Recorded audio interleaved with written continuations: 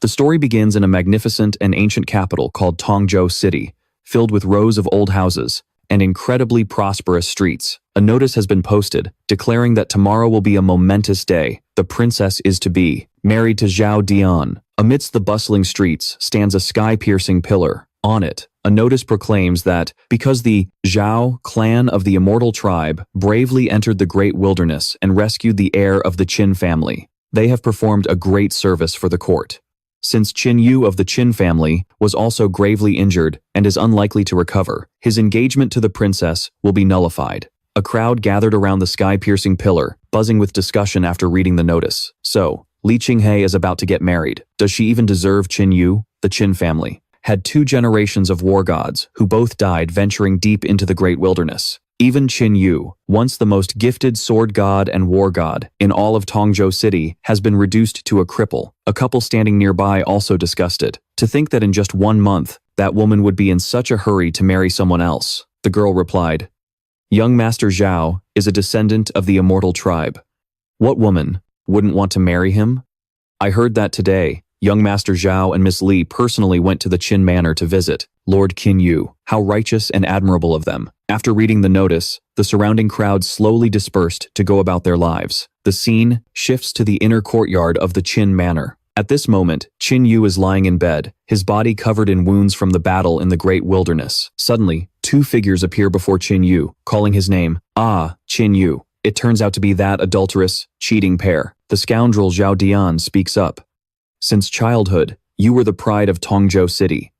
At 3, you achieved foundational perfection. At 9, you perfected the Hutian realm. At 13, you perfected the Xiantian realm. And at 18, you stepped into the spirit transformation realm." Zhao Dian grabs Qin Yu by the throat as he continues. "But what about now? Look at the state you're in. All your meridians are destroyed. Your consciousness is in chaos. You've become a complete cripple. While I, Zhao Dian, have become the great hero who single-handedly entered the great wilderness to bring you all back." Zhao Dian squeezed Qin Yu's throat as he spoke. Qin Yu looked up, glaring in him with demonic eyes. Zhao Dian laughed maniacally. "And now, I'm here to claim your fiancée. Ha ha ha ha." The whore Li Qinghe then began to speak. "I, Li Qinghe, carry the blood of the royal family. It is my destiny to walk a path that is second to none in this world. The Qin family owed a debt to the royals, so my father was pressured into promising me to Qin Yu." She glared at Qin Yu and screamed, "The Qin family is nothing but a dog of our royal family.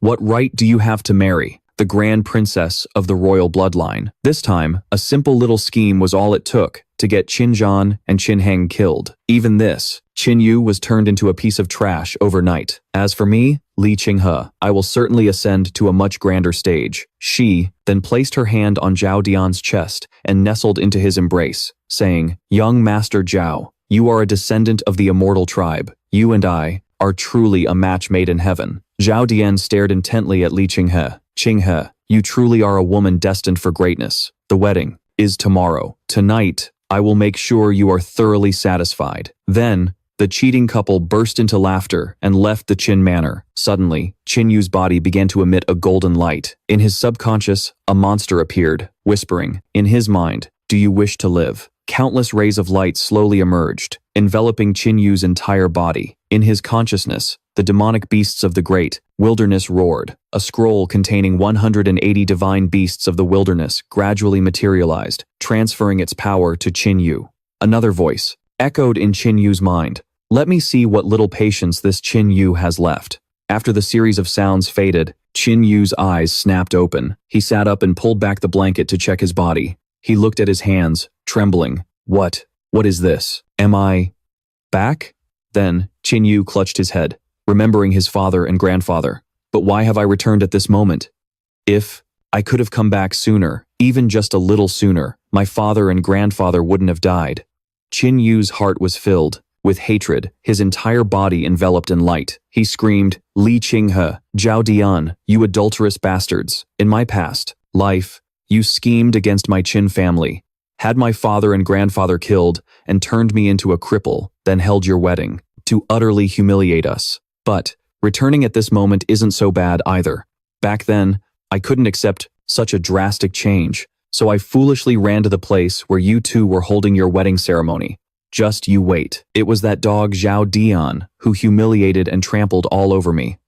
I never expected to be disgraced by the likes of him in front of everyone. Afterwards, covered in wounds, I was thrown into the great wilderness by that dog, Zhao Dian. I struggled desperately in agony, fighting to survive. Fortunately, Li Qinghe's sister, Li Qinghe, saved my life. Thanks to her tireless and dedicated care, day and night, 10 years later, I had a fateful encounter in the great wilderness, awakened, and received a powerful inheritance before making my return. But I never imagined that while I was cultivating, Li Qinghe was still hunting me down.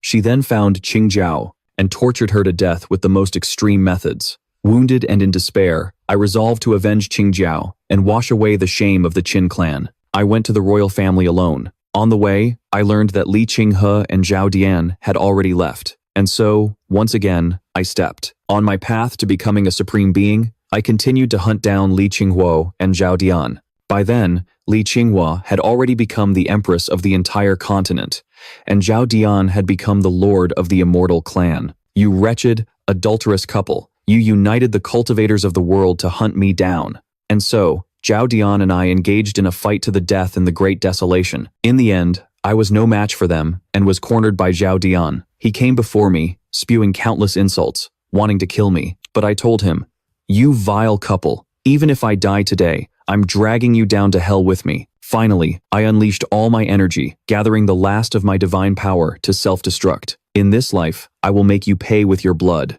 This is the boon I obtained in the Great Desolation, called the Desolate Heaven Scripture. Sealed within it are 108 ancient vicious beasts and 72 ancient divine beasts. As Qin Yu spoke, he used his divine power to open the Desolate Heaven Scripture. Looking at each of the desolate beasts, he realized, I can now directly summon one of them. Qin Yu then chose an ancient divine beast with the body of a dragon and the head of a wolf. His eyes widened as he roared, "Manifest, Yazi!" In an instant, the spectral form of Yazi appeared with a terrifyingly powerful aura, bowing its head before Qin Yu. A flame also erupted from Qin Yu's body, which cultivators of this era call a sacred flame.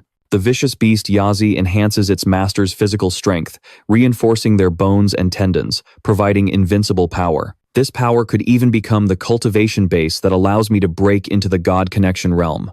Qin Yu's eyes filled with hatred as he remembered that treacherous pair. "Yazi, you must help me get my revenge." Li Qinghe, Zhao Dian, prepare to face my wrath. Just then, someone was slowly walking towards Qin Yu. He stared in astonishment. The old man approached Qin Yu's side, his eyes showing a hint of panic. "Qin Yu, are you finally awake?" Qin Yu struggled to sit up and move to the edge of the bed, then glared and gritted his teeth at the detestable old man before him. "This man is Qin Chuan, an elder of the Qin family. He used to call my father brother, but I never imagined he was secretly colluding with Li Qinghe, luring us into the Great Desolation. Then, he led the betrayal against the Qin family, became one of Zhao Dian's dogs, and slaughtered every last member of my family. You old traitorous dog, Qin Chuan." He squinted, observing Qin Yu carefully, thinking to himself, "Good. His meridians are withered. He really has become a useless cripple." Qin Yu just sat there, glaring back as the old dog in front of him started his act. The old man Qin Chuan began to laugh loudly. "Hey, hey, hey, ha ha ha." From a lofty genius, high on a pedestal, to a useless piece of trash in the blink of an eye. How does it feel? Not so pleasant, is it? Qin Yu stared daggers at the barking dog before him. A worthless dog is still a dog. Did you think changing masters would make you something more? Even if I've fallen from grace, it's not your place, you old traitor, to come here and insult me. Qin Chuan waved his hand and roared, "Shut your mouth. I served the Qin family with every fiber of my being, and what did I get in the end? You all forced me to do this. Now that you're all dead, this Qin family belongs to me, Qin Chuan." At this, Qin Yu slowly rose to his feet, his face filled with long-suppressed rage, his eyes burning with killing intent as he stared down Qin Chuan. He then slowly walked towards the animal in front of him, his entire body radiating a brilliant red aura of dominance as killing intent filled the air. The old man, Qin Chuan, was still loudly insulting Qin Yu. "Qin Yu, this is all your fault." Qin Chuan continued to glare and shout, "Today, I'll send you to hell. And remember to tell Qin Heng that the one who killed you is Qin Chuan." In an instant, Qin Yu's hand was clamped tightly around Qin Chuan's neck. Qin Chuan's face looked like a chicken being strangled. Qin Yu continued to apply pressure, slamming him into the ground. Fresh blood splattered everywhere, and the ground cracked from the force of Qin Chuan's fall. Choked, Qin Chuan was speechless, only able to let out gurgling sounds. Qin Yu's eyes were filled with hatred as he grinned maliciously. A dog will always be a dog. For a dog that bites its master, there's only one end, and that's death. Qin Yu delivered the final blow, snapping Qin Chuan's neck. The bones in his neck twisted and broke into several pieces. Afterward, Qin Yu donned the Qin family's battle robes to continue his quest for revenge. It's time to go. Qin Yu walked out of the Qin family estate step by step, shouting, "You wretched couple, Zhao Dian and Li Qinghe, I'm coming for you." Leaving Qin Chuan's twisted corpse behind, he began his journey of vengeance. The scene shifts to a magnificent imperial palace in the capital of the Divine Sword Dynasty. Both sides were heavily guarded by soldiers, welcoming the nobles and guests attending the wedding of Zhao Dian and Li Qinghe. A few guards were gossiping about the wedding. "Hey brothers, did you hear? They say the prince consort is from the immortal clan. My god, what a terrifying existence. With someone that powerful backing her, who would ever dare to mess with the princess?" Suddenly, the captain of the guards overheard them and yelled, "Shut your mouths. Is the prince consort someone you can just gossip about? Guard all the main gates strictly." Hearing this, the guards quickly replied, "Yes, sir." A short while later, in the capital city, a group of palace maids slowly approached. An elderly woman led them. She arrived before the princess's chambers, bowed low, and called out, "Your Highness, this old servant apologizes for the intrusion." Inside, Li Qinghe was applying her makeup, already dressed in her ceremonial wedding attire. A moment later, with her makeup complete, Li Qinghe allowed the maids to enter. As soon as the old woman entered, she bowed respectfully. "Your Highness, the auspicious hour has arrived. Please make your way to the imperial city to prepare for the wedding." Li Qinghe's face was filled with pure joy, as she eagerly prepared to leave for her wedding ceremony. The wedding music began to play, as the bride and groom slowly ascended the steps of the imperial palace. A chamberlain beside the emperor announced in a loud voice, "The princess's carriage has arrived." Zhao Dian and Li Qinghe walked step by step towards the emperor, followed by a retinue of attendants. Zhao Dian and Li Qinghe stood before Li Qinghe and knelt respectfully to pay their respects. This was the old emperor of the Divine Sword Dynasty, Li Qinghe. Seated on his dragon throne, Li Qinghe spoke, "Zhao Dian, I entrust the rest of Qinghe's life to you. You must take good care of my daughter." Zhao Dian bowed his head respectfully and agreed. Li Qinghe then took Li Qinghe's hand and said with deep affection, "I will never betray Qinghe in this lifetime." Before the words could even fade, a long spear suddenly flew in, carrying with it a ferocious gale. With a deafening crash, the city gates crumbled to dust. Several guards, unable to withstand the shockwave, were sent flying, screaming in agony. The old emperor, Li Qinghe, was furious. He roared, "Today is a joyous day for my royal family. Who dares to come here and cause trouble?" Hearing the loud explosion, Li Qinghe turned her head in shock. Sweat beaded on Zhao Dian's forehead, his eyes filled with panic. Who are you?" From within the dust, the long spear gradually came into view. Then, Qin Yu slowly emerged, standing before the adulterous pair. Qin Yu stood opposite them, glaring at the treacherous couple. "So this is what it means to defy fate and change one's destiny. Even though I'm only at the first level of the spirit connection realm, my cultivation is several times stronger than in my past life. Before I died, I couldn't even fully unlock the desolate beast. I wonder how terrifying its power will be if I can fully unleash it in this life." Zhao Dian frowned, staring intently at Qin Yu. "Qin Yu, your cultivation?" A cold sweat broke out on Li Qinghe's brow as she stared at Qin Yu in disbelief. She couldn't believe it. His meridians were completely shattered. He was supposed to be a cripple, so how could this be? Qin Yu advanced step by step towards the treacherous couple. The palace maids beside them were also terrified, trembling uncontrollably. When Zhao Dian and Li Qinghe saw Qin Yu approaching, they couldn't believe their eyes. "No, this is impossible." Li Qinghe glared at Qin Yu with a frown. "Zhao Dian, even though you are a descendant of the immortal clan, your actions are truly untrustworthy." Qin Yu's cultivation was clearly much stronger than before. Li Qinghe began to force a smile. "Haha, so it's little you?" He stroked his beard, trying to remain calm. "I didn't summon you today because I wanted you to rest at home and recover from your injuries, but it seems you're not in any danger." Just then, Qin Yu pointed the spear in his hand, directly at Li Qinghe's forehead, causing the emperor's fake smile to vanish. "Wipe that fake smile off your face." Li Qinghe, if My father hadn't saved you back then. You would have been a ghost long ago. How could you possibly be standing here today? The Qin family charged into the jaws of death for you, Li Qinghe, achieving glorious victories. And how did you repay the Qin family? The old dog emperor's eyes darkened, staring at Qin Yu as he continued to speak. Zhao Dian and Li Qinghe conspired together, plotting to assassinate my grandfather and my father in the Great Desolation. Qin Yu stood before the old dog emperor and roared, "This is a blood feud that cannot be reconciled." The surrounding citizens and nobles heard his words and began to murmur amongst themselves. At that moment, Zhao Dian shouted, "Silence, Qin Yu." Zhao Dian's entire body radiated killing intent as he glared at Qin Yu. "I see I underestimated you. I never expected that your previous, severe injuries were all an act.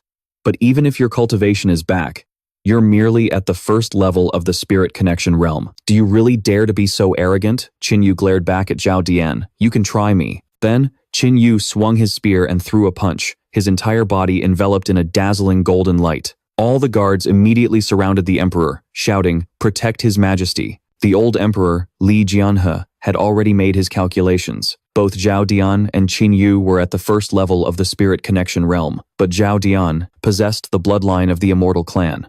There was no way Qin Yu could be his match. The old emperor shouted smugly, "Zhao Dian, don't be too heavy-handed. After all, Qin Yu is still from the Qin family, which has served our dynasty greatly.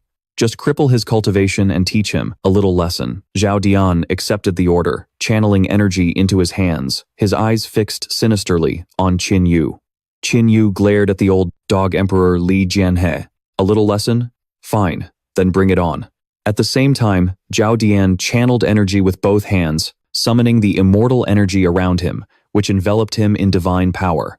This was the first-grade immortal weapon, the Azure Flame Saber, an heirloom of Zhao Dian's family. A stir went through the surrounding crowd. An immortal weapon? It's really an immortal weapon. Zhao Dian truly is a descendant of the immortal clan. With that immortal saber, I'm afraid Qin Yu will have a hard time defending himself. Zhao Dian reached out and took the immortal weapon, staring intently at Qin Yu. "Qin Yu, this saber is my family's heirloom, a first-grade immortal weapon." Qin Yu focused his gaze on Zhao Dian. "What I wield is the war god's spear of the Qin family, a 6th-grade mortal weapon that has drunk the blood of 10,000 men and reaped the souls of 10,000 more." Zhao Dian roared in anger, shameless bragging. "In the end, it's just a mortal weapon." As he shouted, he dragged the saber across the ground, creating a deep gouge, then swung it viciously towards Qin Yu. "Qin Yu, take this." Qin Yu spun his long spear, taking a counter-attacking stance. At the same time, the mark of a divine beast lit up on his forehead, and the image of a Yazi appeared behind him, its demonic aura surging to the heavens. Qin Yu and his primordial spirit entered an attack state. The phantom of the Yazi materialized, and then Qin Yu lunged forward, thrusting his spear with a powerful punch. The Yazi spirit also shot out from the spear, shattering Zhao Dian's attack and leaving him wide-eyed with shock. Suddenly, the war god's spear and the Yazi spirit merged like a coiled dragon, launching a counterattack towards Zhao Dian, hitting him with an indescribable sense of shock. Zhao Dian instantly recognized the situation. Gritting his teeth, he spun around, parrying with his blade while roaring, "Qin Yu, you dare look down on me?" He poured all his strength into that one block, stopping the war god's spear. The immortal energy erupting from his blade aided him. In the next instant, Zhao Dian's eyes widened in horror. He discovered that after parrying the war god's spear with his immortal blade, a crack had appeared on its surface. He frowned, staring intently at the war god's spear, and roared, "How can this be? You're just a mere mortal. How could you possibly break my immortal weapon?" With a loud crack, the immortal blade shattered, and the war god's spear instantly pierced through Zhao Dian's chest, slamming him to the ground. Zhao Dian cried out in despair and agony as fresh blood sprayed out like rain. The surrounding crowd erupted in shock once again. What? Qin Yu shattered an immortal weapon in a single move? The old emperor, Li Qinghe, stared wide-eyed, his jaw hanging open in utter disbelief. Li Qinghe frowned, thinking, how can he be this strong? Absolutely not. This is impossible.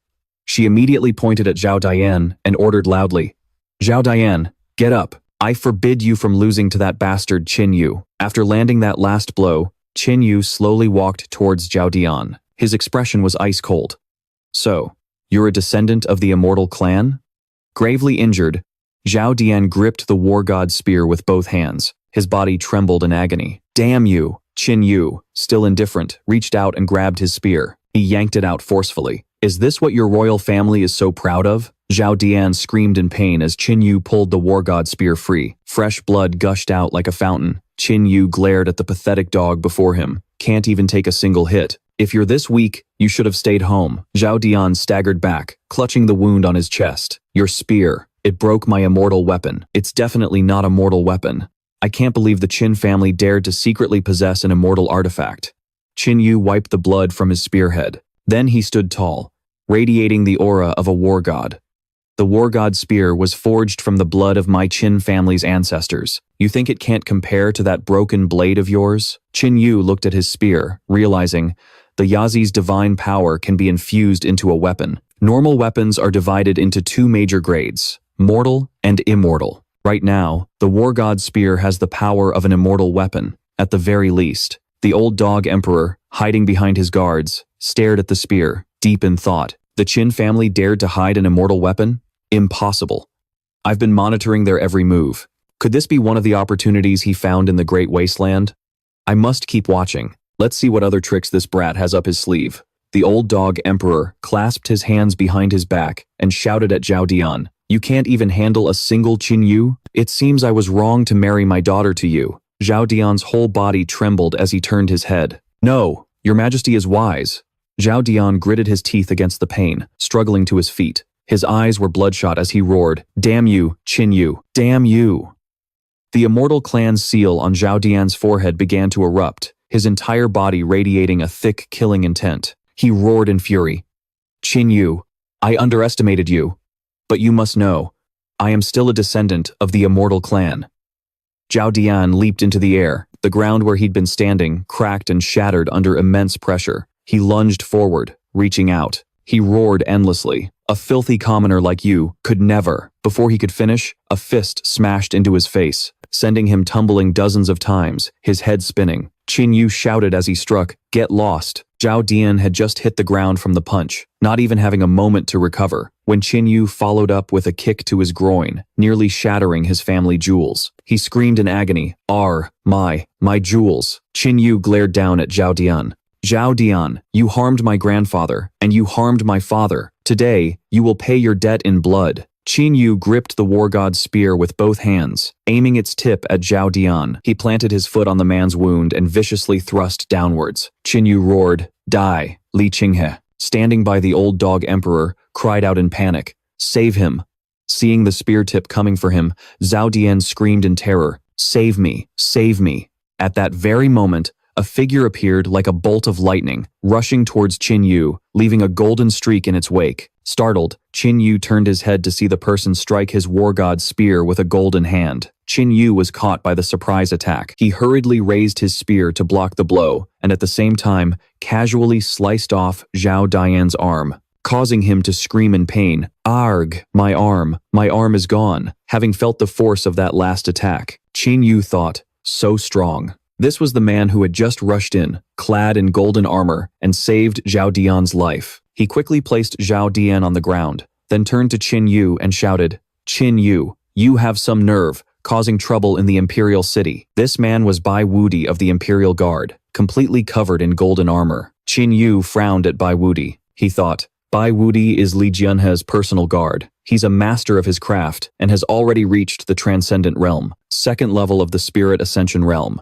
Seeing her savior had arrived, that bitch Li Qinghe ran to hug Zhao Dian, screaming, Uncle Bai, kill him. From behind, Li Jiansha began to issue his decree. Qin Yu has defied the rules. His arrogance is boundless, and he has caused chaos in the court and offended the sacred royal family. This crime is punishable by death. However, considering the Qin family's contributions, I will only cripple his 4 limbs and destroy his cultivation. Bai Wudi, ever eager for a fight, glared at Qin Yu, accepted the order, and charged forward. He leaped into the air, and in the blink of an eye, he rushed in front of Qin Yu with lightning speed, laughing loudly. Ha! Qin Yu was stunned by Bai Wudi's speed and hurriedly raised the war god's spear to block. Bai Wudi lunged forward with a powerful punch that sent Qin Yu flying. Under this pressure, Qin Yu couldn't hold his ground and was knocked away. He gritted his teeth, trying to keep track of his opponent. Suddenly, Bai Wudi appeared from behind him with a sinister smile.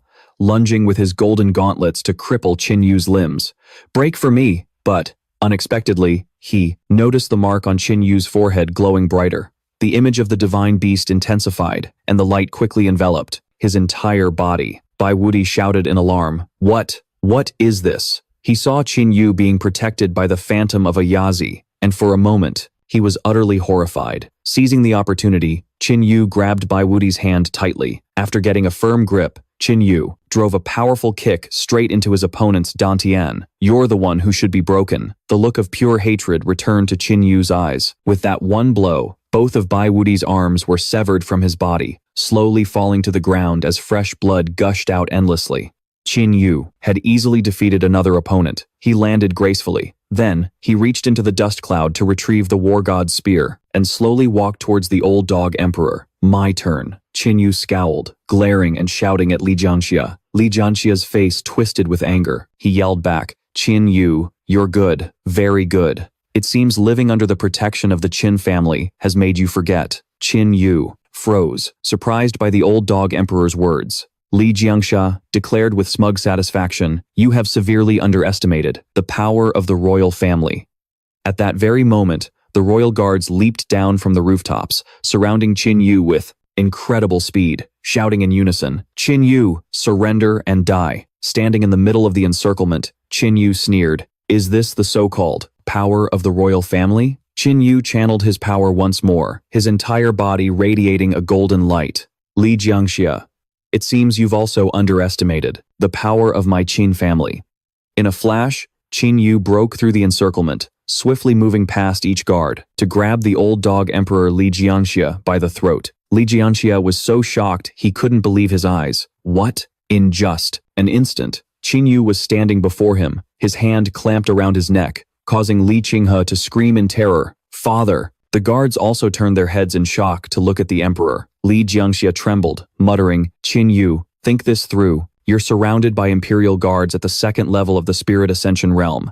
Even if you kill me, you won't leave this place alive." Qin Yu's eyes were filled with killing intent, his tone resolute. "That's not for you to worry about." His gaze then swept over the imperial guards. The setup was exactly the same as in his previous life. The guards wore incredibly tough, heavy black iron armor, but they all shared one fatal flaw: their speed. At that moment, Qin Yu's grip tightened, and the old dog emperor was so terrified, he couldn't breathe, only able to make gurgling sounds as the whites of his eyes showed, trying to call out Qin Yu's name. Qin Yu glared and gritted his teeth, roaring, "Die, you old dog." Suddenly, countless bolts of lightning appeared in the sky, and a celestial aura shone straight down into the grand hall. Feeling the immense pressure from above, Qin Yu looked up. At the same time, a figure appeared in the sky and spoke. "Qin Yu, when you have been shown mercy, you should show mercy to others." Qin Yu's eyes widened as he looked at the sky, peak of the spirit ascension realm. In his past life, he never knew such a super expert was hidden nearby. A person appeared in the sky, with the mark of the celestial clan on his forehead and angelic wings on his back. This was the commander of the celestial clan, Zhao Huan. He floated in midair and began to lecture. The celestial clan and the royal family both have long histories. "Qin Yu, can you give this old man some face and spare his life?" Zhao Huan slowly descended to the ground, facing Qin Yu, seeing his savior. "Arrive," Zhao Dian exclaimed with joy. "Second uncle, hurry and kill him." The old dog emperor was no longer trembling either, laughing smugly, "Ha ha ha, Qin Yu, it seems you won't be able to kill me today after all." Qin Yu frowned, a worried thought crossing his mind. Right now, he was absolutely no match for the celestial clan's commander. Zhao Huan continued his lecture. "Qin Yu, the celestial clan has always looked after the human race. I can forgive your actions today and will not make things difficult for you." Then he turned to Zhao Dian and said, "Zhao Dian, as a descendant of the celestial clan, to commit such a despicable act, you will be punished by clan law when you return." Next, he turned to Li Jianxia. "Li Jianxia, today you will give me face. What Qin Yu has done to your royal family must not be pursued. What do you say?" Li Jianxia immediately and obediently agreed. "I will obey the Celestial's command." The mark on Zhao Huan's forehead began to glow. He glared at Qin Yu. Qin Yu's eyes suddenly shot wide open, feeling his body was no longer under his control. His entire being was enveloped by Zhao Huan's power, and his arm, against his will, slowly began to loosen its grip. Take Li Qinghe's neck? Feeling his body being controlled, Qin Yu thought to himself, is this the suppressive power of a 9th-level spirit connection realm master? Suddenly, Qin Yu unleashed all of his divine power, his body enveloped in a radiant aura as he roared, "Your pressure alone is not enough. You will never control me." A beam of light descended from the heavens, and Qin Yu's power multiplied 10,000-fold. He reached out again and grabbed the old dog emperor's neck. Zhao Huan was starting to feel astonished by Qin Yu. What is this? A mere 1st-level spirit connection cultivator can nullify my pressure? Qin Yu's entire body blazed with golden light, his eyes filled with killing intent. The immortal opened his mouth, begged me to spare his life. And then what? In a flash, Qin Yu applied more force and snapped Li Qinghe's neck. Li Qinghe coughed up fresh blood in agony, groaning weakly. Seeing this, Li Qinghe cried out in despair. "Father!" The citizens screamed in terror. He killed the king." The divine physician's guard rushed forward. Zhao Huan thought with a hint of panic. This kid really did obtain a great fortune in the great wilderness. Next, Qin Yu grabbed the corpse of the old dog emperor Li Qinghe, spun it 500 times, and then hurled it towards Zhao Huan. "Here's your king. Take him yourself." Zhao Huan coldly spread his wings and caught Li Qinghe's body. Qin Yu seized the opportunity to leave. "Farewell, commander of the immortal clan. We'll meet again." Suddenly, a blast of green energy shot towards Qin Yu, forming a claw that slammed him to the ground. "Zhao Huan," said smugly, "Qin Yu, did you really think you could escape from the palm of my hand? You truly don't know your own limits." Qin Yu struggled to his feet, thinking, this pressure is at least 10 times stronger than before. This immortal clan commander is really a pain in the ass. Qin Yu began to activate the mark on his forehead. "Yazi, help me." A surge of purple power erupted, enveloping Qin Yu. The primordial spirit of Yazi roared once more. Qin Yu gripped the war god's spear, unleashing countless spear strikes that flew towards Zhao Dian. Seeing this, that wretched couple's eyes widened in fear. Zhao Huan extended one finger, cast a spell, and sneered, "Pathetic little tricks." As he unleashed his power, Zhao Huan blocked the attack for the wretched couple, revealing an opening. Qin Yu seized the chance and used his lightness skill to flee. "Farewell!" Zhao Huan roared in anger. "Qin Yu!" Qin Yu turned back and laughed loudly. "Haha, is it really necessary? Zhao Dian is heavily injured right now. If you insist on chasing me, he will surely die. Which one is more important? I trust you can figure it out." Zhao Huan turned to see Zhao Dian desperately crying for help. The corner of his mouth twitched slightly, his eyes darkening. "This kid is interesting. Qin Yu, I will let you live." Just like that, Qin Yu calmly walked out of the imperial palace. Zhao Huan turned back and used his divine power to heal Zhao Dian's wounds. After checking the injuries, he spoke, "Your wounds aren't that severe." Zhao Dian clutched his arm and shouted angrily, "I must avenge this. Otherwise, I won't be able to eat or sleep in peace." Zhao Huan calmly reassured him, "Your second uncle will definitely help you get your revenge." He turned to face the crowd, his eyes growing sinister as he thought, "Li Qinghe, ha ha ha, what a useless piece of trash." Seeing her father killed by Qin Yu, Li Qinghe curled up in a corner, crying and trembling. Zhao Huan said to her, "Li Qinghe, your father is dead. From now on, you must assist your husband properly, understand?"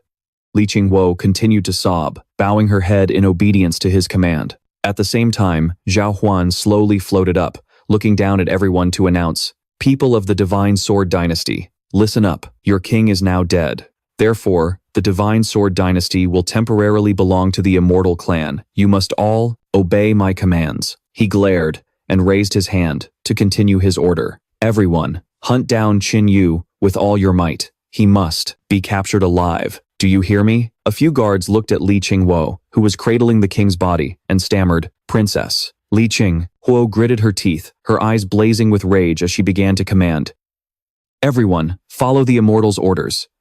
Zhao Huan smiled with satisfaction. Very good. By this time, Qin Yu had already reached the outskirts of the Divine Sword Dynasty's capital. As he ran, Qin Yu thought, "I've killed Li Qinghe. Next, I'll definitely face an intense manhunt. I can't stay in the Divine Sword Dynasty any longer. But why did this Zhao Huan suddenly appear? It's different from my past life. Oh well, killing Li Qinghe, today is already a great victory. As for Zhao Dian and Li Qinghe, I'll let them live a little longer for now. Reaching the edge of a cliff, Qin Yu used his lightness skill to leap continuously towards the forest edge. In the skies above, the Divine Sword Dynasty had already dispatched divine eagles to spread the news. The Divine Sword Dynasty issued a wanted notice. Qin Yu of the Qin family, a man of corrupt character and extreme ferocity, has assassinated King Li Qinghe of the Divine Sword Dynasty in front of all the people. A special kill order is hereby issued. Anyone who can capture Qin Yu will be rewarded with the title of Marquis of 10,000 households and granted a city as their fiefdom. As the eagles delivered the news, a horse-drawn carriage appeared below, speeding along. Qin Yu was temporarily hiding inside. He sat in a corner, his expression cold, as he remained vigilant of his surroundings. The girl sitting opposite him frowned, staring at Qin Yu with a look of annoyance. Qin Yu pondered for a moment. The Divine Sword Dynasty has issued a wanted notice. The most urgent matter now is to temporarily leave the dynasty's territory. Qin Yu first sought refuge in the Heavenly River Dynasty. Although the Divine Sword Dynasty had hundreds of cities, it was only a minor kingdom. The Heavenly River Dynasty, on the other hand, had over 1,000 cities, many of which were home to powerful sects and countless noble families. Compared to that place, the Divine Sword Dynasty was truly just a grain of sand in the desert. Zhao Dian, Li Qinghe, just you wait. I'll be back soon to grind your bones to dust. At that moment, a young girl stared at Qin Yu and spoke worriedly to the old man beside her. Grandfather, why did you let this rogue cultivator into our carriage? Look at him. His hair is a mess, and he looks so suspicious. He doesn't look like a good person at all. The old man smiled and said, Xiao Yue, although this man is a rogue cultivator, his physique is extraordinary. He could be a powerful ally. Our journey to the Heavenly River Dynasty is fraught with danger. Having one more expert for protection will make us safer. The naive Xiao Yue replied, Grandfather, you are the Prince of Zhenan of the Heavenly River Dynasty. Who would dare threaten our safety? Hearing their conversation, Qin Yu looked at the old man in surprise. He never expected this old man to be the Prince of Zhenan. The Prince of Zhenan of the Heavenly River Dynasty guarded the borders, fought against the demon race, and was a man of iron will, truly a great hero of the human race. It was a pity that later, with the help of the celestial race, the Divine Sword Dynasty quickly defeated the Heavenly River Dynasty, and the Prince of Zhenan was killed by Zhao Dian's own hand. And today, I'm sitting in his carriage. What a twist of fate. Xiao Yue noticed Qin Yu staring at her and blushed with embarrassment. Lost in thought, Qin Yu was oblivious to what was happening. He simply turned his face away with an attitude that said, You think I'm interested in you? Get in line. Xiao Yue clenched her fists and shouted in anger, Hey you, what's with that attitude? You're so annoying. Meanwhile, outside, a stranger was secretly tracking the carriage's journey. At the same time, two women filled with killing intent appeared, closely observing the carriage's every move. The carriage continued to race forward. The Prince of Zhenan's subordinate gripped the reins tightly and announced to his master, We're about 100 more miles from the territory of the Heavenly River Dynasty. Inside the carriage, the Prince of Zhenan cheered up and said, Hurry up. Let's try to reach the Heavenly River Dynasty as soon as possible to avoid any trouble. Then, the Prince of Zhenan turned to Qin Yu. By the way, young friend. Qin Yu stared at the prince. So he really is the Prince of Zhenan. He must have figured out my identity. He's definitely saying this for me to hear. Truly cunning. Haha. Suddenly, countless arrows imbued with divine power appeared in the sky, flying towards them at dizzying speeds. One arrow struck a horse's neck, causing it to rear up in pain, shaking the carriage violently. Everyone inside struggled to keep their balance. Qin Yu's eyes widened as he looked outside. What's going on? Xiao Yue, equally clueless, cried out, What's happening? Next, a great blade came hurtling towards the prince's carriage. A wave of divine power swept past, instantly cleaving it in two. Then, the great blade slowly retracted. From within, the cloud of dust ahead, a burst of laughter echoed. Then, a woman holding the great blade appeared, her entire body exuding a cold, domineering aura as she declared, Ha ha ha, Prince of Zhenan, I have come on orders to take your head. The prince narrowed his eyes, studying the person before him. Be careful, this is an assassin from the killer sect of the Heavenly River Dynasty. Qin Yu turned his head in shock. The killer sect? That's one of the most notorious assassin organizations in the Heavenly River Dynasty. The woman slammed her great blade into the ground, then raised a hand to her lips. Just be a good boy and accept your death. The Prince of Zhenan smiled and stroked his beard.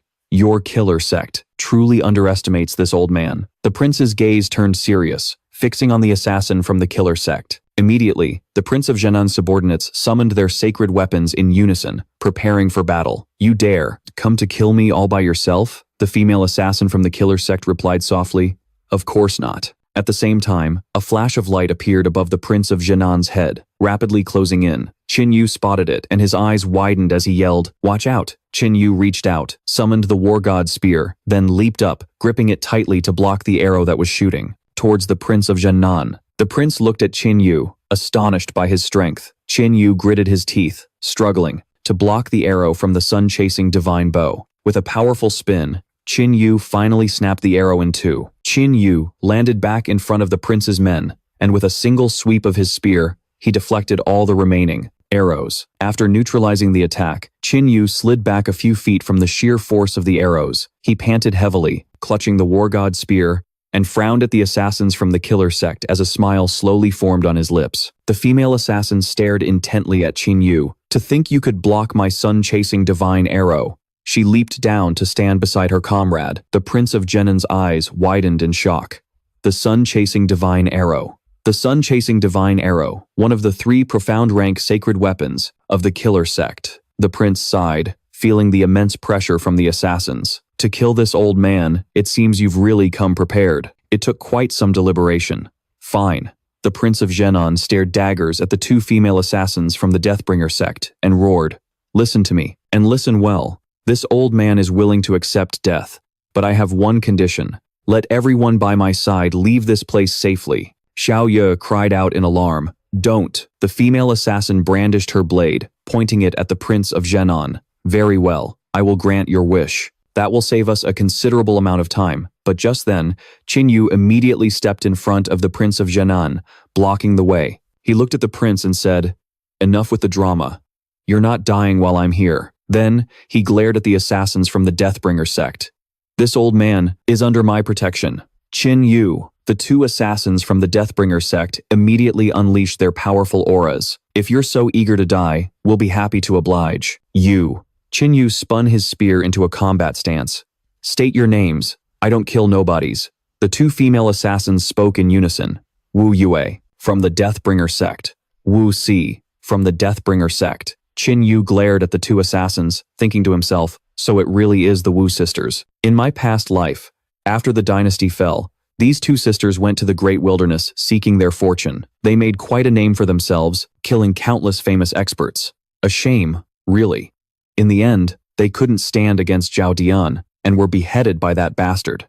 Suddenly, an idea sparked in Qin Yu's mind, recruiting them as my subordinates. That wouldn't be a bad idea at all. Wu Si took a few steps back, then with immense force, hurled her great sword, straight at Qin Yu. Seeing his opponent make the first move, a battle-hungry grin spread across Qin Yu's face. Now we're talking. At that moment, Qin Yu also forcefully threw his war god spear forward. The spear and the great sword clashed violently, generating an incredibly powerful shockwave. In the aftermath, as dust and smoke filled the air, Xiao Yue and the prince's retainers felt the immense pressure. They all raised their arms to shield themselves. Qin Yu reached out, gripping his war god spear tightly. He glared at Wu Si and said, "Compared to the Qin family's war god spear, you're still a bit lacking." Suddenly, Qin Yu's eyes widened. He realized that Wu Si, great sword in hand, had already Sai charged right in front of him. He hastily raised his spear to defend. Gaining the upper hand, Wu Si spoke with confidence, "The war god's spear. So what?" Just then, Wu Yue supplemented the attack with her sun-chasing divine arrow, firing straight at Qin Yu. "Haha, if you can withstand 30% of my sun-chasing divine arrow's power, you can count yourself lucky." Wu Yue aimed the arrow at Qin Yu's chest, but this time, it will surely take your life.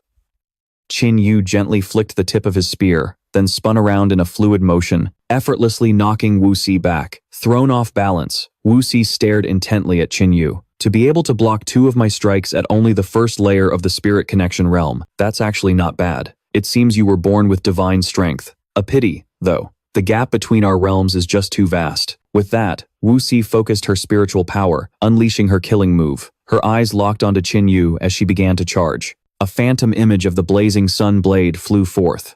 This is a peak-grade yellow-rank martial art, the Blazing Sun Blade.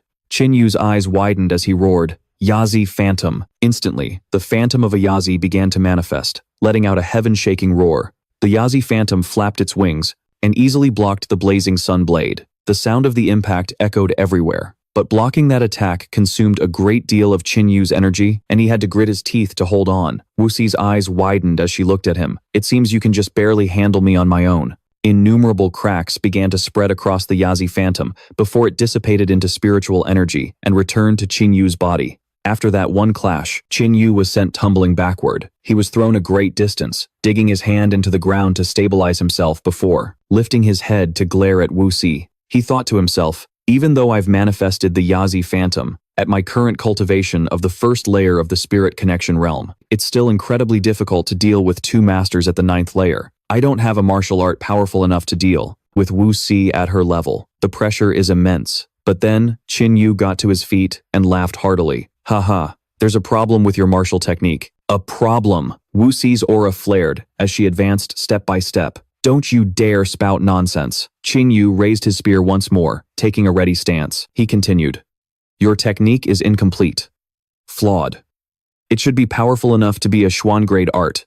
But, in your hands, it's merely a peak-grade yellow rank. Enraged, Wu Xi unleashed a barrage of phantom blades at Qin Yu, but he calmly closed his eyes, sensing the attacks. His body moved gracefully, dodging every single phantom blade. Then, Qin Yu gripped his war god spear and pointed it directly at Wu Xi. With a single move, he sent the greatsword flying from her hands, easily taking control of the fight. He then placed the tip of his spear against her throat, ready to end her life at any moment. Wu Xi was utterly stunned by his speed, her eyes wide with disbelief. Qin Yu said smugly, I told you, your technique is flawed. That move has far too many openings. Wu Yue, nearby, drew her bow taut, aiming it at Qin Yu. She screamed, You bastard, let my sister go, now. Qin Yu glanced over at Wu Yue, then turned his attention back to Wu Xi. I can help you perfect your technique, but on one condition.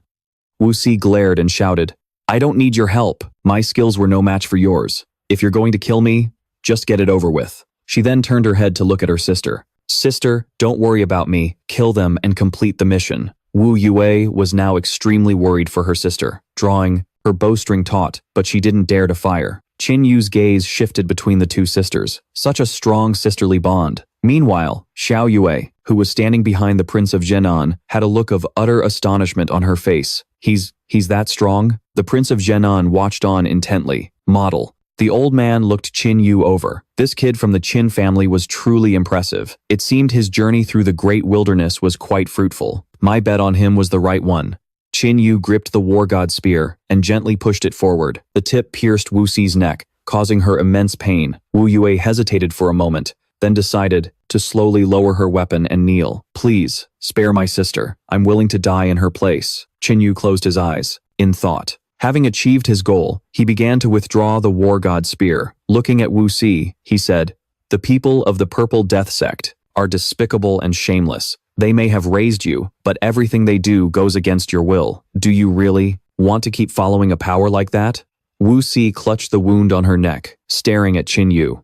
How do you know? That? Holding the war god spear, Qin Yu said coldly. Of course I know. And not only that, I also know the Purple Death. Sex Master has long been meddling in your affairs. Hearing this, Wu Xi's eyes widened in shock. Impossible, Qin Yu continued. As for the Purple Death Sect, the families of the people you've killed, the sect has been secretly controlling them, refining them into puppets and torturing them endlessly. Wu Yue stepped forward, glaring back in defiance. Impossible. The sect master only kills those who deserve it. That can't be true. Qin Yu turned his head to Wu Yue. Whether it's true or not, you can investigate for yourselves. After looking at Wu Yue, Qin Yu turned back to Wu Xi. He knew these two sisters were completely sicked, unaware of the Purple Death Sect's schemes. His words would surely plant a seed of doubt. It was only a matter of time before they fell into his hands. Qin Yu continued, I'm offering you a way out. Leave the Purple Death Sect and submit to me. Wu Xi's eyes widened in astonishment. After hearing him out, she retorted, You talk big. Do you have any idea how powerful the Purple Death Sect is? If we leave, death is our only option. How could you possibly protect us? Qin Yu withdrew his war god spear, turned, and walked away. Don't be hasty. I'll give you time to think. When you have an answer, you can find me anytime. I'll be waiting for you at the largest inn in the Tianhe dynasty. Wu Si watched his retreating back. You have the chance to kill me, yet you're just leaving. Aren't you afraid we'll come back to kill you? Qin Yu glanced back as he walked, saying coldly, such bold words. Go on. Give it a try. Wu Si fell into deep thought, her suspicion growing towards both her sect and the man before her. Wu Yue, however, was unwilling to accept it. She stared daggers at Qin Yu's back. The Wu sisters will never be indebted to you. I'll let you go this time, but the next time we meet, I will kill you. Then she pointed at the Prince of Zhenan. Prince of Zhenan, don't think you're safe just because you've reached the Tianhe dynasty. The Purple Death Sect has 1,000 ways to kill you. With that, the two sisters used their movement techniques and vanished. The Prince of Zhenan sighed, coughing a few times, feeling a sense of relief. With the matter settled, Xiao Yue spoke up. Thank you for that. Her cheeks were flushed with a hint of shyness. Qin Yu moved closer to her and said cheerfully, to receive thanks from the granddaughter of the Prince of Zhenan, I must have accumulated good karma for 8 lifetimes. He then turned to the prince. Prince of Zhenan, how about you marry your granddaughter to me? Xiao Yue jumped up, flustered, and shouted, Marry you? What are you talking about? The Prince of Zhenan stroked his beard, smiling at Qin Yu. Little brother, in terms of cultivation, you could be called a prodigy among the younger generation. In terms of courage, you're an outstanding genius of the Tianhe dynasty. The prince raised a finger and continued with a smile. And in terms of background, you are superior, second to none. Xiao Yue, still blushing, rested her chin on her hand, thinking, background, in our Tianhe dynasty, isn't the Qin family? Suddenly she gasped in shock. You're the Qin Yu from the wanted poster. She turned to the Prince of Zhenan, annoyed. So you knew all along, didn't you?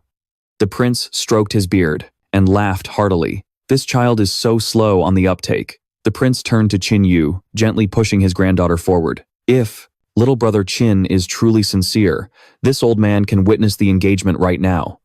Xiao Yue's face turned beet red. She stole a glance at Qin Yu and stammered, Qin Yu scratched his head and looked at the prince. Ahem. Let's not talk about this. I was just joking. Hearing Qin Yu say that, Xiao Yue's expression instantly fell with disappointment. Qin Yu said to the prince, All right, Prince of Zhenan, we should get going now. The prince nodded and followed Qin Yu. Yes, let's make haste and get on our way. They left Xiao Yue sitting there alone and embarrassed. Feeling abandoned, Xiao Yue clenched her fists, in anger, secretly vowing to get back at him for this. That brat dares to toy with me. I'm so mad. Am I not good enough for him? A while later, the group arrived at the Tianhe dynasty capital. The city was heavily guarded by soldiers. The moment the Prince of Zhenan stepped through the city gates, everyone cheered to welcome him. A commotion erupted among the surrounding commoners. Is that the Prince of Zhenan? That old man is really the Prince of Zhenan? And isn't that Princess Yuehua next to him? Just then, a man pushed through the crowd. This man was Huang Fei, and he was walking towards the Prince of Zhenan. Huang Fei called out enthusiastically, Prince of Zhenan, Your Highness, you've finally returned. My father has missed you greatly. The Prince of Zhenan stroked his beard and laughed heartily. Ha ha ha, it has been a long time since I've seen your esteemed father as well. Huang Fei turned to Yuehua and said, Sister Li Yue, it's been so long, I've missed you very much. Yuehua replied awkwardly, looking anxious.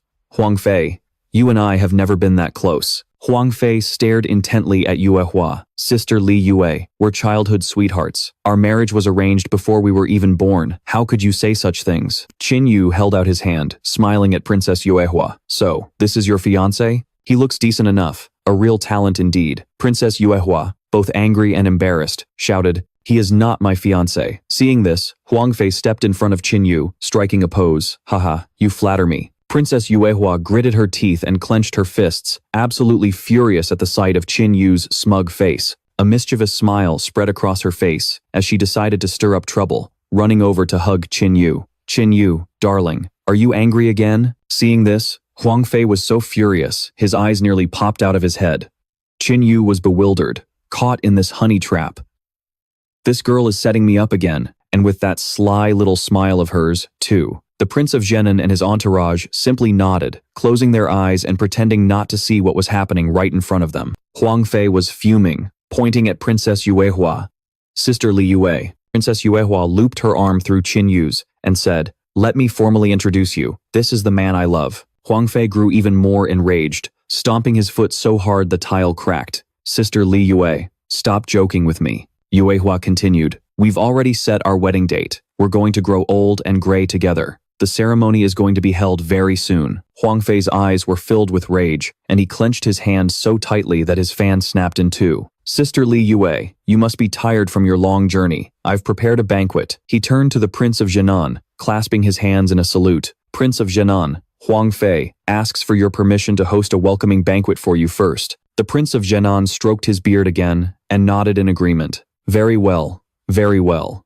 In the vast Tianhe city, a procession rode on triceratops and dinosaurs, escorting the Prince of Zhenan to Huang Fei's artifact refining sect. The common people lined the streets in 2 rows, eagerly watching the procession pass. After they had traveled for a while, Princess Yuehua sat atop her mount, enjoying the surrounding scenery, and started a conversation with the Prince of Zhenan. "It's been a long time since I've been back here." Qin Yu and Huang Fei stood with their arms crossed, silent, neither saying a word. Huang Fei began to act high and mighty, threatening Qin Yu, "I don't know who you are, but let me make one thing perfectly clear. Li Yue is my woman. I suggest you get the hell out of Tianhe City as soon as possible. I'll give you 1 night. If you're still in Tianhe City tomorrow, I swear I'll rip out your tendons, peel your skin, and grind your bones to dust." Qin Yu turned to Huang Fei and smiled. "Leave Tianhe City? I suppose I could, but you'll have to wait a while." Qin Yu's smile grew wider, full of provocation, as he continued, "Wait until after Li Yue and I are married, and have a son and a daughter, then we can talk about me leaving." Huang Fei clutched his poor little heart, imagining the scene of Qin Yu and Yuehua, his princess, together forever, even having children. This absolutely cannot be allowed to happen. Enraged, Huang Fei grabbed Qin Yu by the collar. "Are you looking for death? Don't think you can be so arrogant, just because Sister Li Yue is protecting you." Qin Yu's expression became even more infuriating. "Sorry, not sorry, but I really am just this arrogant. If you've got the guts, then go ahead and kill me."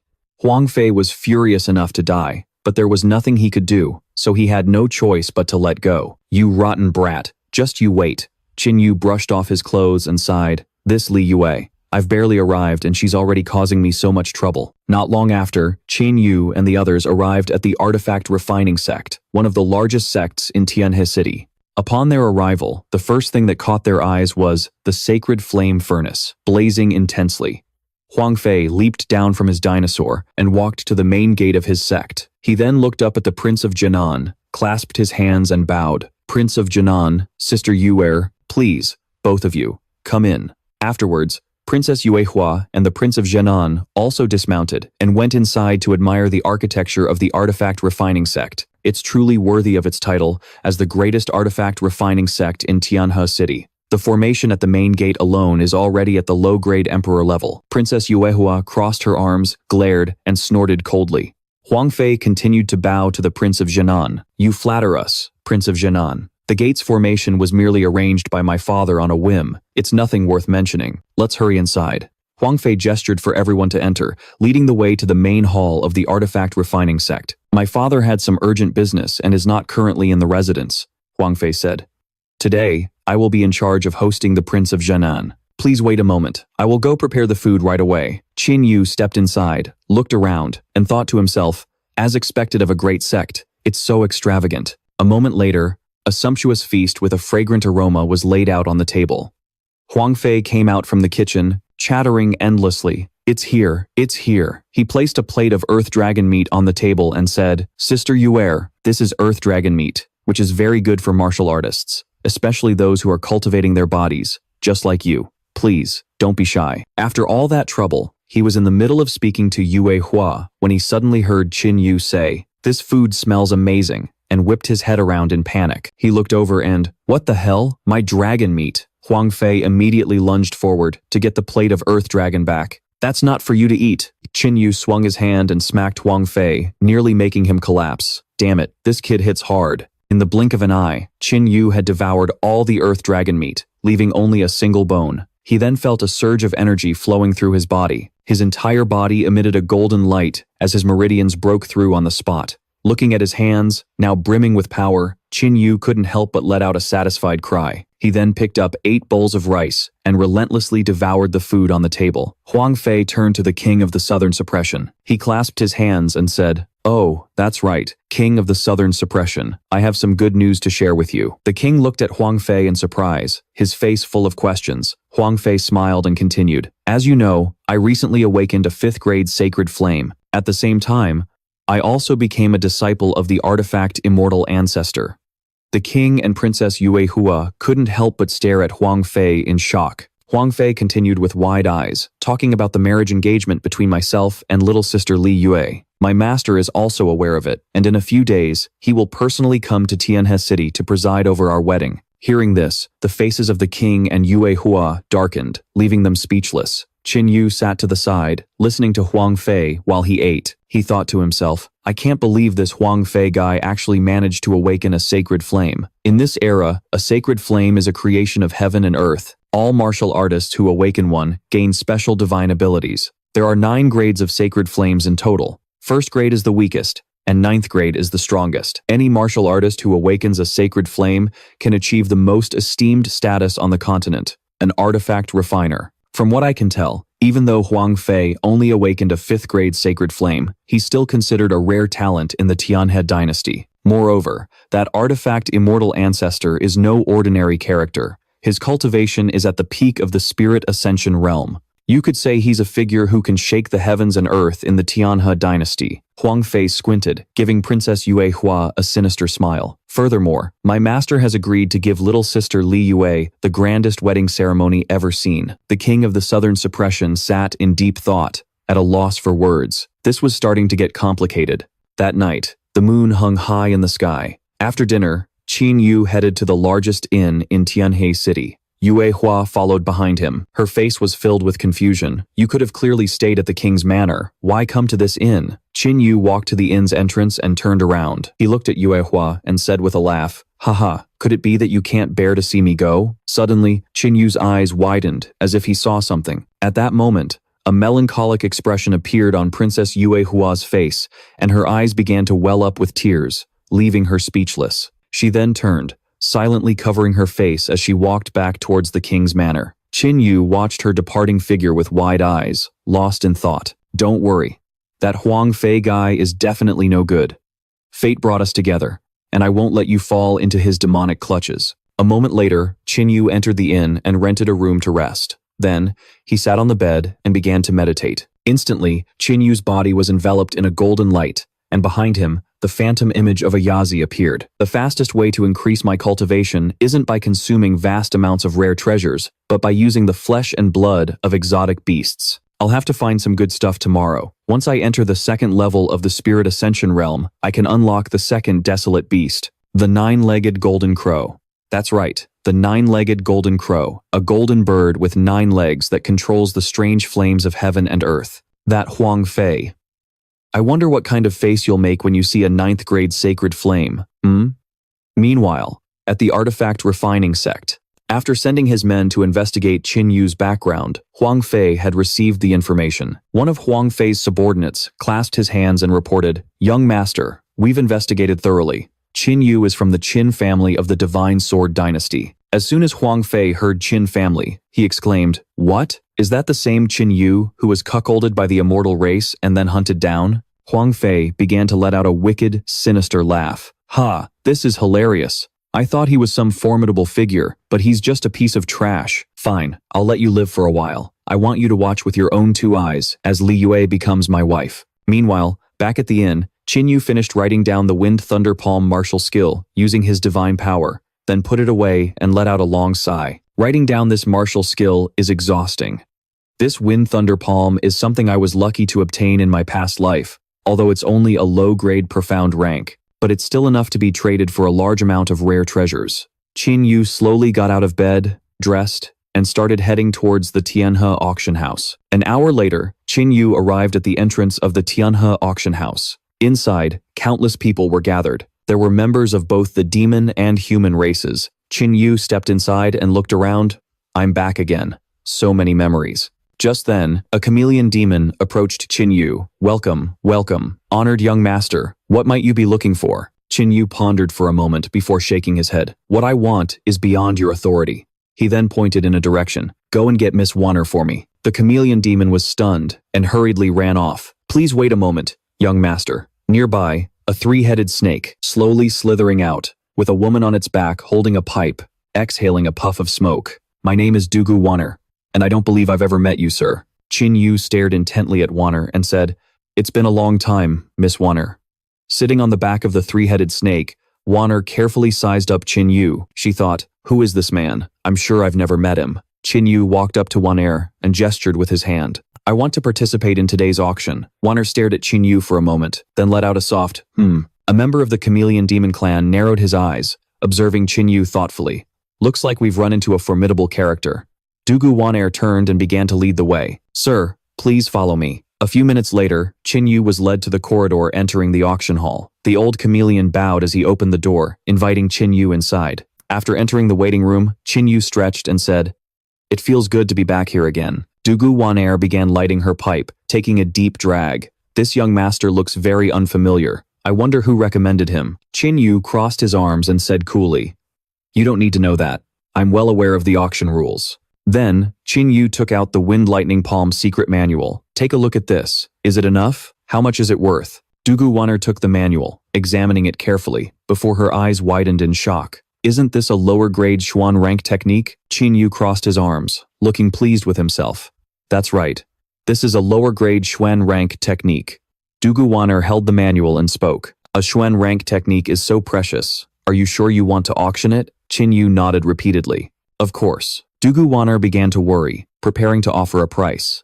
If this lower-grade Xuan rank technique were to be auctioned, it could fetch 1 million gold coins. But if you trust me, for 1,500,000 gold coins, our Tianhe auction house can acquire it from you directly. Qin Yu's eyes widened as he calculated. A single second-grade body-tempering pill is worth about 10,000 gold coins. Wouldn't 1,500,000 gold coins buy me 150 pills? He then excitedly agreed to Wanner's price. It's a deal, but I want to exchange the money for body-tempering pills. Dugu Wanner was overjoyed inside, having acquired a Xuan rank technique for a low price. Of course, that's no trouble at all for me. Thank you, sir. Dugu Wanner took a deep drag from her pipe. She thought, I can't believe someone so young already possesses a lower-grade Xuan rank technique. Could he be a disciple from some major power here in the Tianhe dynasty for training? Wanner then spoke up, inviting Qin Yu to the event.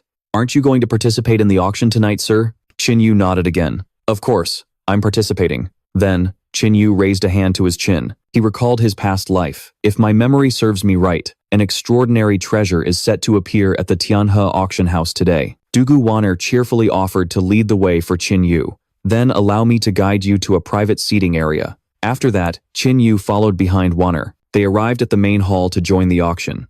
Wanner spread her arms wide and announced, Welcome to the underground auction hall. The guests attending today's auction began to whisper amongst themselves. Did you see that? I'm an old man, and I've been to dozens of auctions, but I've never seen her smile so brightly. Exactly. I wonder who that kid next to her is. Following that, Qin Yu took his seat in the private area to participate in the auction. The view from here isn't bad at all. Wanner, holding her pipe, smiled happily at Qin Yu. Of course, only the honored guests of our Tianhe auction house are permitted to sit here. Suddenly, a hand shot up, and a man with a pockmarked face and thick lips appeared behind Wanner, waving incessantly. He slowly approached her. Wanner, I'm here. Wanner glanced at him and took another deep drag from her pipe. Oh, isn't it young Master Wang? The pockmarked man continued. Wanner, my divine spear sect has brought something very special today. It turned out this man's name was Wang Xuan, the heir to the divine spear sect. Wanner gracefully covered her mouth with a charming smile. Thank you for your support, young Master Wang.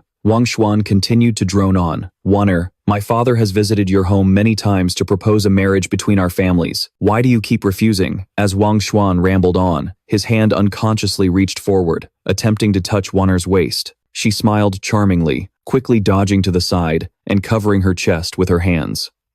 Wang Xuan looked at Wanner with a lecherous expression. Heh, getting shy, are we, Wanner? I've already arranged everything. I don't need any of the items the divine spear sect is auctioning today. Consider it all part of the dowry to marry you. Wang Xuan once again flashed a vile smile, his gaze fixed greedily on Wan Er. Not even your father can refuse this. At that moment, Wan Er felt a sense of fear, wanting to get away from this pervert. Just as he finished speaking, Qin Yu suddenly turned and glared at him. A long spear, pulsing with immortal energy, began to glow with a blue light. Seeing it, Qin Yu thought to himself, so, my memory was right, after all. The item the Divine Spear sect is auctioning today is the damaged immortal weapon, the God-shattering spear. Wang Xuan looked closer and realized that the seat he usually occupied had been taken by Qin Yu. He placed a hand on Qin Yu's shoulder and shouted, "Hey, you rotten brat, do you know this is my seat? This isn't a place for you to just sit wherever you want. Scram." Dugu Waner quickly stepped forward to intervene. "Wang Xuan, this is my honored guest. Don't be so rude." Wang Xuan's eyes widened in disbelief, his face twisting with anger. "Wan Er, this has always been. It was my seat." But Qin Yu's taunting expression made Wang Xuan even more furious. "This seat is mine now. If you've got the guts, come and take it." Wang Xuan stepped closer and yelled at Qin Yu, "Do you even deserve to sit here? You're just a worthless piece of trash at the first level of the spirit connection realm." Qin Yu immediately swung his hand and slapped Wang Xuan across the face. The force of the slap sent Wang Xuan sprawling to the ground. Clutching his face, he glared daggers at Qin Yu. "You just wait. Once this auction is over, I'll call my men." Qin Yu stared at him coldly. "Stop your yapping. Say one more word, and I'll slaughter your entire family." Wang Xuan gritted his teeth and shouted back, "In all my years, no one has ever dared to hit me or curse at me. You're asking to die, and I'll be happy to send you on your way." Dugu Waner snapped angrily, "That's enough!" Hearing her, Wang Xuan immediately flinched. Waner glared at Wang Xuan and said, "It doesn't matter who you are. No one is allowed to cause trouble in my Tianhe auction house. Those are the rules." Wang Xuan furiously pointed at Qin Yu, but he. Waner shot Wang Xuan another terrifying look and yelled, "Shut your mouth." Wang Xuan immediately became obedient. Yes, of course." He clutched his arm and found another seat, muttering under his breath, "Out of respect for Waner, I'll swallow my anger for now. But once we're out of the Tianhe auction house, I'll kill your entire family." One of Huang Fei's subordinates, who had been watching the whole thing, took out a command token to report to Huang Fei. "Young master, I've spotted that Qin Yu fellow. He's at the Tianhe auction house, and what's more, he's managed to piss off Wang Xuan." Meanwhile, at the royal estate within the artifact refining sect, Huang Fei was living it up, eating fruit and being served by beautiful women. Suddenly, his command token lit up with the report from his subordinate. After listening, Huang Fei let out a sinister laugh, pissing off Wang Xuan. That Qin Yu is really digging his own grave everywhere he goes. He then used his command token to send a message to Wang Xuan. Over on the other side, Wang Xuan also took out a command token from his robes. "Oh, a message from Huang Fei. So that's the guy. I thought he was some big shot. Turns out, he's just an abandoned bastard from a fallen dynasty." Down below the auction stage, Waner walked up, step by step. Standing before the large crowd of guests, she announced, "Welcome, everyone, to today's Tianhe auction. Today, we have an unprecedented number of fine items. In fact, they are 100 times more precious and of higher quality than in any previous auction." The guests in attendance began to clamor. "Miss Waner, don't keep us in suspense. Let's start the auction." On stage, Waner signaled for her subordinates to bring up the first auction item. Waner raised her hands to lift the box containing the item. "Our first item for auction today is a second-grade pill, the Life Force pill." As soon as Waner opened the box, countless dazzling rays of light radiated from the pill. Waner continued her introduction. "This pill can practically bring the dead back to life, regenerating flesh and blood from bare bones. For anyone below the first level of the spirit connection realm, no matter how severe the injury, using this pill can save their life. The starting bid is 10,000 gold coins. Let the bidding begin." The guests immediately started bidding, fighting over the pill. 15,000, 18,000. Qin Yu looked bored and let out a long yawn, thinking to himself, "This stuff is useless to me. I'll just take a nap. Wake me up when the final treasure is here." And with that, he fell fast asleep. From a distance, Wang Xuan watched Qin Yu with a sinister smile and a truly demonic expression on his face. "Sleep well, kid. These will be your last peaceful days." Half an hour later, Waner was concluding the bid. "Congratulations to this young master for winning the treasure." Then, she spread her arms wide. She signaled her subordinates to bring up the next auction item. From backstage, Waner's assistant slowly carried out a box containing the item. "This is the second to last treasure of today's auction." At that moment, Qin Yu was awakened. He sat up excitedly, his eyes fixed on the stage. "The treasure I've been waiting for this whole time. It's here. It's here. The treasure is finally here. Huang Fei's subordinate clenched his fists, his face filled with excitement.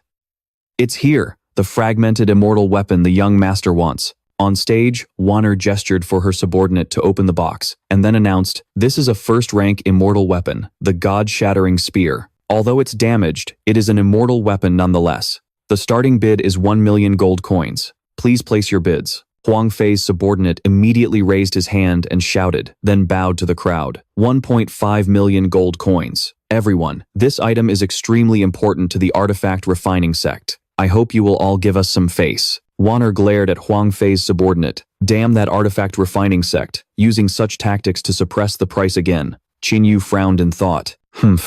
I guess it's my turn to make a move. At the same time, a girl completely cloaked in black appeared and shouted, 2 million. I want it. Qin Yu glanced over in surprise, then realized it was Wu Si. Huang Fei's subordinate's eyes went wide as he pointed at Wu Si and yelled, "You dare to compete with our artifact refining sect? You'd better think carefully about whether you'll make it out of this auction house alive." Just then, Wu Si threw back her hood and glared at Huang Fei's subordinate. The moment he saw her face, he began to tremble. The corpse puppet sect. He hurriedly sat back down, letting out a sigh of relief as he thought, forget it. The corpse puppet sect is involved now. The young master probably won't blame me for this. Wu Si revealed a satisfied smile and said loudly, "Haha, looks like this thing is mine again." Just then, Qin Yu stood up, excitedly raising his hand and shouting, 3 million. Then he looked up at Wu Si on the upper level. His face showed a provocative look as he snorted. Wu Si glanced at Qin Yu. Is this guy doing this on purpose? Wang Xuan pouted and started to think. 3 million gold coins. Where did this kid get so much money? Dugu Wanner, standing on the stage, began to raise her hand and call out, "Is there anyone willing to bid higher than 3 million gold coins? If not, the auction will end. Does anyone else dare to compete for the bid?" Everyone fell silent. Wanner stood on the stage and blew a kiss to Qin Yu. In that case, this first-tier immortal artifact belongs to young Master Qin. Seeing the blown kiss, he felt a chill and quickly dodged to the side. Wanner hurriedly announced the next auction item. An attendant, upon her command, brought a box containing the auction item onto the stage. Wanner gestured and introduced it. This is the final treasure of this evening, a lower grade, Xuan-level martial arts manual, the Wind Lightning Palm. Upon seeing the Wind Lightning Palm manual, all the guests began to cheer. Wanner then announced the starting price. The minimum starting bid is 5 million gold coins. Let the bidding begin. All the guests eagerly competed. The Wind Lightning Palm, 6 million. 7 million. From a distance, Wang Xuan raised his hand and shouted, wanting to claim the Wind Lightning Palm, 10 million. A subordinate of Huang Fei also began to compete with Wang Xuan, 12 million. Enraged, Wang Xuan turned around, glared at him, and roared, "Huang Fei's hunting dog, what is the meaning of this? Go tell Huang Fei. This is what I want, so screw you." The subordinate began to retort, "The young master has given an order. We must obtain it. Young Master Wang, my apologies." He then clapped his hands and shouted, 15 million gold coins. Wang Xuan silently cursed Huang Fei in his heart. Damn it, Huang Fei. You still want my help? You want me to teach Qin Yu a lesson? In your dreams? Absolutely not. Wu Si glanced at the guests, pouted, and said, 15 million? Do they really want this lower-grade Xuan-level technique that badly? Then, Wu Si raised her hand to shout, 18 million, but suddenly, Qin Yu covered her mouth and waved his hand, signaling her not to bid anymore. Wu Si glared at Qin Yu. Why should I trust someone like you? What if I want to keep bidding? Wu Si raised her hand, ready to make a bid, but then, she hesitated and lowered it. She crossed her arms, facing Qin Yu. Fine, I don't want it anymore. Qin Yu looked at Wu Si with a smile. You've made the right choice. Wu Si frowned, looking at Qin Yu and thinking, this is so strange. Why did I listen to him? Up on the stage, Wanner gestured towards the guests. If there are no higher bids, then. She then pointed towards the subordinate of Huang Fei and announced, this treasure belongs to you. Huang Fei's subordinate was ecstatic, laughing out loud with satisfaction. Ha ha ha, a lower grade Xuan level technique. Ah, lower grade Xuan level. On the side,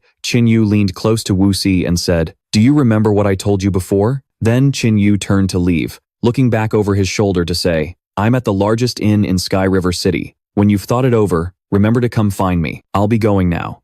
As soon as he finished speaking, Qin Yu quickly left the Sky River auction house. A moment later, Dugu Wan'er walked step by step towards Qin Yu. "I've kept you waiting, young Master Qin." Qin Yu shook his head with a cool expression. "I just arrived myself." Dugu Wan'er smiled happily at Qin Yu. "Young Master Qin, thank you so much for this time." Qin Yu looked at Wan'er with an innocent expression.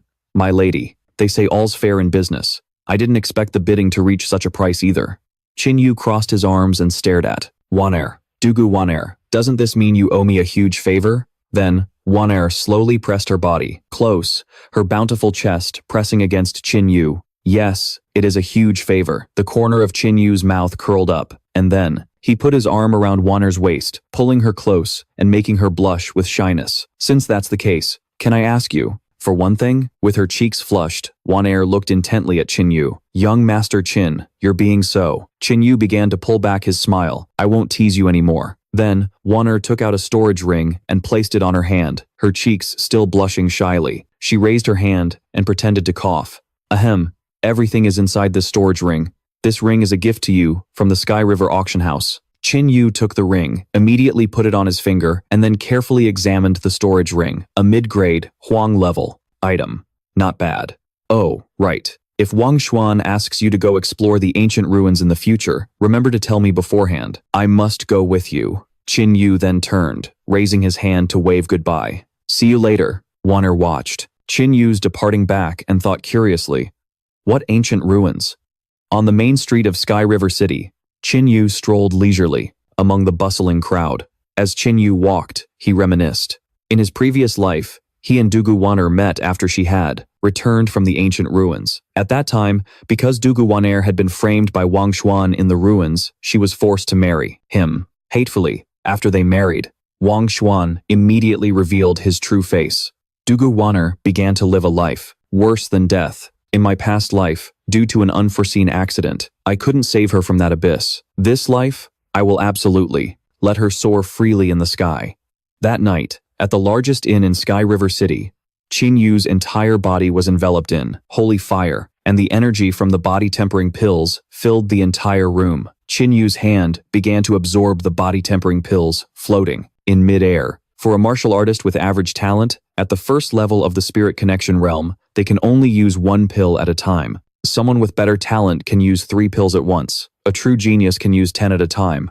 And as for me, he possessed an incredibly powerful ability to absorb energy. 150 pills were more than enough. His divine sense began to link every single pill together. He would awaken his ultimate power to unlock the 9-legged golden crow, then use the body-tempering pills to awaken the sacred flame within his body. Immense energy was continuously absorbed by Qin Yu's body until it reached its limit, and his entire being began to emit a blinding light. His muscles bulged, tearing his clothes to shreds that scattered everywhere. Qin Yu slowly stood up, exhausted from the recent breakthrough.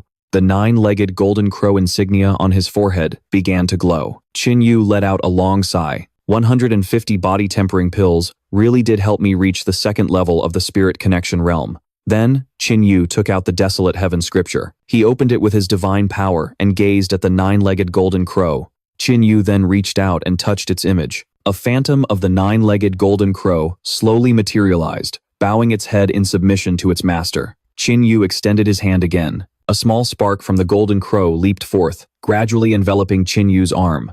Qin Yu stared at the flame in his hand. Long time no see. 9 Heavens Annihilation Flame. The flame danced in his palm like a pet vying for its master's affection. Qin Yu gently opened his storage ring, summoning the War God Spear and the God-Shattering Spear, and gave a command to the 9 Heavens Annihilation Flame. Fuse them both to enhance my combat power. Qin Yu thought to himself, as he looked at his weapons, the 9 Heavens Annihilation Flame can refine anything in existence. Fusing this shattered immortal weapon into the War God Spear will be as easy as flipping my hand. After he finished strengthening the weapon, a clap of thunder echoed across the sky. A beam of light shot straight into the heavens, illuminating all of Tianhe City. The War God Spear's enhancement was a success. It took on a completely new appearance, becoming an immortal weapon capable of destroying heavens and earth. Qin Yu reached out and gripped the War God's spear tightly. He gazed intently at his successfully forged divine weapon. After refining the shattered immortal weapon, the War God Spear had finally transcended its mortal origins. It had become a first-grade immortal weapon. Now, I have a new source of power. I can defeat anyone below the 5th level of the Spirit Connection realm with a single strike. After finishing the refinement, Qin Yu retracted the 9 heavens annihilation flame, collapsed from exhaustion, and fell into a deep sleep. He fell asleep so fast you could compare him to Nobita. At the same time, on the outskirts of the Tianhe dynasty, a procession was moving in sedan chairs. They suddenly heard the thunder and saw the brilliant aura of an immortal weapon appear. Inside a sedan chair, an old man parted the curtains to observe closely. He thought to himself, were my old eyes deceiving me just now? It seemed like I saw the immortal aura of a first-grade immortal weapon. If a first-grade immortal weapon truly has appeared, I must find a way to obtain it. How could a tiny place like Tianhe City be worthy of such a treasure? The old man pondered for a moment. Then a sinister, eerie smile spread across his face. Meanwhile, in the territory of the Death Sect, the place was dreadfully gloomy.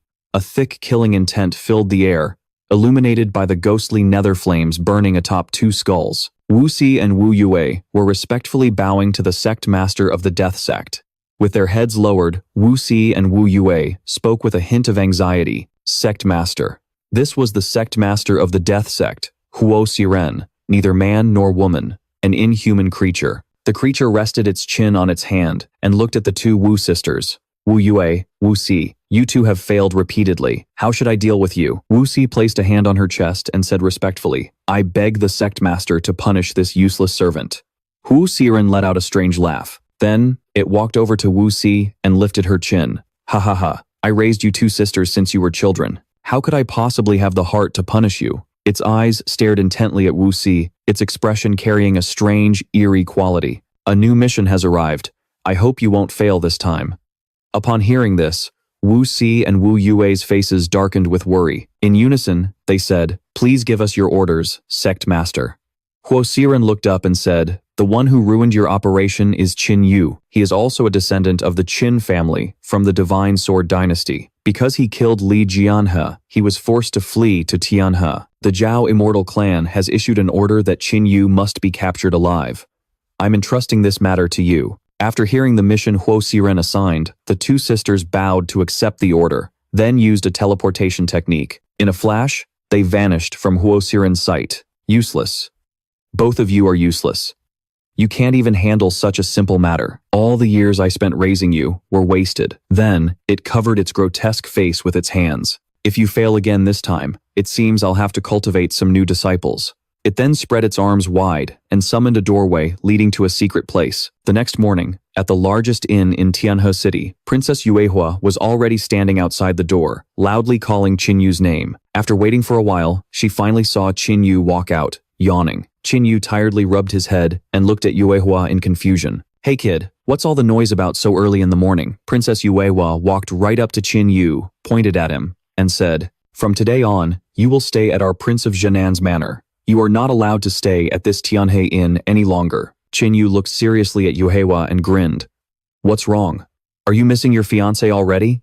Yuehua's cheeks turned bright red. She looked at Qin Yu shyly and shouted, what nonsense are you talking about? Weren't you the one who fought with Huang Fei over the shattered immortal weapon at the auction yesterday? Not only that, you also offended Wang Xuan of the Divine Spear Gate. Both Wang Xuan and Huang Fei. Neither of them are good people. You're really something, offending both of them all by yourself. Qin Yu laughed loudly, gently stroking Princess Yuehua's head. Oh, come on, what are you afraid of? I'm here, Princess Yuehua yelled angrily, relentlessly, stomping her feet.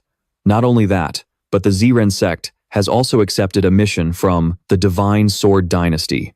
They're going to send people to kill you. Don't you realize how dangerous your situation is right now? Qin Yu ignored those jarring words, placing a hand on Yuehua's shoulder. I'm not afraid of them, so what are you scared of? Let's go. Come tour Tianhe City with me. Princess Yuehua frowned and looked at Qin Yu seriously. I don't even know what to say to you anymore. After that, the 2 happily sat at a dumpling stall, enjoying their food together. Then they went to watch a street performer put on a magic show. After the show, the 2 leisurely strolled down the main street of Tianhe City. In the middle of a bridge, a familiar figure stood before Qin Yu and Princess Yuehua. Yuehua saw the person and said in surprise, who is that? Why are they standing in the middle of the bridge, blocking the way?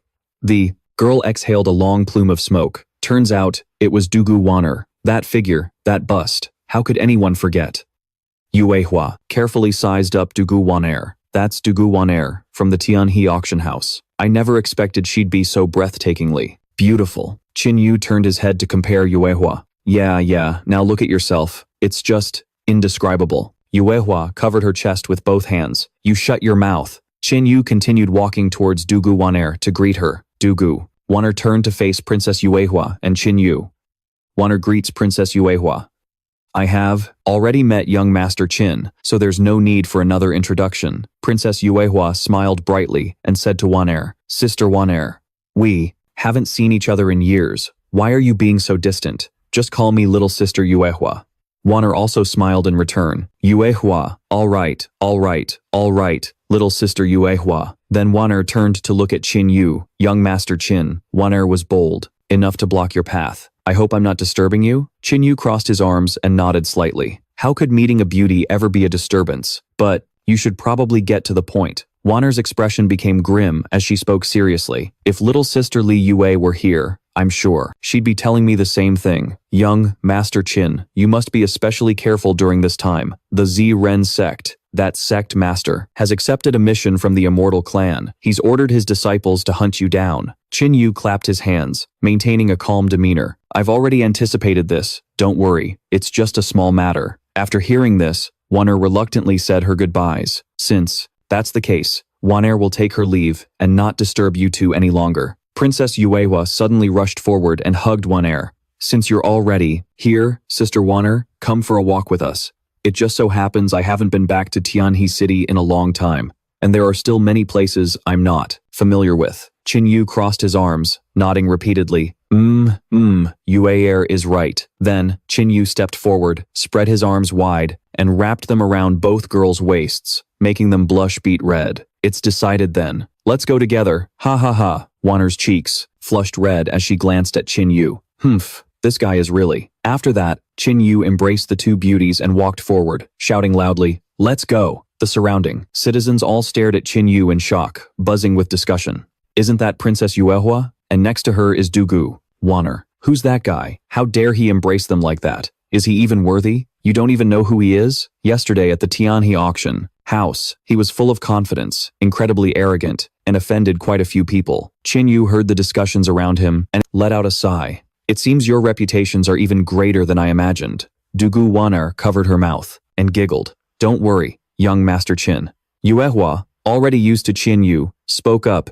It'd be strange if he was worried. Suddenly, Qin Yu heard the continuous crack of a whip coming from the crowd up ahead. A young girl from the demon clan was being tortured by a fat man. You beast! Trying to run away, are you? The demon clan girl was whipped countless times by the fat man, falling to the ground in pain, her body covered in wounds. The fat man gritted his teeth and glared at the demon clan girl, roaring.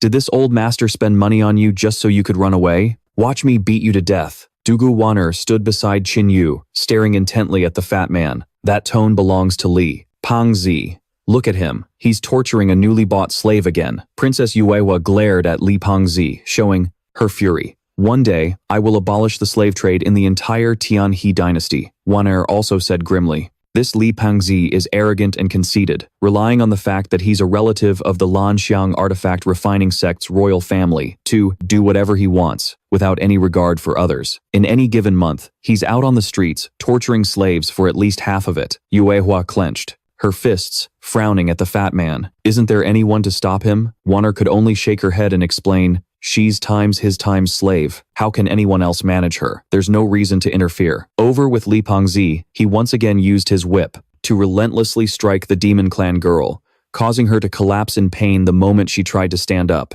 Li Qinghe gripped the whip tightly, shouting, just try and run from this old master again. This master feeds you, gives you water. Isn't that enough for a beast like you? The demon clan girl spat out a large mouthful of blood, struggled to her feet before Li Qinghe, and screamed, Li Qinghe, you slaughtered my entire clan. I'll haunt you even in death. Fatty Li continued to viciously kick the demon girl's stomach. So what if I slaughter your entire clan? You're all just a bunch of filthy demons. If it weren't for your decent looks, I would have killed you long ago. Buying you for a tael of silver was the blessing of 8 lifetimes for you. From now on, I am your master. I'm the one who owns you. Got it? He stepped forward again, grabbing the chain and yanking the girl's head up.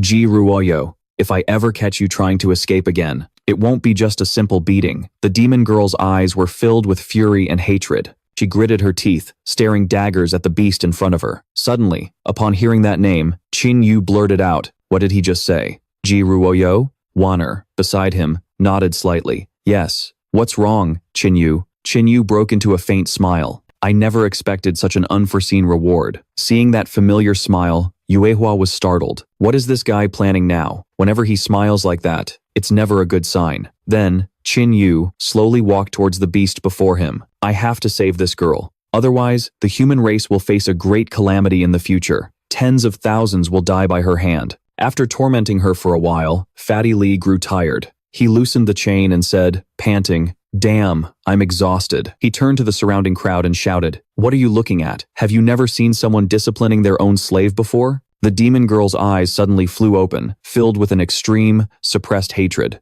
That glare made even the fatty tremble. "Damn it, how could I be scared by a slave's glare?" He raised his whip again and rushed towards the girl, screaming, "Kneel. If you don't, I'll beat you to death right now." At that moment, Qin Yu reached out and grabbed the fatty's hand. Fatty Li turned his head in shock to look at Qin Yu. His eyes were wide with fury. "Who the hell dares to interfere in my business?" Qin Yu let go of his hand. He said softly, "I want to buy this girl. Name your price." The fatty arrogantly yelled back, "Not for sale. Get lost." Qin Yu turned his head and pointed at the demon girl. "A moment ago, that girl said she was forced into this sale. If that's the case, then I'll force you to sell her to me." Fatty Li, completely clueless about the situation, not knowing who he was facing, clutched his stomach and burst out laughing. Then, his eyes narrowed as he threatened Qin Yu through gritted teeth. "You arrogant little brat. Fine. Do you have any idea who I am? Get lost while you still have the chance." Qin Yu nodded slightly, a small smirk playing on his lips. "Well then, you've left me no other choice." The fatty was still talking when Qin Yu's fist arrived in front of his face. Qin Yu had only thrown a light punch, but Fatty Li flew back 10 meters, landing softly against the city wall. The surrounding commoners were terrified, but their mouths were still running. That kid dared to hit Fatty Li. This is bad. That young man is in for it. Fatty Li is a member of the Qi refining sect. The demon girl looked at Qin Yu, clearly surprised but speechless. Fatty Li stood up from the rubble. His entire body ignited in flames as he shouted at Qin Yu, "You rotten brat." He channeled his qi, summoning the phantom of a boar. Its body was also engulfed in fierce flames as he continued to scream, "I'm going to kill you." He focused all his divine power, activating a high-grade, yellow-rank martial skill, Wild Boar Fist. He charged towards Qin Yu. Qin Yu watched him with a grim expression for a moment. Then a spark of lightning flashed in his eyes. A powerful energy erupted from his body, forming a solid shield. Fatty Li crashed into Qin Yu's shield. He coughed up mouthfuls of blood, then was sent flying into the air by an eruption of Qin Yu's divine power, screaming helplessly. From below, Qin Yu watched him intently. Wild Boar Fist. All I see is a pig. The fight was over. Qin Yu slowly walked over and placed a hand on the demon girl's head. "From now on, little one, you belong to me." Qin Yu placed his hand on her head, unleashing his divine power and shattering all the chains on her body. Ji Ruoyo's eyes widened in shock as she stared at Qin Yu. The light of divine power breaking the slave contract seal shone brilliantly. Wanner rested her chin on her hand. Looking at Qin Yu, he really is an interesting person. Princess Yuehua, standing beside them, sighed with worry. If the imperial consort finds out about this, she'll probably be half dead from anger again. But that Fatty Li brought this on himself. I suppose Qin Yu did a good thing. With a wave of his hand, Qin Yu majestically swept Ji Ruoyo into his arms, and the four of them departed. The surrounding crowd broke into a flurry of discussion. Weren't those Princess Yuehua and Dugu Wan'er? Who on earth is that white-haired rogue cultivator? It looks like Fatty Li picked a fight with some major figures this time. Still, Fatty Li is from the Qi refining sect. I don't think this is over yet. As they were leaving, Yuehua glanced at Qin Yu. "Qin Yu, what do you plan to do with this girl?" Wan'er also spoke up. "If she has nowhere to stay, she can stay at the Tianhe auction house for now." Qin Yu already had a plan in mind. "Don't worry, I have my own arrangements." Qin Yu stared intently at Ji Ruoyo. This girl's body truly concealed the bloodline of an ancient demon clan. It's her, no doubt about it. Yuehua stared at Qin Yu. "Humph. I never knew you were into this type." Qin Yu turned to explain to Yuehua. "What do you know? This girl is destined for greatness in the future. Yuehua gave Qin Yu a skeptical look. Yeah, right. You know everything, always acting so mysterious. What is it? Qin Yu glared back. It turns out this girl is none other than the Yu Ruo demon lord, who, decades of eras from now, will lead tens of thousands of demonic beasts, a terrifying existence capable of wiping out the entire human race. No wonder the Yu Ruo demon lord harbors such a deep hatred for humanity. Her years spent as a slave must have left some deep scars. Seeing Ji Ruoyu in her tattered clothes, Qin Yu suddenly remembered. That's right, I can't just let her walk around dressed in rags like this. Wanair cheerfully told Qin Yu, there's no merchant guild in Tianhe City bigger than the Misty Rain Pavilion. Let me lead the way. After that, Wanair decisively turned and led the way for Qin Yu and Yuehua. Before long, Qin Yu arrived at the Misty Rain Pavilion. The place was incredibly prosperous and bustling, the largest merchant guild in all of Tianhe City. Inside, an attendant recognized Wanair and came forward to greet them. Miss Wanair, what an honor. What can I help you with today? Wanair glanced over at Qin Yu. It's not for me. This young master here wants to buy some clothes for his little servant girl. The attendant's heart filled with excitement as she led the way. I see. Right this way, young master. Qin Yu then followed her into the shop, carrying Ji Ruoyo in his arms. Wanair turned to Princess Yuehua. Shall we have a look around? Then, Yuehua happily nodded in agreement. Meanwhile, Huang Fei also arrived at the Misty Rain Pavilion, a look of excitement on his face. It's been a while since I visited this place. The 9-colored eagle feather gown should be on display by now. Just as he was getting excited, he happened to spot a familiar back. Huang Fei happily called out, Sister Yuehua. What a coincidence. I was just on my way to find you. I can't believe we ran into each other here. Hearing Huang Fei's voice, Yuehua turned to face him. What are you doing here? Huang Fei immediately mentioned the 9-colored eagle feather gown. I heard not too long ago that the Misty Rain Pavilion has a truly exquisite garment in stock. I was passing by today, so I thought I'd come take a look and buy it for you. Sister Yuehua. It's called the 9-colored eagle feather gown, made from the actual feathers of a 9-colored eagle. It's incredibly precious. They can't even produce one a year in all of Tianhe City. Since you're here anyway, Sister Yuehua, shall we go take a look together? Yuehua frowned at Huang Fei and quickly refused. That's not necessary. Suddenly, a loud commotion erupted from the upper floor. It caused everyone in the Misty Rain Pavilion to look up in surprise. A confused Huang Fei looked up as well. What's all that noise upstairs? Everyone in the hall craned their necks, and a wave of murmurs spread through the crowd. Look, hurry. It's the 9-colored eagle feather gown. Qin Yu slowly emerged, followed by Ji Ruoyo, who was now wearing that very same gown. Huang Fei's jaw dropped as he stared at Ji Ruoyo, thinking to himself, This girl is stunning. Yuehua stared at Ji Ruoyo in astonishment, never imagining the little servant girl could look so beautiful. Then, she pointed at Qin Yu. Wait a minute, how did you do that so quickly? Qin Yu looked back blankly. It's just an outfit, right? Why wouldn't it be fast? It suddenly clicked for Huang Fei. Glaring, he yelled at Qin Yu. Hey, isn't that the outfit I came here to buy? He shouted while storming up the stairs toward Qin Yu. Hey, I saw that outfit first. Qin Yu planted his hands on his hips and glared right back at Huang Fei. What's that? Are you accusing me of stealing from you? Furious, Huang Fei glowered at Qin Yu. That's right. That's the outfit I came for. Qin Yu just laughed out loud. So, what do you think we should do about it?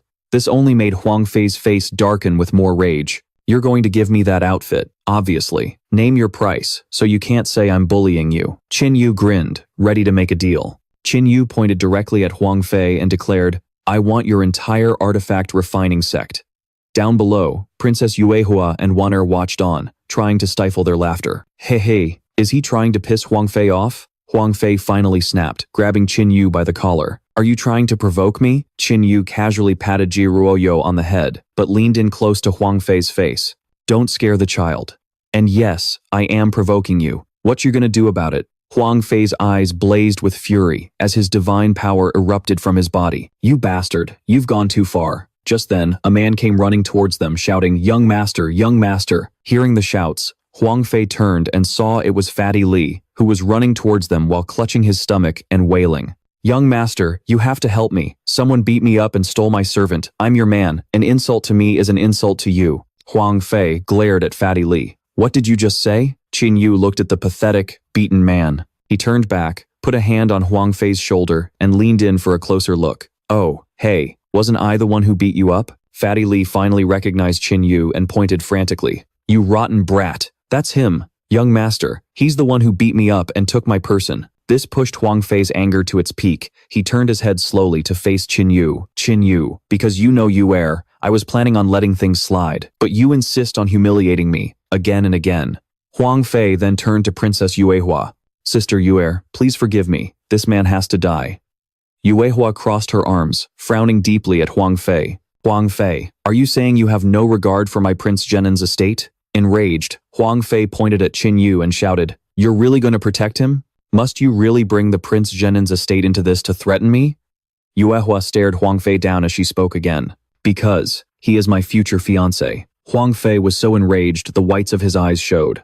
He stormed past Yuehua, sputtering, You, well done, little sister, Ngutni. Just you wait until my master arrives. Not even your Prince Zhenon's mansion will be able to protect him then. Seeing that Huang Fei wouldn't help him get revenge, Fatty Li desperately blocked his path, pleading, Young master, you can't just let this go. What about your reputation? The moment the words left his mouth, Fatty Li was hit with another punch. Ngiat Hua looked up at Tanvu, her face filled with worry. Tanvu, that Qi immortal ancestor, will be here soon. Tanvu flashed a brilliant smile. Don't worry, I have a plan. Then, Tanvu pointed to his chest and said, Oh right, since everyone's already here today, feel free to buy whatever you want.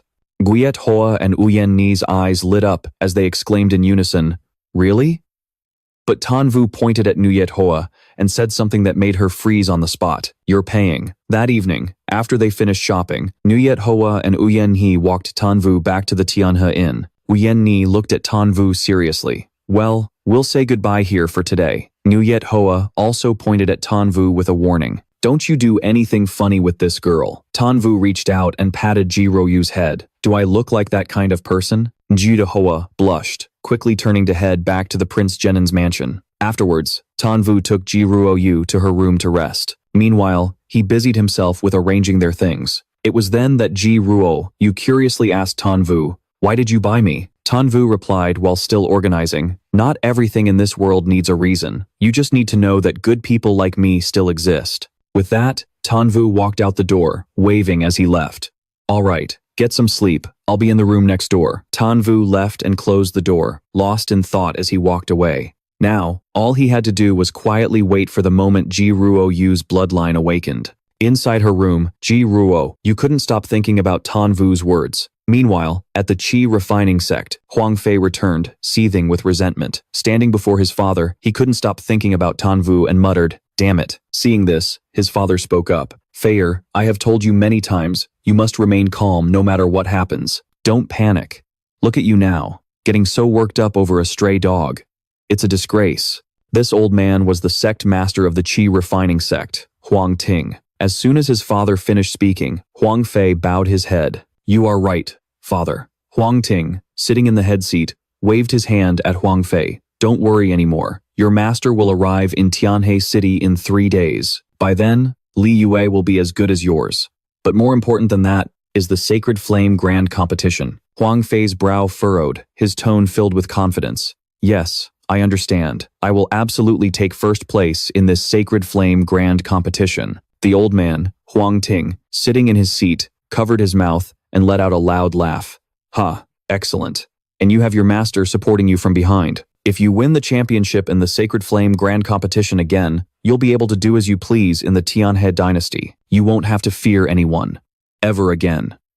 Huang Fei looked intently at his father and said with excitement, Yes, father. In the dead of night, at the largest inn in Tianhe City, Tanvu was resting in his room when suddenly, a series of noises came from outside. Immediately after, 2 female assassins appeared from above, lunging down at Tanvu. As they lunged, their 2 swords suddenly stopped, inches from Tanvu's neck. Only then did Tanvu speak. Why aren't you finishing the job? The female assassin, shocked to realize Tanvu had been pretending to sleep, withdrew her sword. Tanvu abruptly sat up and stretched. Tanvu continued, Isn't wearing a mask in the middle of the night uncomfortable? The 2 female assassins took off their masks, revealing themselves to be the Vu sisters. Vu too began to speak. You knew we were here this whole time? Tanvu tilted his head, looking at the sisters. With 2 peerless beauties standing by my bed in the middle of the night, how could I possibly sleep? Suddenly, Vu Tu rushed forward, pressing her sword against Tanvu's neck. She glared at him. If that's the case, then you must know why we've come. Tanvu remained perfectly calm, nonchalantly saying, "Stop pretending. Neither of you has any killing intent." Wu Negyet, sitting nearby, also began to speak. "About the dead man's sect. How did you know all those things you said before?" His face was unreadable as he gently pushed the sword away. "It seems you two have discovered something." The sisters, Wu Tu and Wu Negyet, said nothing, knowing they couldn't deceive Tan Vu. Tan Vu looked intently at them and continued speaking. "You don't need to know how I know. You only need to know that the dead man's sect is by no means a good place, and it's not too late for you to leave." Wu Tu fell silent, her expression filled with sorrow. "Leaving the dead man's sect? It's not that easy. We were branded with the dead man's sect's imprint long ago. As long as that mark remains, we can never betray the sect. My sister and I have searched for a way to remove the imprint, but to do so requires a sacred flame of the 6th grade or higher." After hearing this, Tan Vu got off the bed, stood before the Vu sisters, and made a beckoning gesture. The Vu sisters glared at Tan Vu. "What do you think you're doing?" Without a word of explanation, Tan Vu reached out and took Wu Tu's hand. He pulled her to his side. Wu Tu, caught off guard, still had a bewildered look on her face. "You fool! What are you doing?" Tan Vu began to channel his divine power, igniting a sacred flame. He looked coldly at Wu Tu and said, removing the mark of the death sect. Qin Yu then placed his hand on Wu Si, transferring the 9-legged golden crow and its sacred flame into her body. In an instant, Wu Si could feel the 9-legged golden crow's energy. Inside her consciousness, Wu Si could even see the golden crow. The 9-legged golden crow then charged directly into Wu Si's body, erasing the death sect's mark within her consciousness. A moment later, Wu Si knelt on the ground as the sinister energy in her body gradually dissipated. She looked at Qin Yu, slightly exhausted and frowning. "You possess a 6th grade sacred flame?" The corner of Qin Yu's mouth curled up as he smiled at Wu Si. "6th grade? You're underestimating me a little." Then, Qin Yu activated the divine power of his 9th grade sacred flame. The 9-legged golden crow glared at Wu Si. "What if I told you now that I've reached the 9th grade sacred flame?" Wu Si's eyes widened in shock as she stared at Qin Yu, her expression one of utter astonishment. Qin Yu then turned to Wu Yue and spoke, "You're next."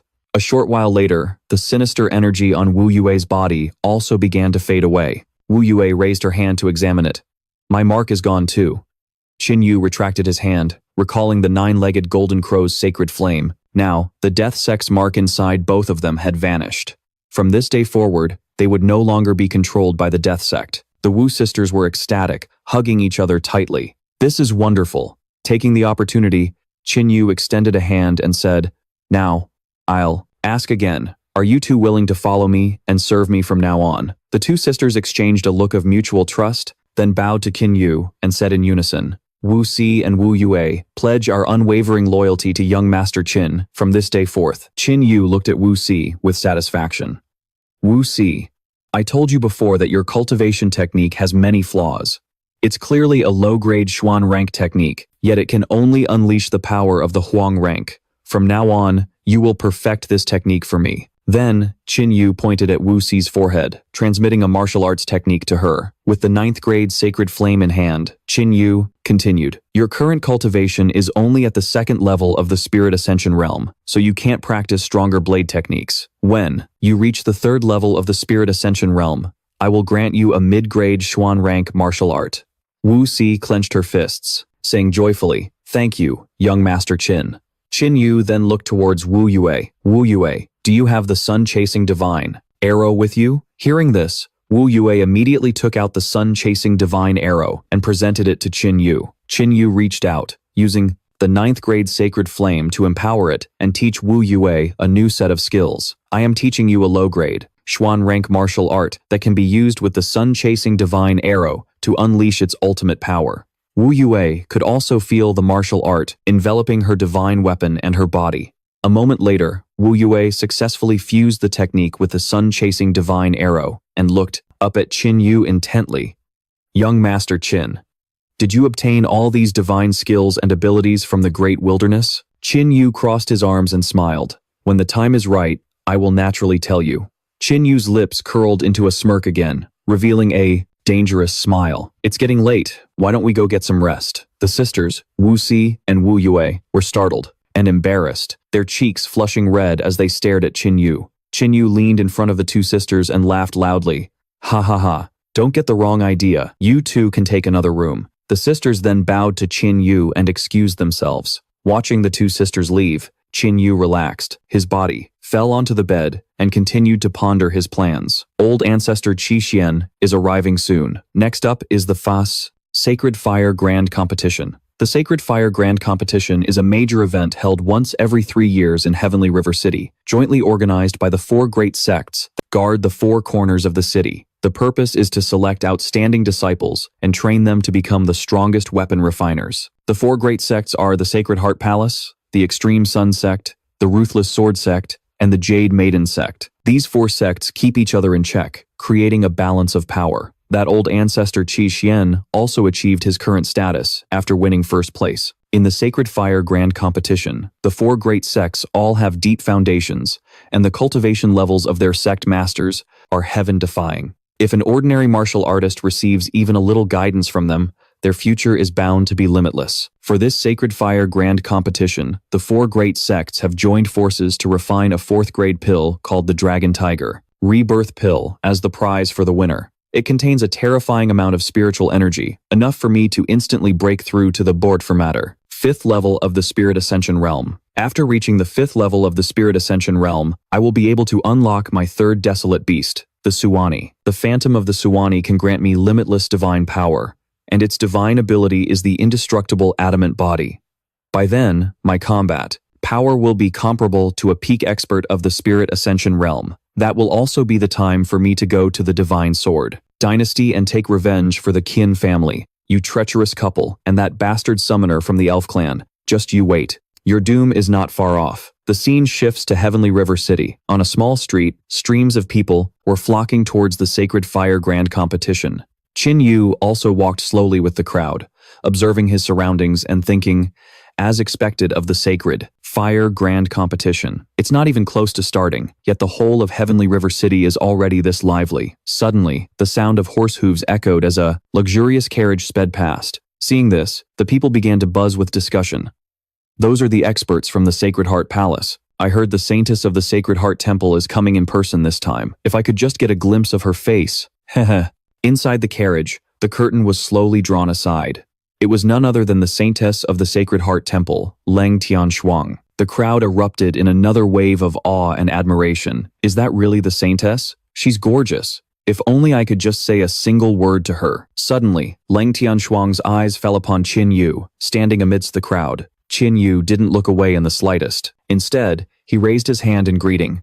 If it isn't Leng Tianshuang, long time no see. Just then, Qin Yu suddenly remembered and smacked his forehead, thinking to himself, I almost forgot. The Leng Tianshuang of this timeline doesn't know me yet. Seeing Qin Yu stand out from the crowd and even greet her so familiarly, Leng Tianshuang wondered, who is that man? He acts like he knows me so well. Her attendant, Elder Du, immediately pulled the curtain shut. He's clearly just another lecher. Sitting beside Leng Tianshuang, Elder Du said with a frown, Tianshuang, on this trip to Tianhe City, you must recruit the champion of the Sacred Flame Tournament to join our Sacred Heart Temple. Leng Tianshuang seemed troubled. Father's orders. Of course, I will do everything in my power to fulfill them. Elder Du placed a hand on her shoulder. Tianshuang, the champion of the Sacred Flame Tournament, will naturally be the most exceptional individual. And if he's a man, becoming the son-in-law of our Sacred Heart Temple might not be as bad as you imagine. Leng Tianshuang fell silent for a moment.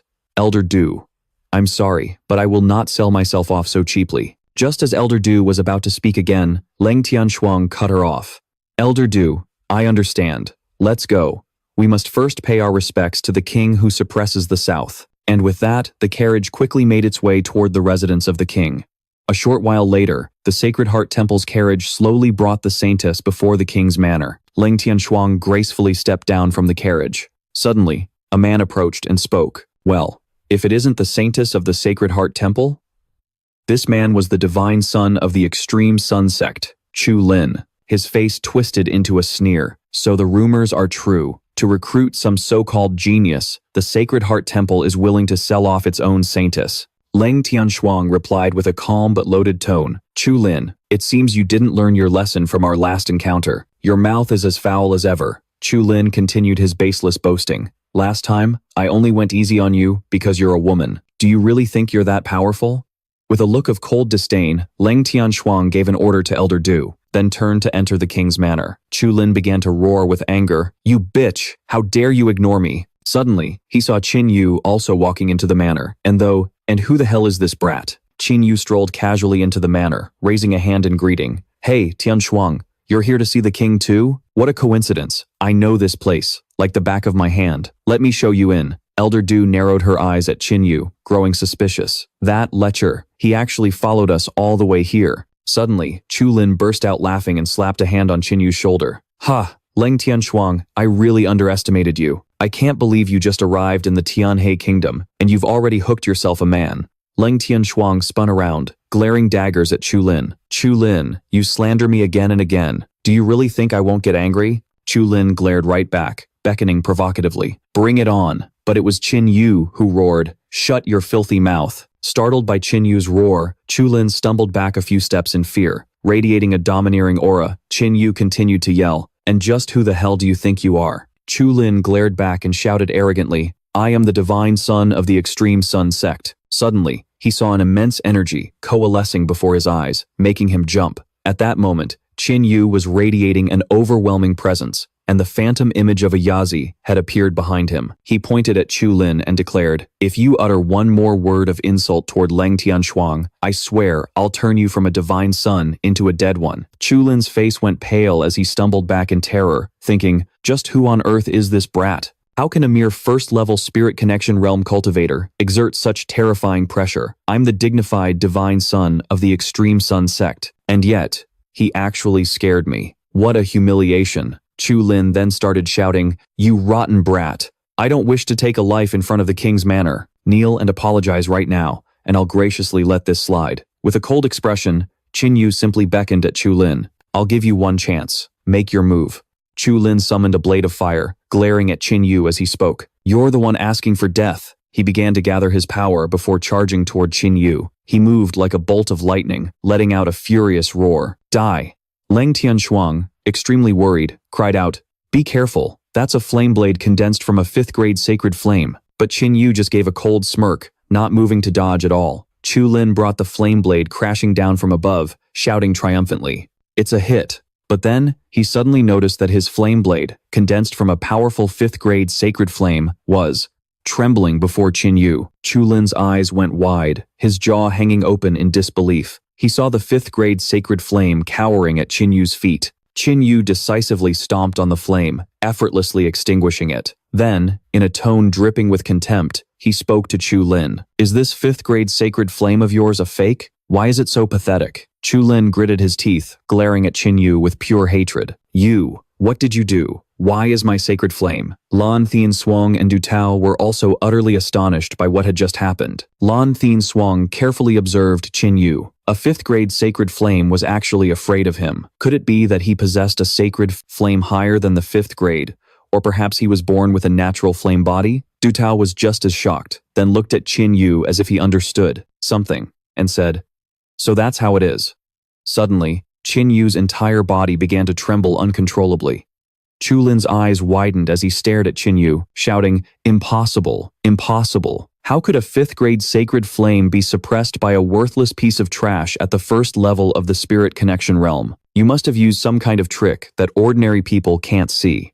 Just then, the Prince of the Southern Suppression appeared, shouting, "Enough, this is my Southern Suppression Palace, not a marketplace." Seeing the prince, Chu Lin immediately clasped his hands in a salute. The 5th divine son of the extreme sun sect, Chu Lin, pays respects to the Prince of the Southern Suppression. The Holy Maiden of the Sacred Heart Palace also bowed to the prince. The Holy Maiden of the Sacred Heart Palace, Lan Thienswang, pays respects to the Prince of the Southern Suppression. The prince slowly walked up to Qin Yu. Qin Yu carefully sized him up, thinking to himself, this old fox clearly came out a while ago, but only spoke up now. His intentions are truly hard to fathom. The prince was also looking thoughtfully at Qin Yu, never expecting this young man to possess such a high-grade sacred flame. "In the Great Wasteland, my decision that day was indeed the right one," the prince continued, to stroke his beard, smiling as he said to Qin Yu, "Haha, little brother, you've finally arrived. Come inside with me." Qin Yu curled his lip in disdain and shot a mocking grin at Chu Lin. "Heh heh. Chu Lin gritted his teeth, turning to leave in a fit of resentment. Prince, you are too kind. Today's ceremony ends here. I shall take my leave. As Lan Thien Swang followed the prince inside, she glanced at Chu Lin's retreating back and cursed inwardly. What an idiot. A rabid dog. A short while later, everyone had gathered in the main reception hall. The Prince of the Southern Suppression smiled cordially and spoke. Little brother Qin, I've called you here today to inform you of something. Qin Yu quickly replied, Speak. I already know about the Sacred Flame Grand Competition. The prince smiled and continued, That's right. It is about the Sacred Flame Grand Competition. My Southern Suppression Palace has one participation slot, and I can give you this opportunity. Qin Yu agreed, clasping his hands and bowing respectfully to the prince. Many thanks, Your Highness. Lan Thien Swang then spoke. To Qin Yu, Young Master Qin, would you be interested in joining our Sacred Heart Palace? Qin Yu pointed a thumb at his own chest. If I can win first place in the grand competition, it won't be too late to discuss this then. Lan Thien Swang nodded in understanding. I see. She then turned to look at Du Tao.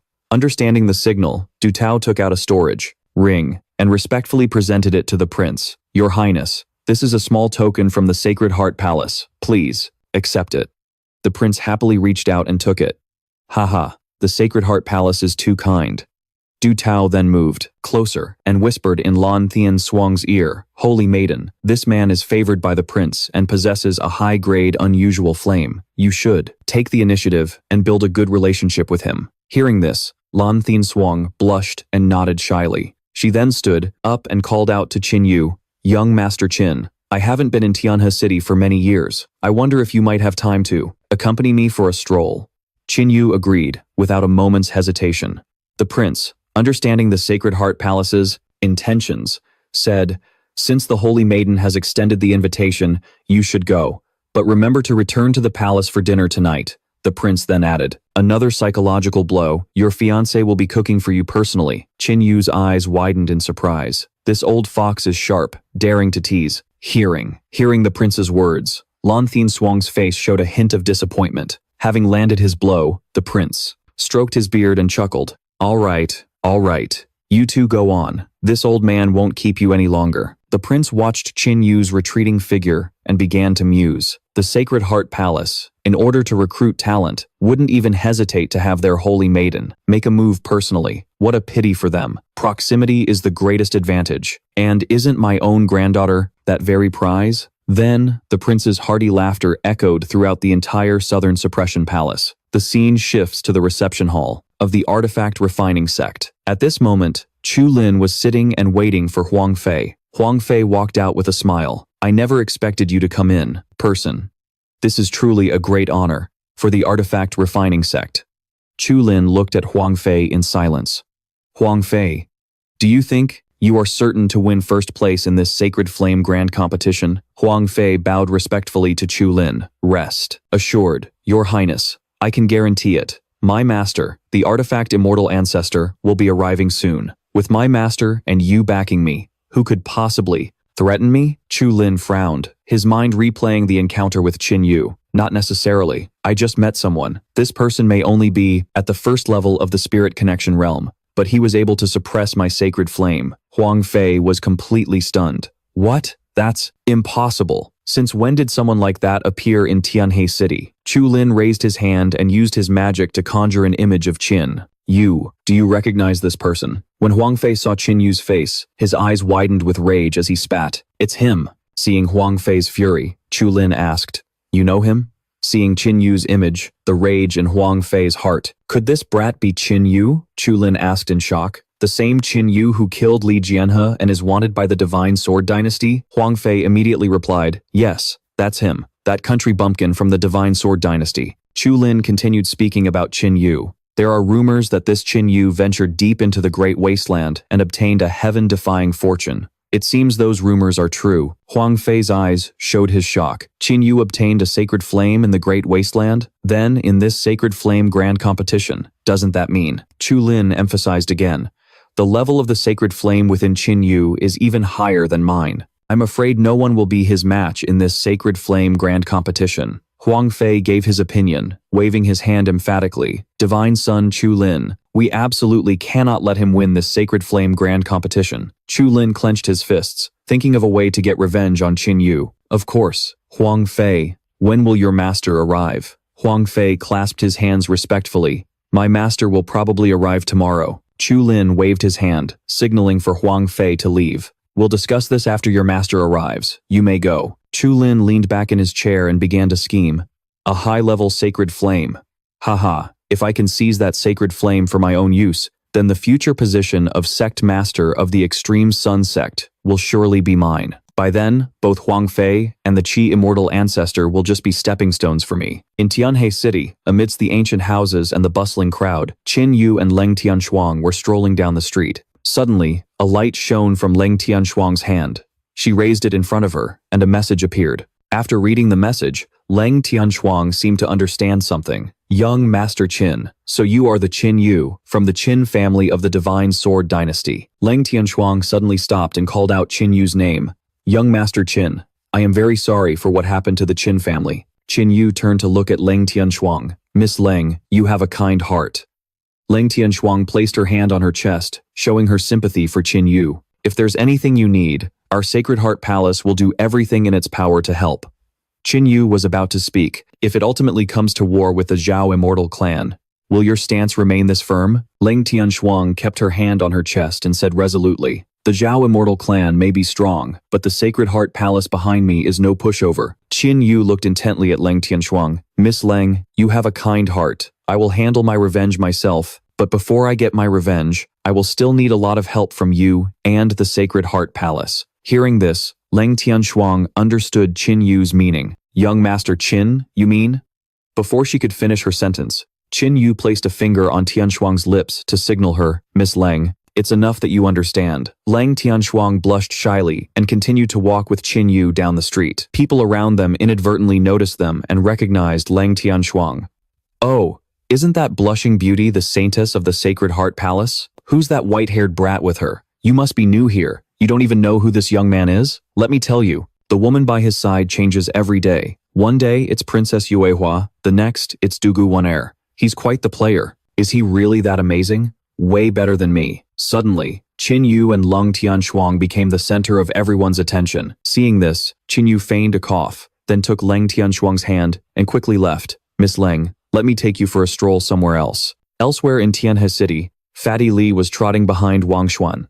Fatty Li said respectfully to Wang Xuan, Young Master Wang, wait for me, don't walk so fast. Wang Xuan turned his head to look at Fatty Li. Fatty Li, are you sure you want to follow me? In front of Wang Xuan, Fatty Li was as obedient as a dog. I worked like a dog for the artifact refining sect, and I never thought they'd just cast me aside like that. I just hope you won't look down on old Li. From now on, I'll work like a dog for you. Besides, I recently acquired a dozen slaves, all from the Succubus clan. As soon as Wang Xuan heard succubus, wicked thoughts filled his mind, imagining the naked bodies of the demon beauties, a vile desire surging within him. Fatty Li continued, and these succubi were all meticulously selected by me. They're top grade. Wang Xuan agreed to take Fatty Li as his subordinate. Very well. From now on, you're my man. Bring all the succubi to my residence tonight. Suddenly, Fatty Li saw something. Squinting his eyes in disbelief, he was shocked to see it was Qin Yu. He pointed at him and shouted, It's him! It's that rotten brat again! Wang Xuan looked closely at Leng Tianshuang beside Qin Yu. Qin Yu, haha, the girl next to him is quite beautiful. Fatty Li pointed at Qin Yu and shouted, That's him, the one who stole my slave. You have no idea, the female slave he stole. If we're comparing looks, even the girl beside him now is just average in comparison. What's more, I've investigated him thoroughly. This brat is arrogant and conceited, making enemies everywhere. He only dares to cause trouble everywhere because he has Prince Jianan's mansion backing him up. Wang Xuan boasted to Fatty Li, That dog Huang Fei wants to curry favor with Princess Yuehua, so of course, he's hesitant. But our divine speargate is different. We don't give a damn about Prince Jianan. Then, he and Fatty Li stepped forward, looking to start trouble with Qin Yu. Fatty Li, since you're my man now, I'll help you vent your anger. Qin Yu and Leng Tianshuang were taking a leisurely stroll down the street when suddenly, two animals blocked their path. With a new master to back him up, Fatty became cocky and smug. Long time no see, Qin Yu. Seeing the dog with a new owner, Qin Yu provoked him. I remember last time you were just a wild boar raised by Huang Fei. Have you switched masters now? Li Pengzi's face turned. purple with rage as he shouted, "What did you say?" Wang Xuan, standing beside Li Pengzi, spoke up. "From now on, Li Pengzi is my man. You stole his slave. Huang Fei didn't dare to settle the score with you, but I sure as hell do." Lan Tianshuang looked worriedly at Qin Yu.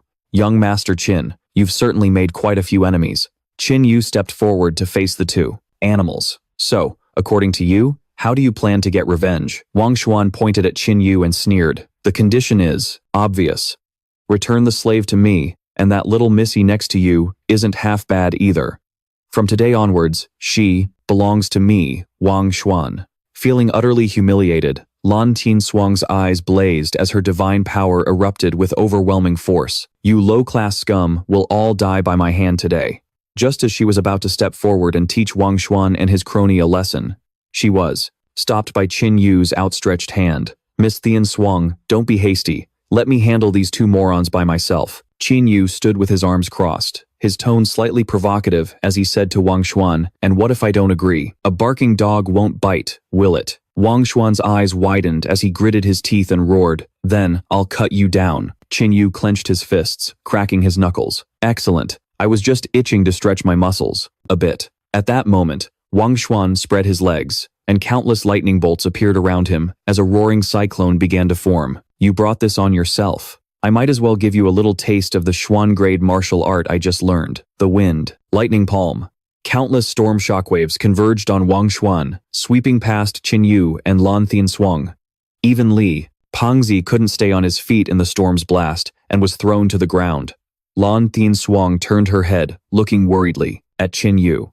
"Young Master Qin, the power of this wind lightning palm is truly terrifying." Qin Yu stood calmly, watching Wang Xuan. "Miss Lan, it's just a low-grade Xuan martial art. There's no need for you to intervene." Wang Xuan glared at Qin Yu. "I spent a fortune to get this wind lightning palm from Huang Fei. Today, you'll be my guinea pig.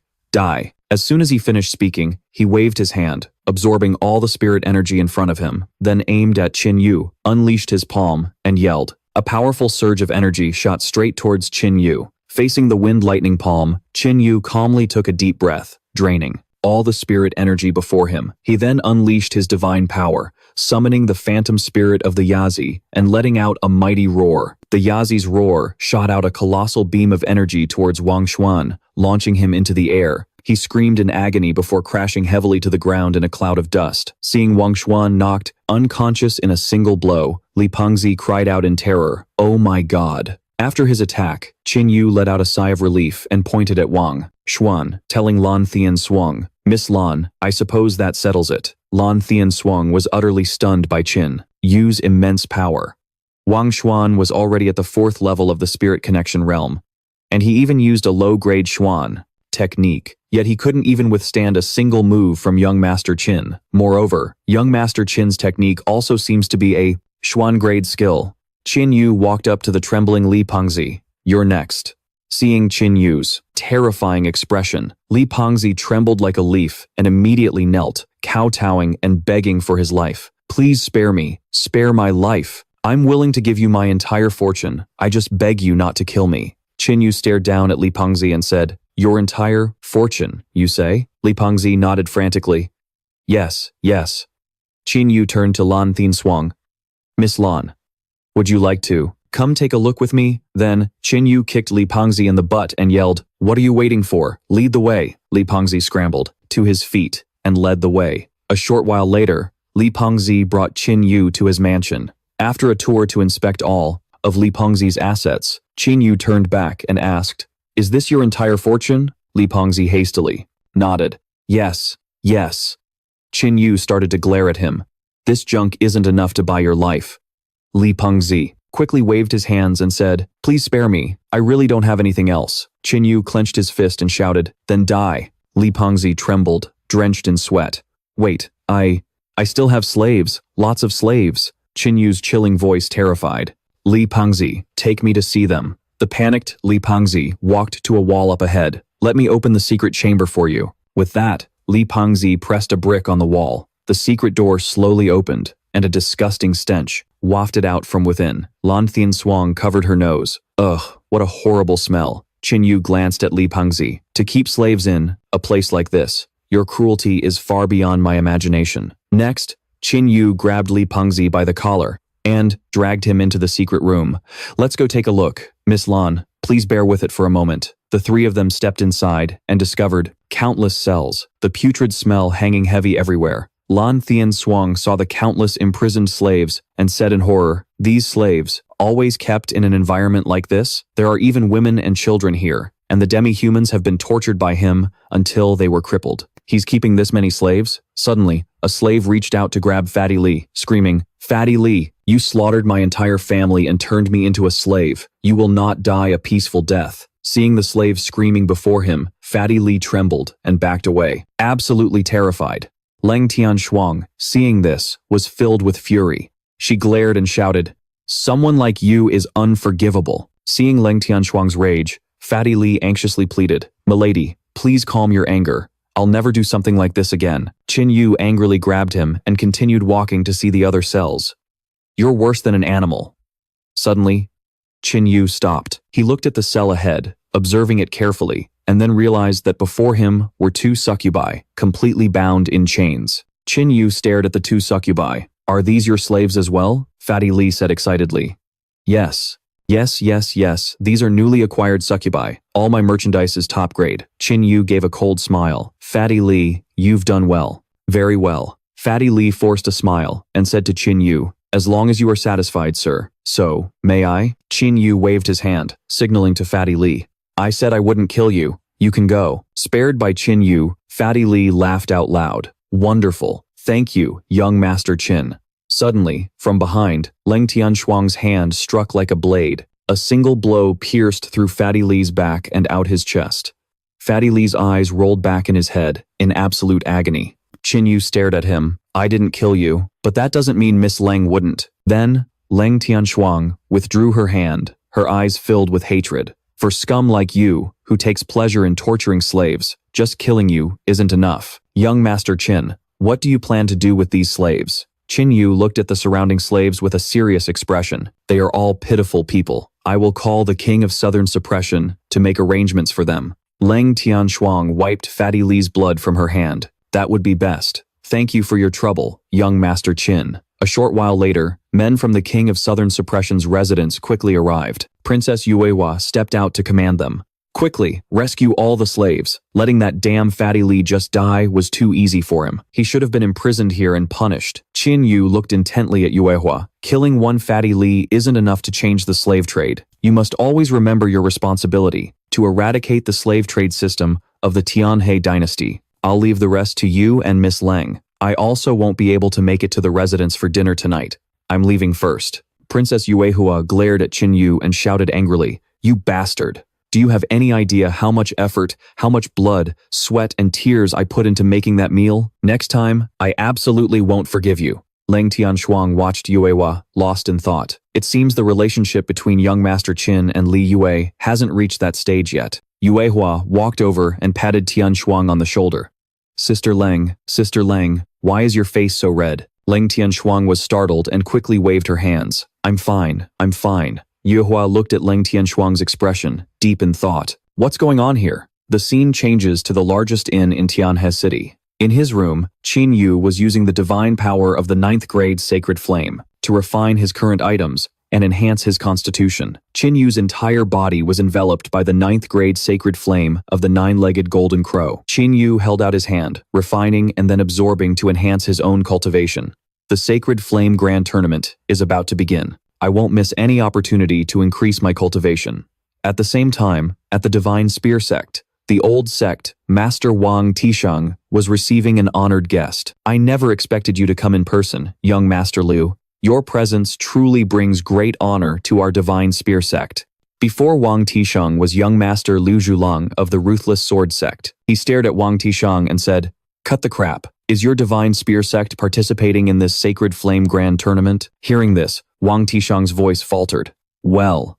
Liu Zhulang shook his head repeatedly, speaking with disappointment. "I knew it. The Divine Spear sect is getting worse and worse. The major sects have already decided. The Extreme Sun sect will support the royal family's Qi Refining sect. The Jade Maiden sect will support the Ice Soul sect.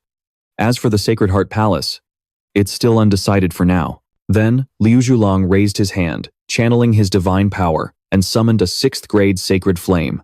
I came here this time to give you an opportunity. Seeing the sacred flame in Liu Zhulong's hand, Wang Tishang's eyes went wide and his jaw dropped. Is that a 6th grade sacred flame? Liu Zhulong continued to glare at Wang Tishang. This is the 6th grade sacred flame, the heart-devouring bone flame. With a 6th grade sacred flame, plus the support of my ruthless sword sect, you should have the ability to compete. Upon hearing this, Wang Tishang immediately knelt and bowed to Liu Zhulong. Thank you, young Master Liu. Suddenly, Wang Xuan, who had been injured after being beaten by Qin Yu, came running back. He ran back to the Divine Spear sect, calling out loudly for his father. He clutched his face, crying, "Father, you have to stand up for me." Looking at the waste of space before him, Liu Zhulong remained silent in disappointment. Seeing a stranger, Wang Xuan pointed and asked his father, "Father, who is this?"